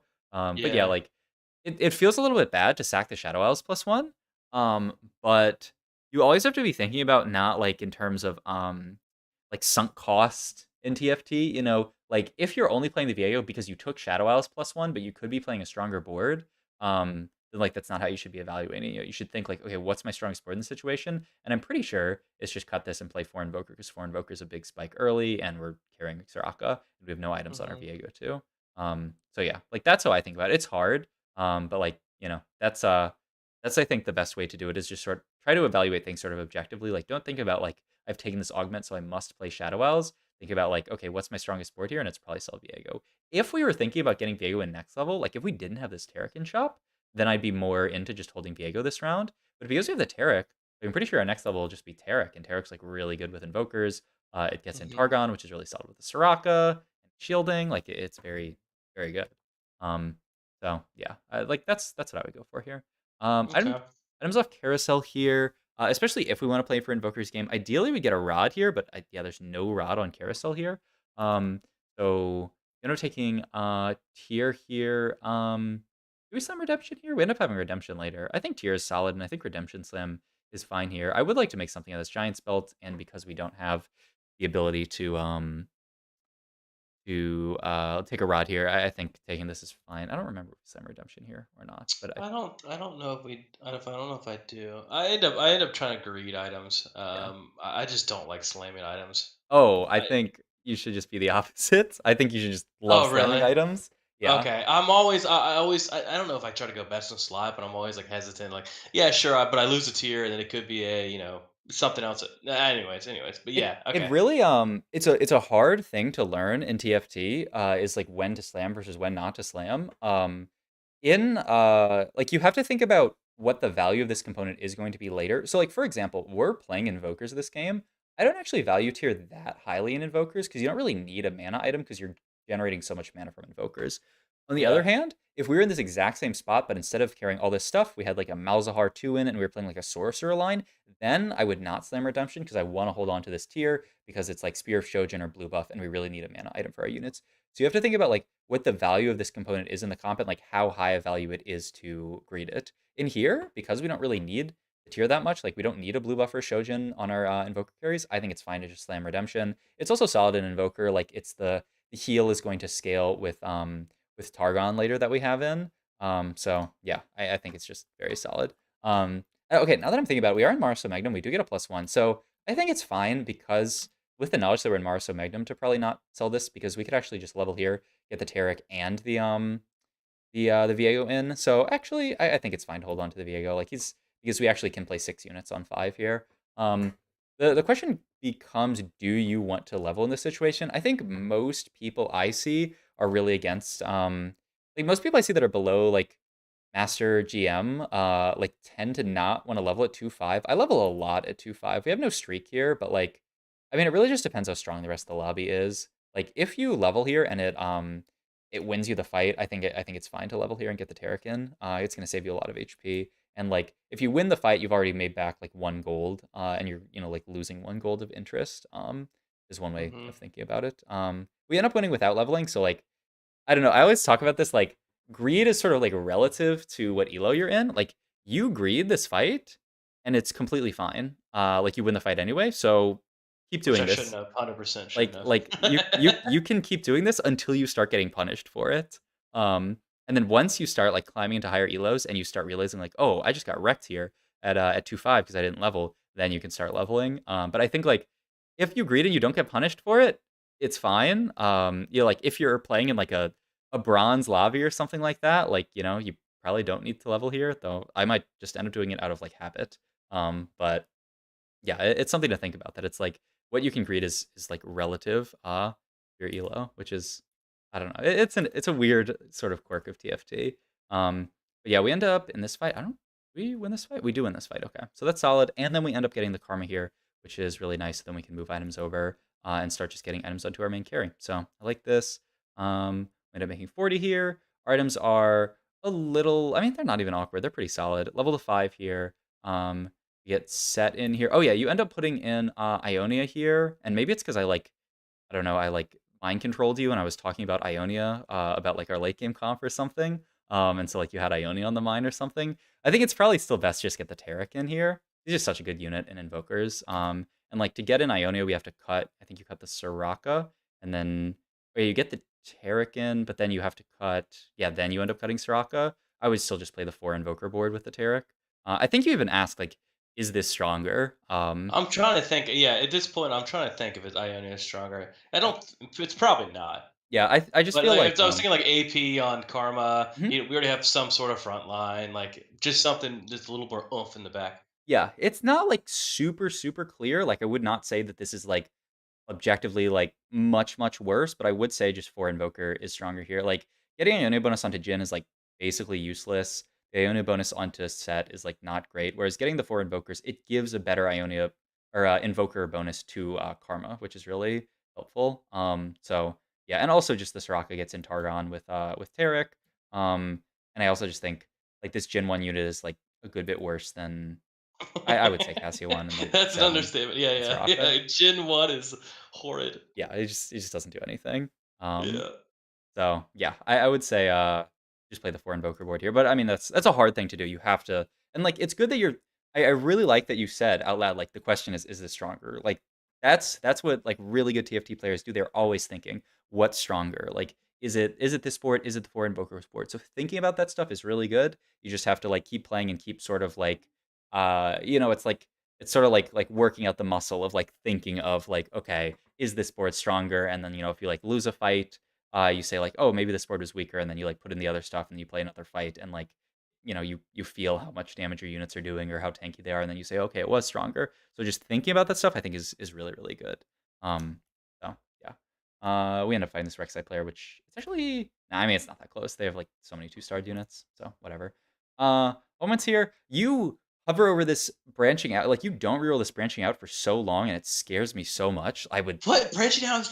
I love Topes. I should play I, or the other yeah. Okay. whoever the one is. Yeah. But Earth. I just love. I feel like people. I mean, I'm fucking diamond, so it doesn't really matter. But like, I feel like people underestimate it. Like trope Um. tones I and think. traits. I think branching out can be okay at 2. Like for example, this guy took branching out 2-1, got a void spat, and then they could play around the whole game. The problem is, what happens if you take like branching out here and you get like I don't know, like Deadeye +1 or something. Like you're gonna pivot the board into like a Shadow Isles Deadeye comp, like or like Gunner +1. I guess eventually that can be for like Senna. But like taking branching out at 3-2. You're not wrong. You're not wrong. Yeah, I just think you open yourself up so much to the possibility of just getting something horrible. So I would almost never take this augment at 3-2. You can take it at 2-1, just because like you have at 2-1 you can play like almost anything. Um, Yeah. but yeah, I would roll. I would roll this here for sure. Well, see, like this for me in my brain right here, I'm like, yo, I could high roll another Shadow Isles emblem and just go Oh, full out. Like that's how my mind thinks. I'm never like I'm not gonna not hit. I'm always thinking I'm gonna hit, so it doesn't really matter. So that's a uh, fault in my personality, probably. yeah, you should probably try to think about things in sort of the average case, not the best case scenario. Um, So, yeah, that's just how TFT works. Think about the average. I literally I breathe a sigh of relief when you reroll it, and then Invoker Heart's quite solid here. So yeah, I like this a lot. I would probably still just roll the Small Forge just to see what our other option is, but I don't know if there's even a better option than Invoker Heart here. I think this is quite solid. We're already playing an Invoker game. It's really straightforward. Allows us to get 6 Invoker online like really, really early. Um, but yeah, I think this is fine. I think you hesitate for a sec on leveling. I'm happy that you do end up leveling here, just because it's 3-2. You get 4 Invoker in. I think it makes the board a lot stronger. So I like leveling here. Um, Yeah. I mean, I was talking about earlier about the Redemption Slam. I still would even slam it here because, like I said, I just don't value the tier that much, and getting Redemption down is good. Ideally, it would end up going on the Taric just because it's like, like Taric wants to be in the middle, shielding everybody up, and that synergizes with like where it wants to be for Redemption. So yeah, um, this is a situation actually. I tend not to like the lower like in like below like master tier, like roll a lot here. Like I don't even really love rolling at like 3-2. But you do have let's see, you have Soraka pair here, you have Galio pair here. You end up taking a decent amount of damage this stage. Whereas like if you roll here and hit, I mean, either of these guys 2-star, it helps out a lot.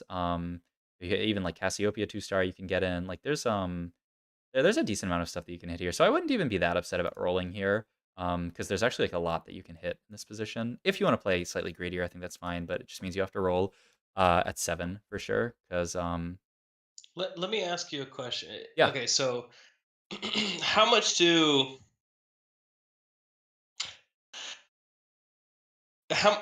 do you wait or early game? Hmm. Do you weight items more in the comp that you're playing than the champs you're hitting early? Say you get like a neutral, like just like tank items early, Hmm. Right. and maybe like one tier, one rod, or something like that. I guess how much do you weight items that you get early to play for like a later game comp? Like, I do you trend in that direction, that line, or do you kind of ignore it until you get to like I don't know, stage two, late stage 2, 3?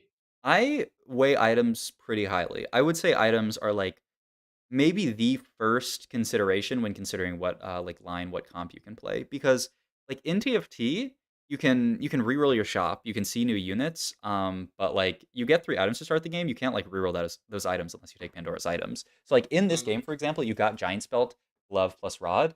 Always immediately from that spot, I'm saying, okay, this is an AP game. There has to be some like I'd have to super high roll some other stuff for it to be an AD game, because I can slam JG. It's a good early slam. It's going to save me HP, and that'll allow me to play into an AP line. I think like maybe I don't know if I play some like Lost Streak opener and then I get like a bow off carousel and I can make Winsu, like you can flex into AD, or if you get some like you natural like Jin 2 and like Aurelia 2 and like a bunch of stuff, and you can like play towards an AD line, it's okay. But I really think like I'm usually trying to match the early units that I buy to my items, not the other way around, because like you can't change what your items are once you've got them. Sure. So yeah, that's how I think about it. Like this game, you have the JG Slam. I'm like, okay, we're playing an Invoker's line. We're playing a Sorks game, or we're playing like a. I mean, you took the Shadowless +1. I was like, okay, we could play like JG on Callista. Like it works.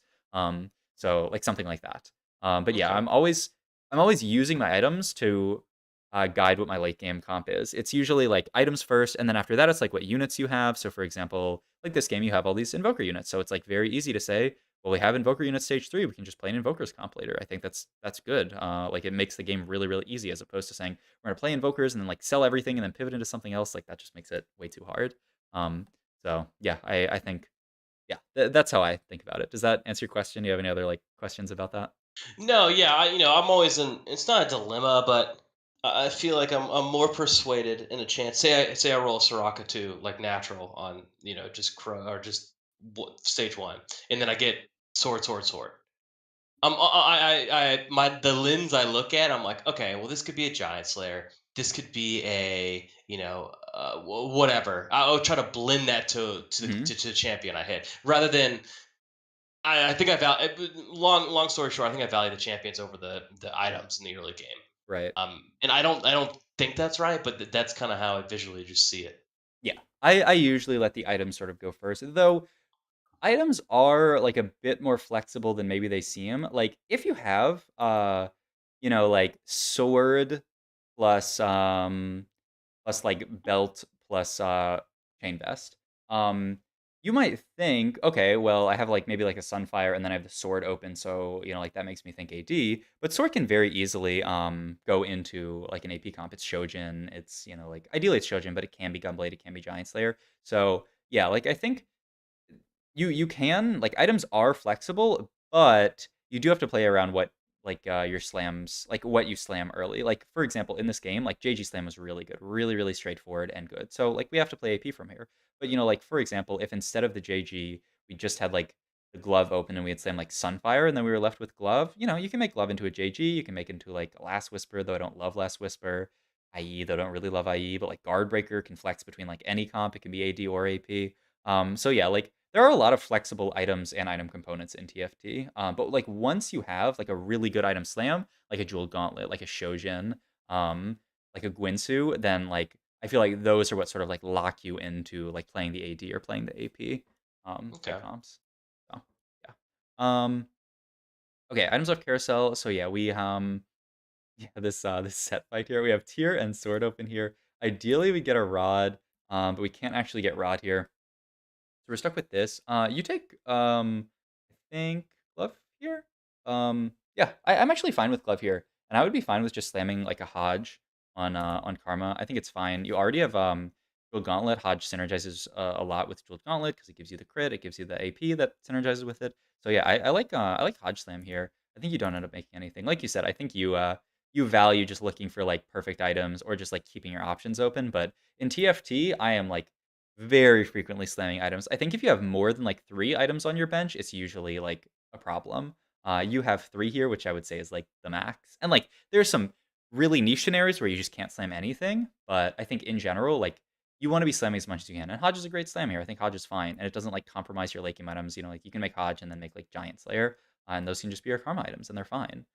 So yeah, I would just make Hodge here. It makes your board stronger. It's gonna save you HP. Like Karma could definitely like kill an extra unit, like kill a Cyrelia. Maybe she's like somehow like one shot a backliner with the extra crit. Like it would save you HP, and it also makes the game easier because you're not stuck like playing around all these items. Because you get dropped like a billion items from wolves, and you already have these 3 items. You have this 4th item, so you have 4 open items, and then you get dropped like I don't know 4 more, 5 more, or something. If you already have Hodge made, it just also sort of like simplifies the game and makes it easier to play around.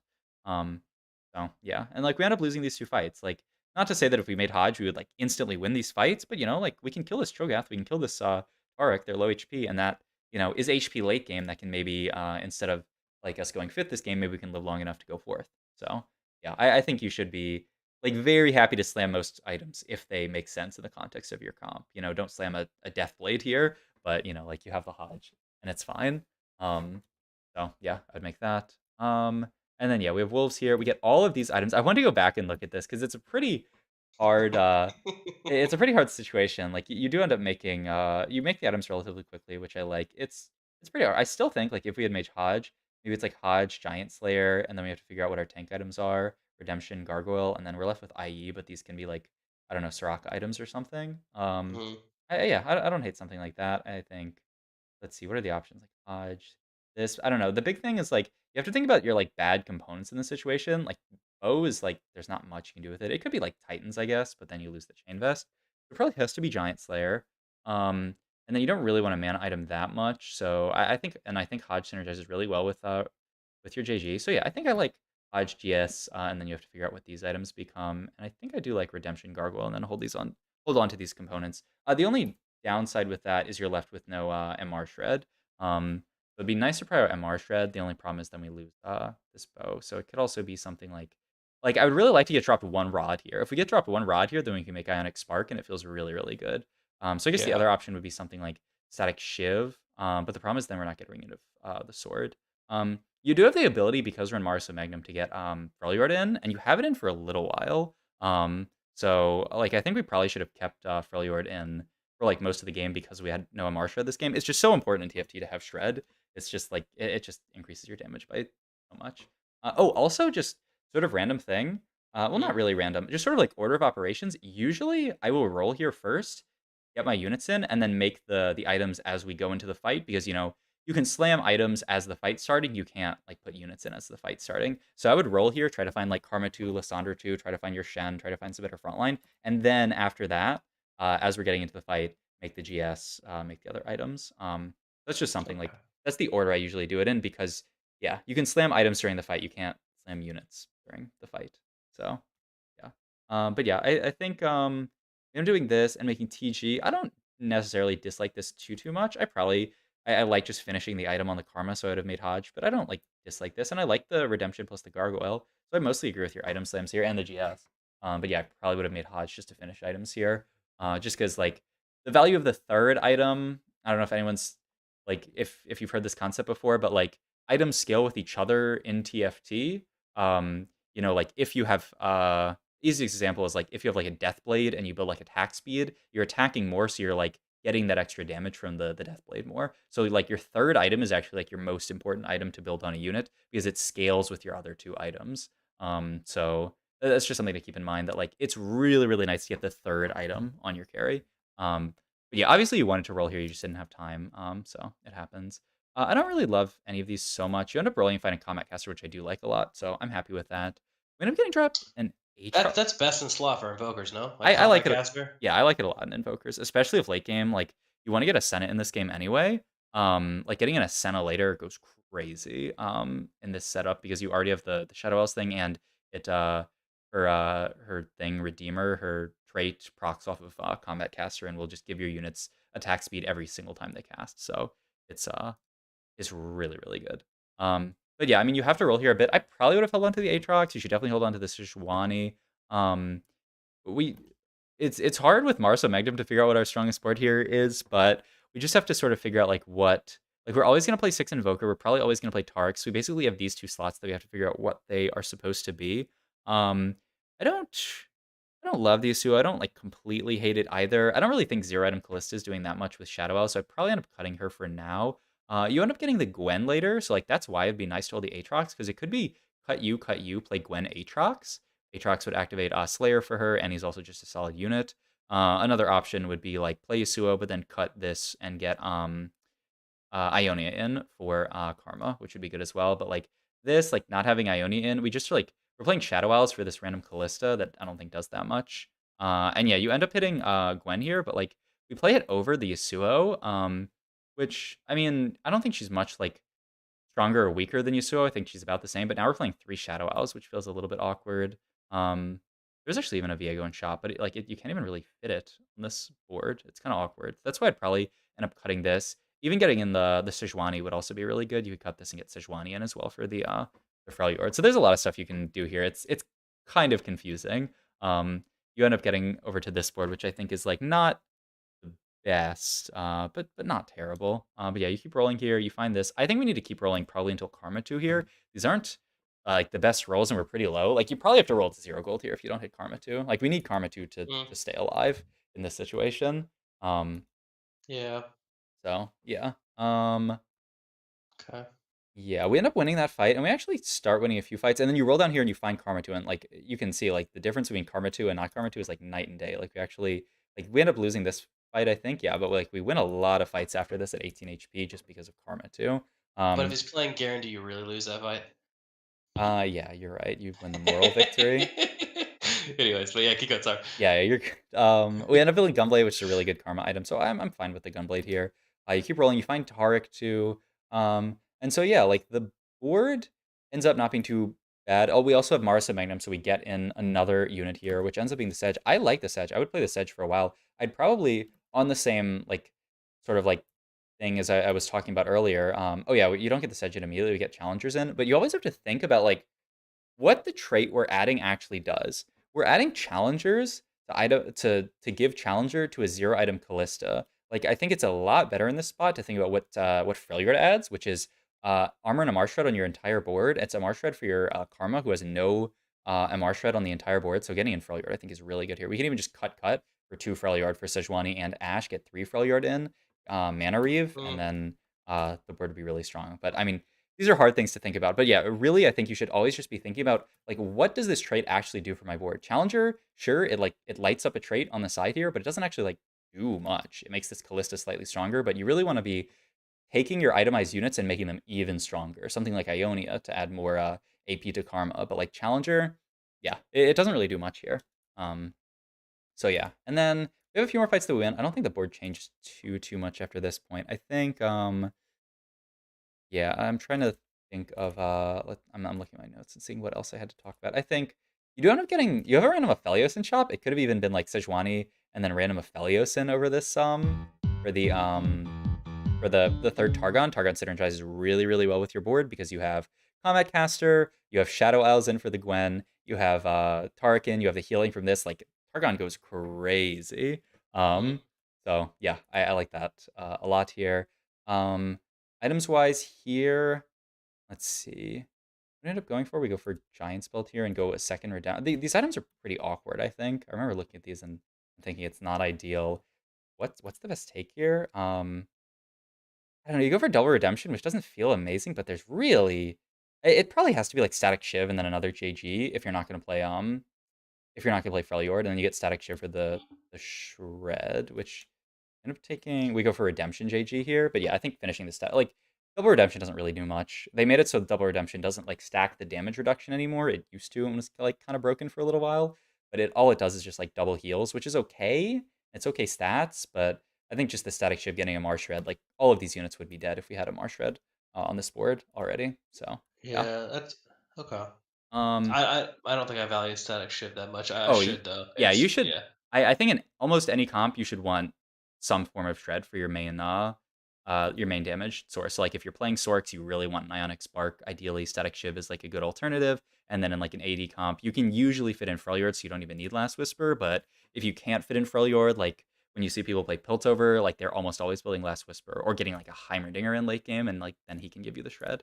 But yeah, I like rolling here because you're about to die. Like we're 4 HP, so I like rolling. And then we end up like almost clutching it out. Like it ends up actually like very close here, and you end up actually taking the Static Shiv off Carousel here, which I think is fine. There's also the opportunity to get Aatrox, but I don't know if we have. Oh yeah, you end up ticking back into 4 Shadow Isles, which I think I'm pretty sure you say like, oh, I don't know if this is right because we're playing a random Viego one on our board. Like I'm pretty sure our Don't discount Viego, okay? He's my yeah, favorite I summoners mean champ.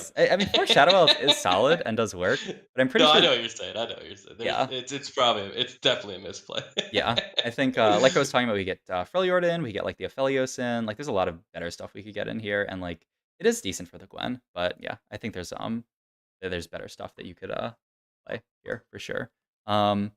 But yeah, and then we die here. Okay, so yeah, I think those are all my notes on this game. Did you have any questions from this game or just from anything that I just brought up there? No, I think it's good. I mean, no, I know we're like what 9 minutes over, so I won't take more of your time. But no, I appreciate it. No, and good luck on the upcoming tournaments, man. I'll be Thank rooting you. for you. I appreciate it. Yeah, well, hopefully this helped. I mean, this is a really weird game. I think it was a very hard game to navigate. So I think overall you did pretty well. I would value this random Shadow Elves thing less, but I think, like, I mean, if you have fun with it, then you have fun with it. And that's, that's good. It's good to have fun when you play TFT. That's the point. So yeah, Yeah. I'm down. I'm down. But yeah, No, I appreciate it. It's nice someone overlooking you rather than you just mindlessly going over something.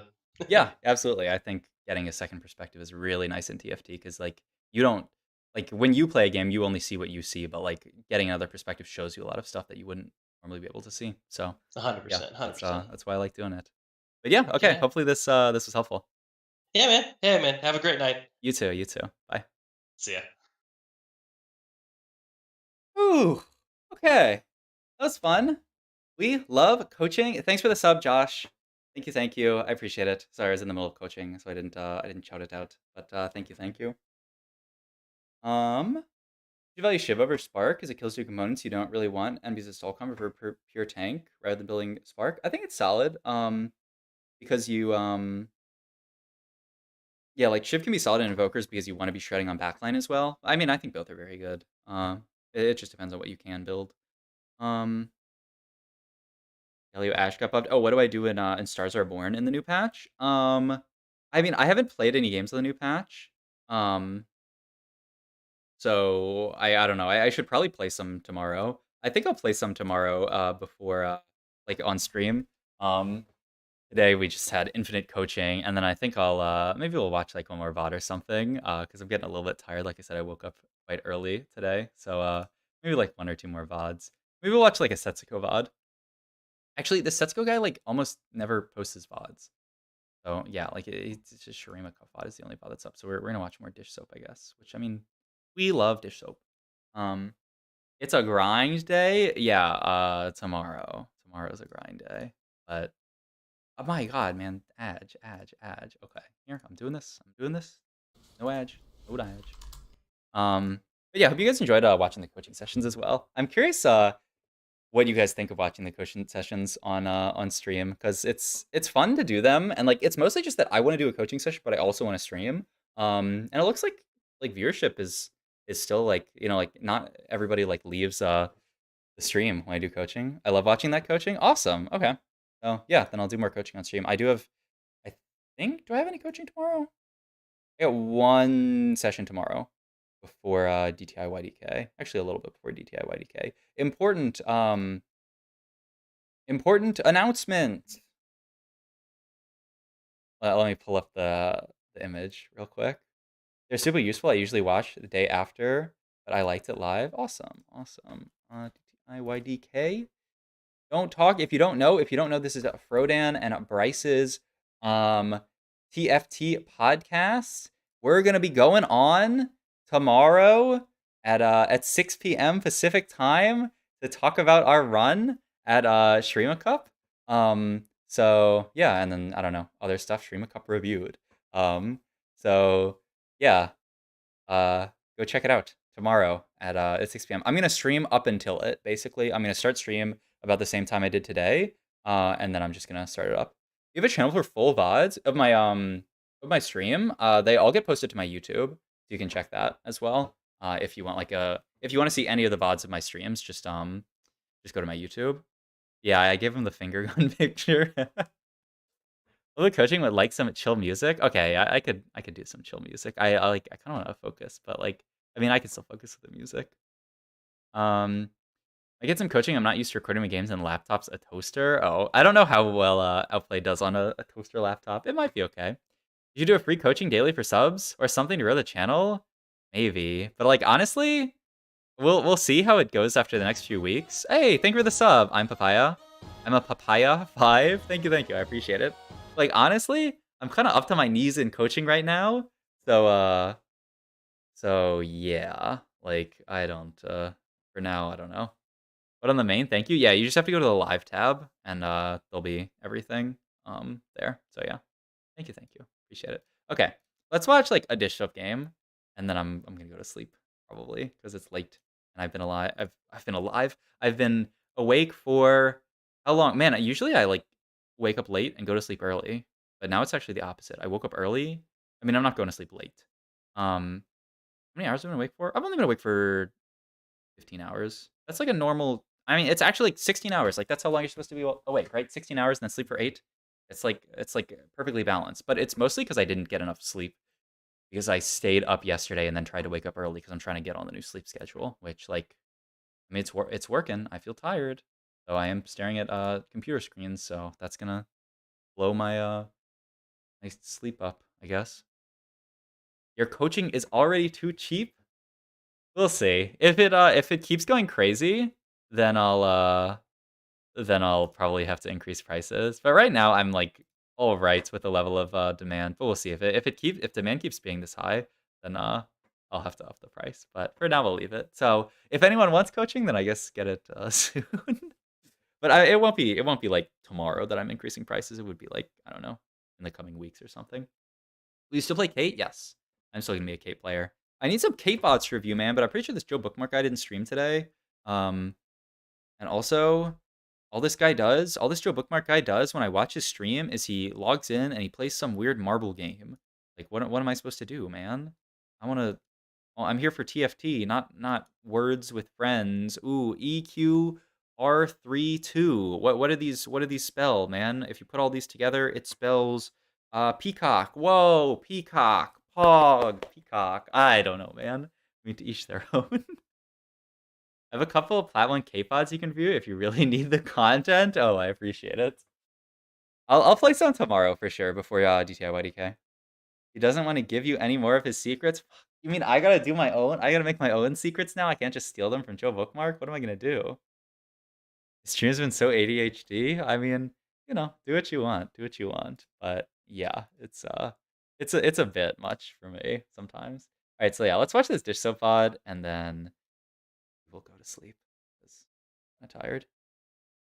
We have a Cho Renekton opener. With items, we could play Renekton here, or we could play Karma. I'm down to just take whatever.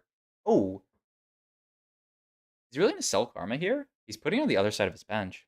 Thanks for the coaching. Sincerely, the Viego lover. Hey, happy hope you enjoyed it and hope it was helpful for you. Yeah, he does. Wow. Really? That's crazy to me that he actually sells Karma there. Huh. That he values these units over Karma. I would never do that. That's wild. I wonder why that is. Oh, because he's playing stupid Earth and he wants to tailor for a good tome. Man, I don't like Earth. Man, I'm an Earth hater. Like, that's why he sells it, so that he can get in, like, Shadow Isles to tailor. Whatever, man. I just want to play my, like, if we get dropped Rod here, our items for Karma are insane. Okay, our items for Karma are not that insane here. But he's got Earth, Gold, probably just Ancient Archives. You've already tailored for it. Gargantuan Resolve.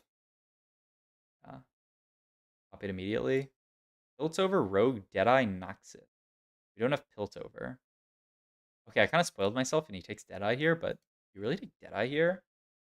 I mean, it's your options are actually so bad. Your tailored was Piltover, and then you have a Rogue and Noxus, which you have like nothing to play. I guess maybe Deadeye's not horrible. But he feels like go-to comp this patch. I feel like Aphelios buffs bumped him too much, and the Garen one seems interesting. Yeah, I would say like Aphelios is probably like a default comp if one exists. But yeah, and then like Garen if you are sort of like playing into it. So yeah, that's what I would say.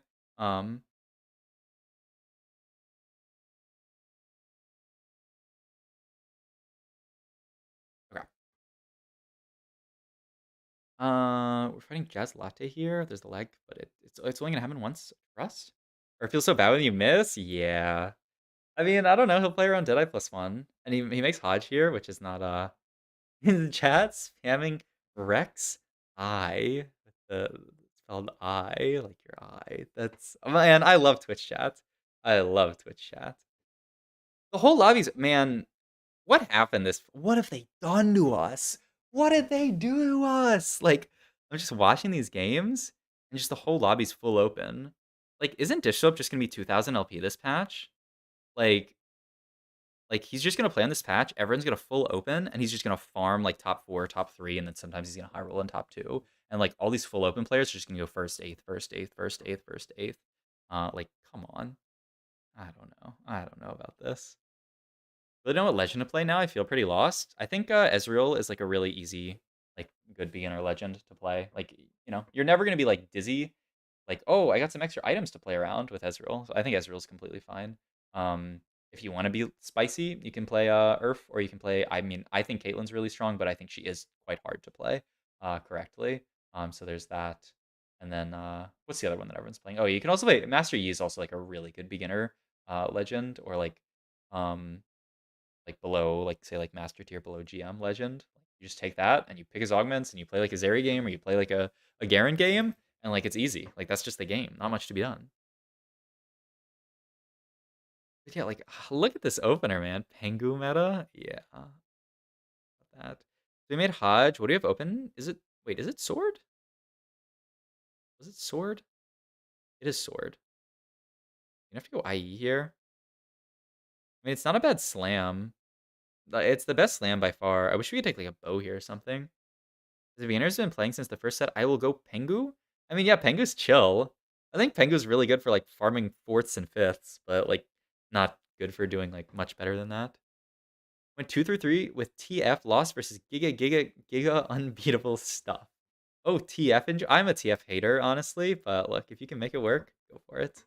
But I don't really value having like perfect items that highly. Let me get my lo-fi back on.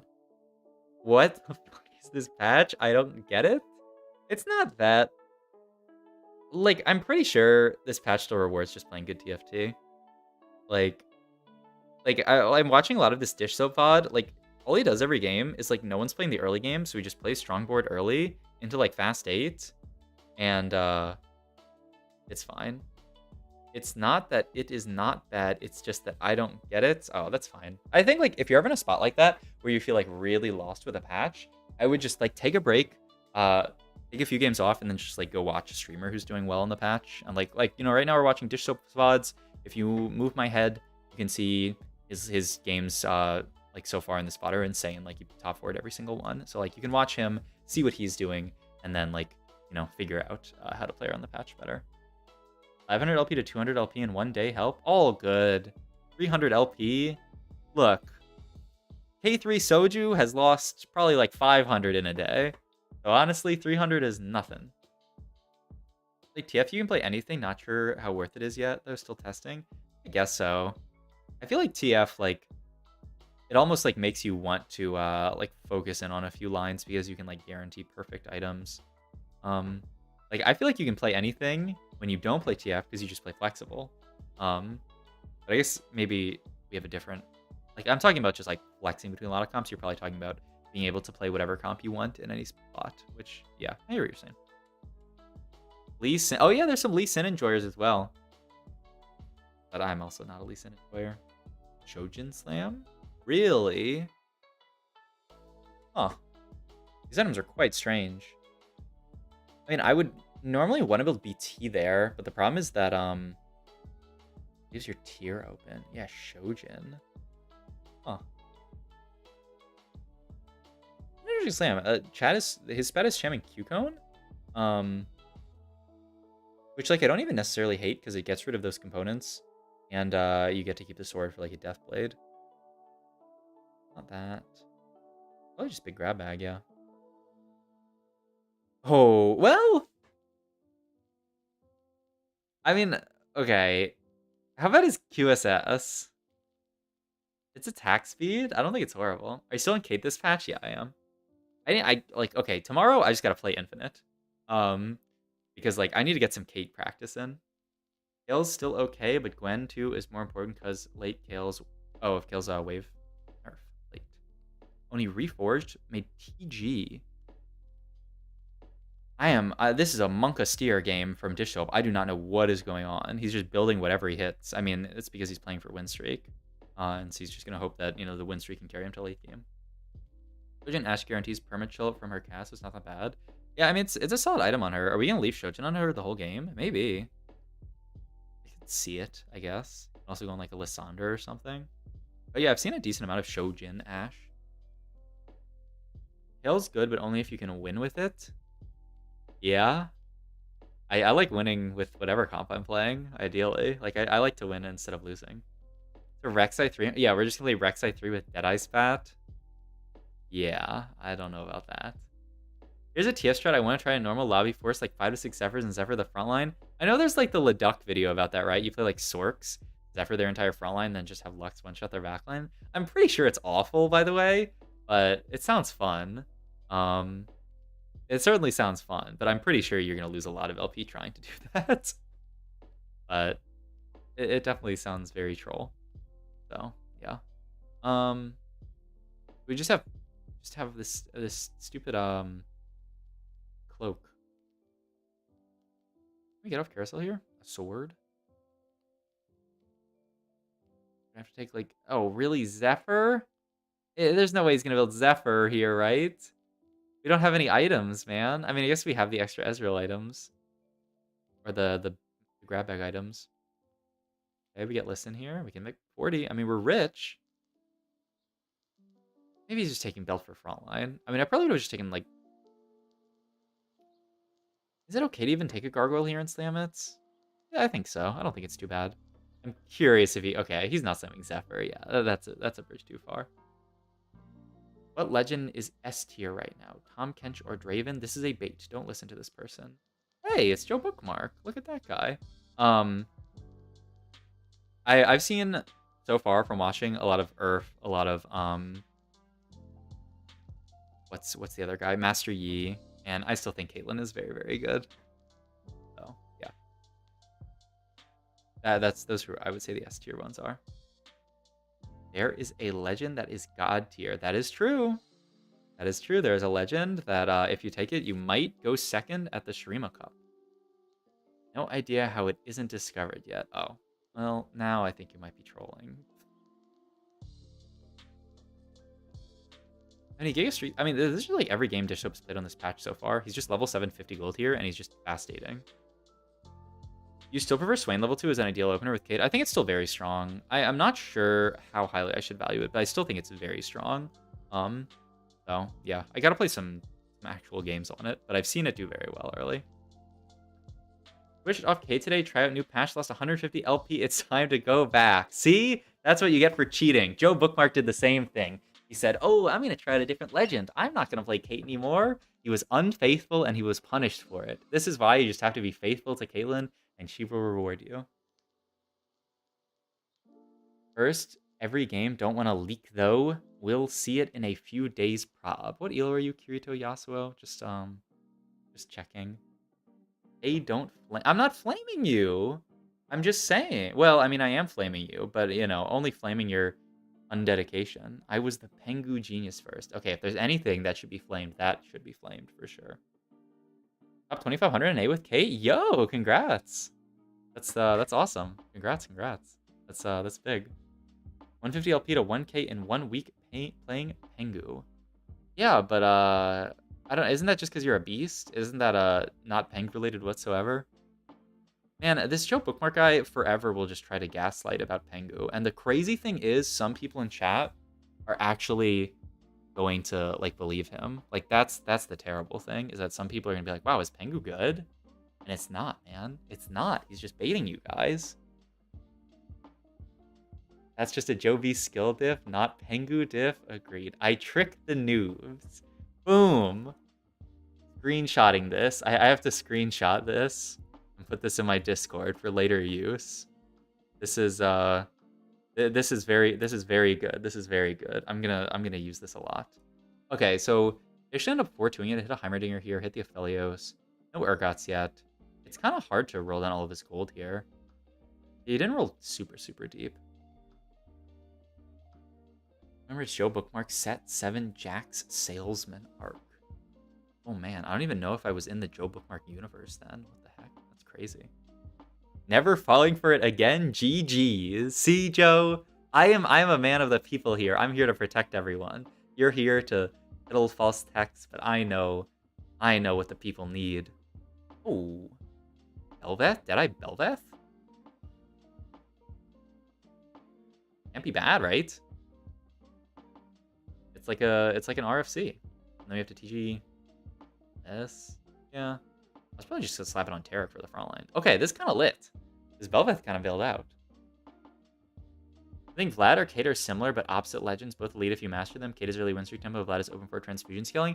Yeah, that's what I think Joe and Frodan were talking about this in Frodan's chat. You know, like Kate and Asol are kind of like the same except opposite. And like Vlad is a lot like Asol. So yeah. Every set I have a secret tech and nobody trusts. I force Zippy Carry to gain 500 LP in 3 days in set 7 when everyone thought it was shit. That's actually true. Wait, I do remember that. Huh. You know what? This Joe Bookmark guy is so good at coming up with really like obscure weird tech that sounds terrible but it's actually good. This guy is just like the tech creator.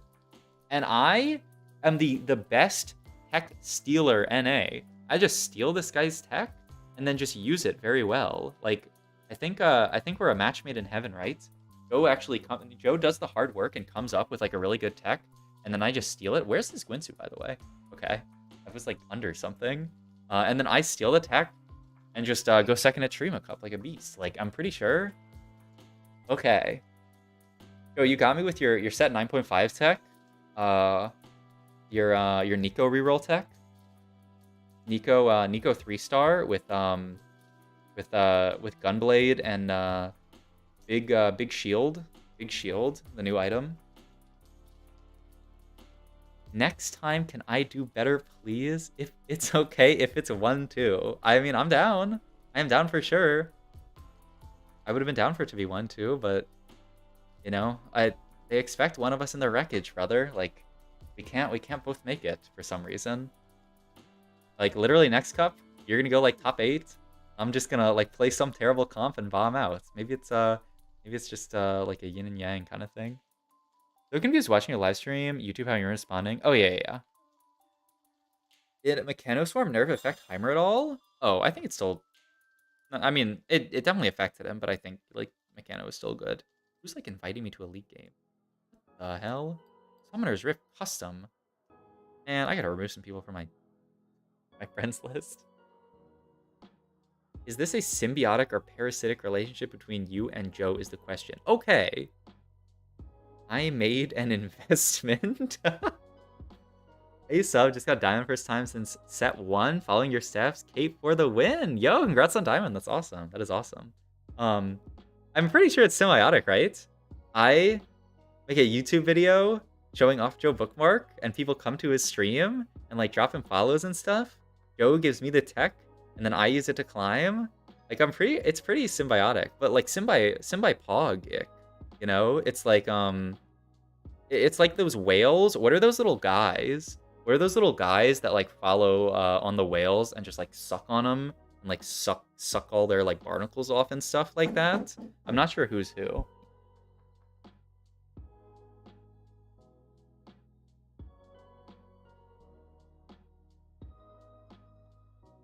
Lamprey?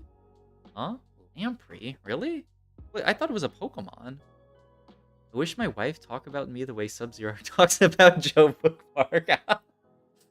That's so good. Get you a girl who looks at you like Sub-Zero looks at Joe Bookmark. Man. Yeah, I mean, I guess you have to sell it, and then we're playing double Heimer like a beast. It's not that bad. Congrats in second place. Well deserved. Always watch your vids. You're great. Thank you. Lamprey. Really? Really? What the hell? Lamprey. Ugh! Ew! No, not that! Ew, that guy's gross. No, the little guys. Like Remoras. Are those the sharks?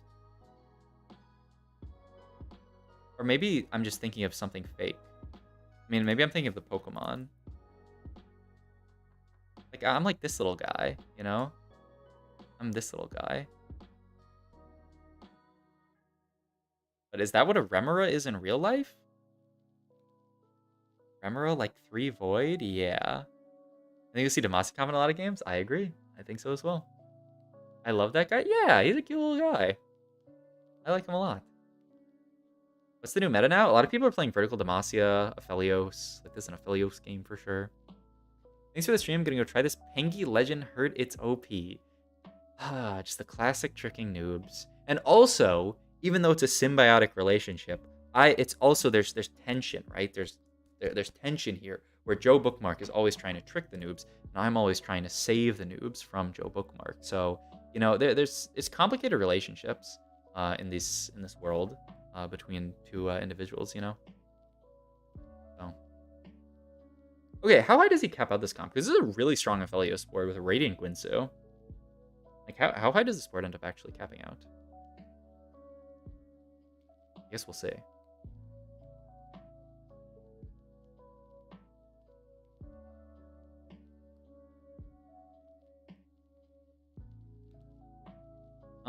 Also, what are the other comps in this game? This is your Lux with a random Atrox. Oh, pumping up, gotta go fast is your Lux. Yo, wait. It's not really Azir Lux, actually. It's more like Demacia. Oh, I don't think there's actually an Azir on their board. I think it's just pumping up Demacia, which fair enough. I definitely want to look at this lobby. Tomorrow I'm gonna scour LOL chess and look at the comps that are doing well this patch. Atrox in. Oh, Scion in. Not bad. Isn't Freljord Rise the strongest one, actually? I love Azir Lux without the Azir. Okay, so... Thanks to this... Oh, wait, yeah. How does Gambler's Blade work with Garen for autos that generate gold? Is, like, each spin an auto? It's the same way that, like, he rocks Guinsu? I don't really know, but I think it works pretty well. But I'm not 100% sure. But, I mean, he works well with Guinsu, so, like, I would think so. Okay, this guy's Azir Lux for real, though. Not fake. Man, I like this real Azir Lux comp, not like that fake Azir Lux comp. Oh my god. Oh, I think this is the game he was bitching about, now that I think about it. Because he's a pretty strong board here, but spoiler alert, I'm pretty sure he goes bot 4 this game. Joe Bookmark told me about this new Oriana reroll comp. About to play it in ranked. Well, somebody's gonna do it. Every 2 spins is an auto after the change. Oh, that sounds right. I could believe that. That sounds like not fake news. But yeah, I don't know. Let's see how this ends up going. Pretty sure he has one more fight here. Yeah, unless he wins, he's rolling down to try to find, I don't know, something. Rise 2. That's kind of hard. His front line is so clumped, by the way. I guess maybe there's not too much to be afraid of for clumping or for something. Is he not going to get punished for clumping here? Not really versus the sport. I mean, it gives him a big Ophelio Assault is the thing. It's just that he doesn't have that much frontline, I guess. What he's fighting, by the way, is this is more like Bastion Aphelios, right? Yeah. And he just barely can't get through it. So it ends up being, yeah, it's a 6th, but oh no, it's a 5th, but everyone ends up dying. It's actually crazy. Good luck, that's the comp I got to rank 1 with. What a beast. Baby was grinding Bard last night? Yeah, but I'm pretty sure that's like not okay. Oh, and you can see that from the scatter that he is a yell in the chat. Okay, what's that board that he lost to? Aphelios, but this is like a Bastion Aphelios. Yeah, it's like a 4 Bastion Aphelios. I know people are playing this more. I should try this out tomorrow. You think Kate is still good on the patch? Yeah, I think she's very solid. I want to play some Kate tomorrow. Okay, I need to go to sleep. I've been up for a very long time, and I need to get some sleep. This is a really fun stream. We will be live tomorrow as well, before DTI YDK. If you enjoyed the stream, and this is your first time in it, I greatly appreciate it if you drop a follow. Frodan's title says he's a short stream. If he's in a game, I'm going to raid Frodan. If Frodan's in a game, we're sending it. If he's like, I'm about to leave, but Frodan usually streams pretty late. Oh, yeah, we're raiding Frodan. Let's send it over to Frodan. But yeah, thanks for watching. Yeah, if you enjoyed the stream, please drop a follow. If you got a Twitch Prime sub that you're not using, greatly appreciate it. I'll be live tomorrow, same time frame, up until DTI YDK, which is at 6 p.m. Pacific time. So yeah, thanks everyone for watching, and I will see you guys tomorrow. Go say hi to Frodan for me. Everybody go into that raid so I get a nice big full raid. I want to send Frodan a bunch of viewers so he's impressed and he goes, whoa, look at this Sub-Zero guy. He's a beast. So yeah, go say hi to Frodan. Be nice. He's, he's the best. And I'll see you guys later. Bye.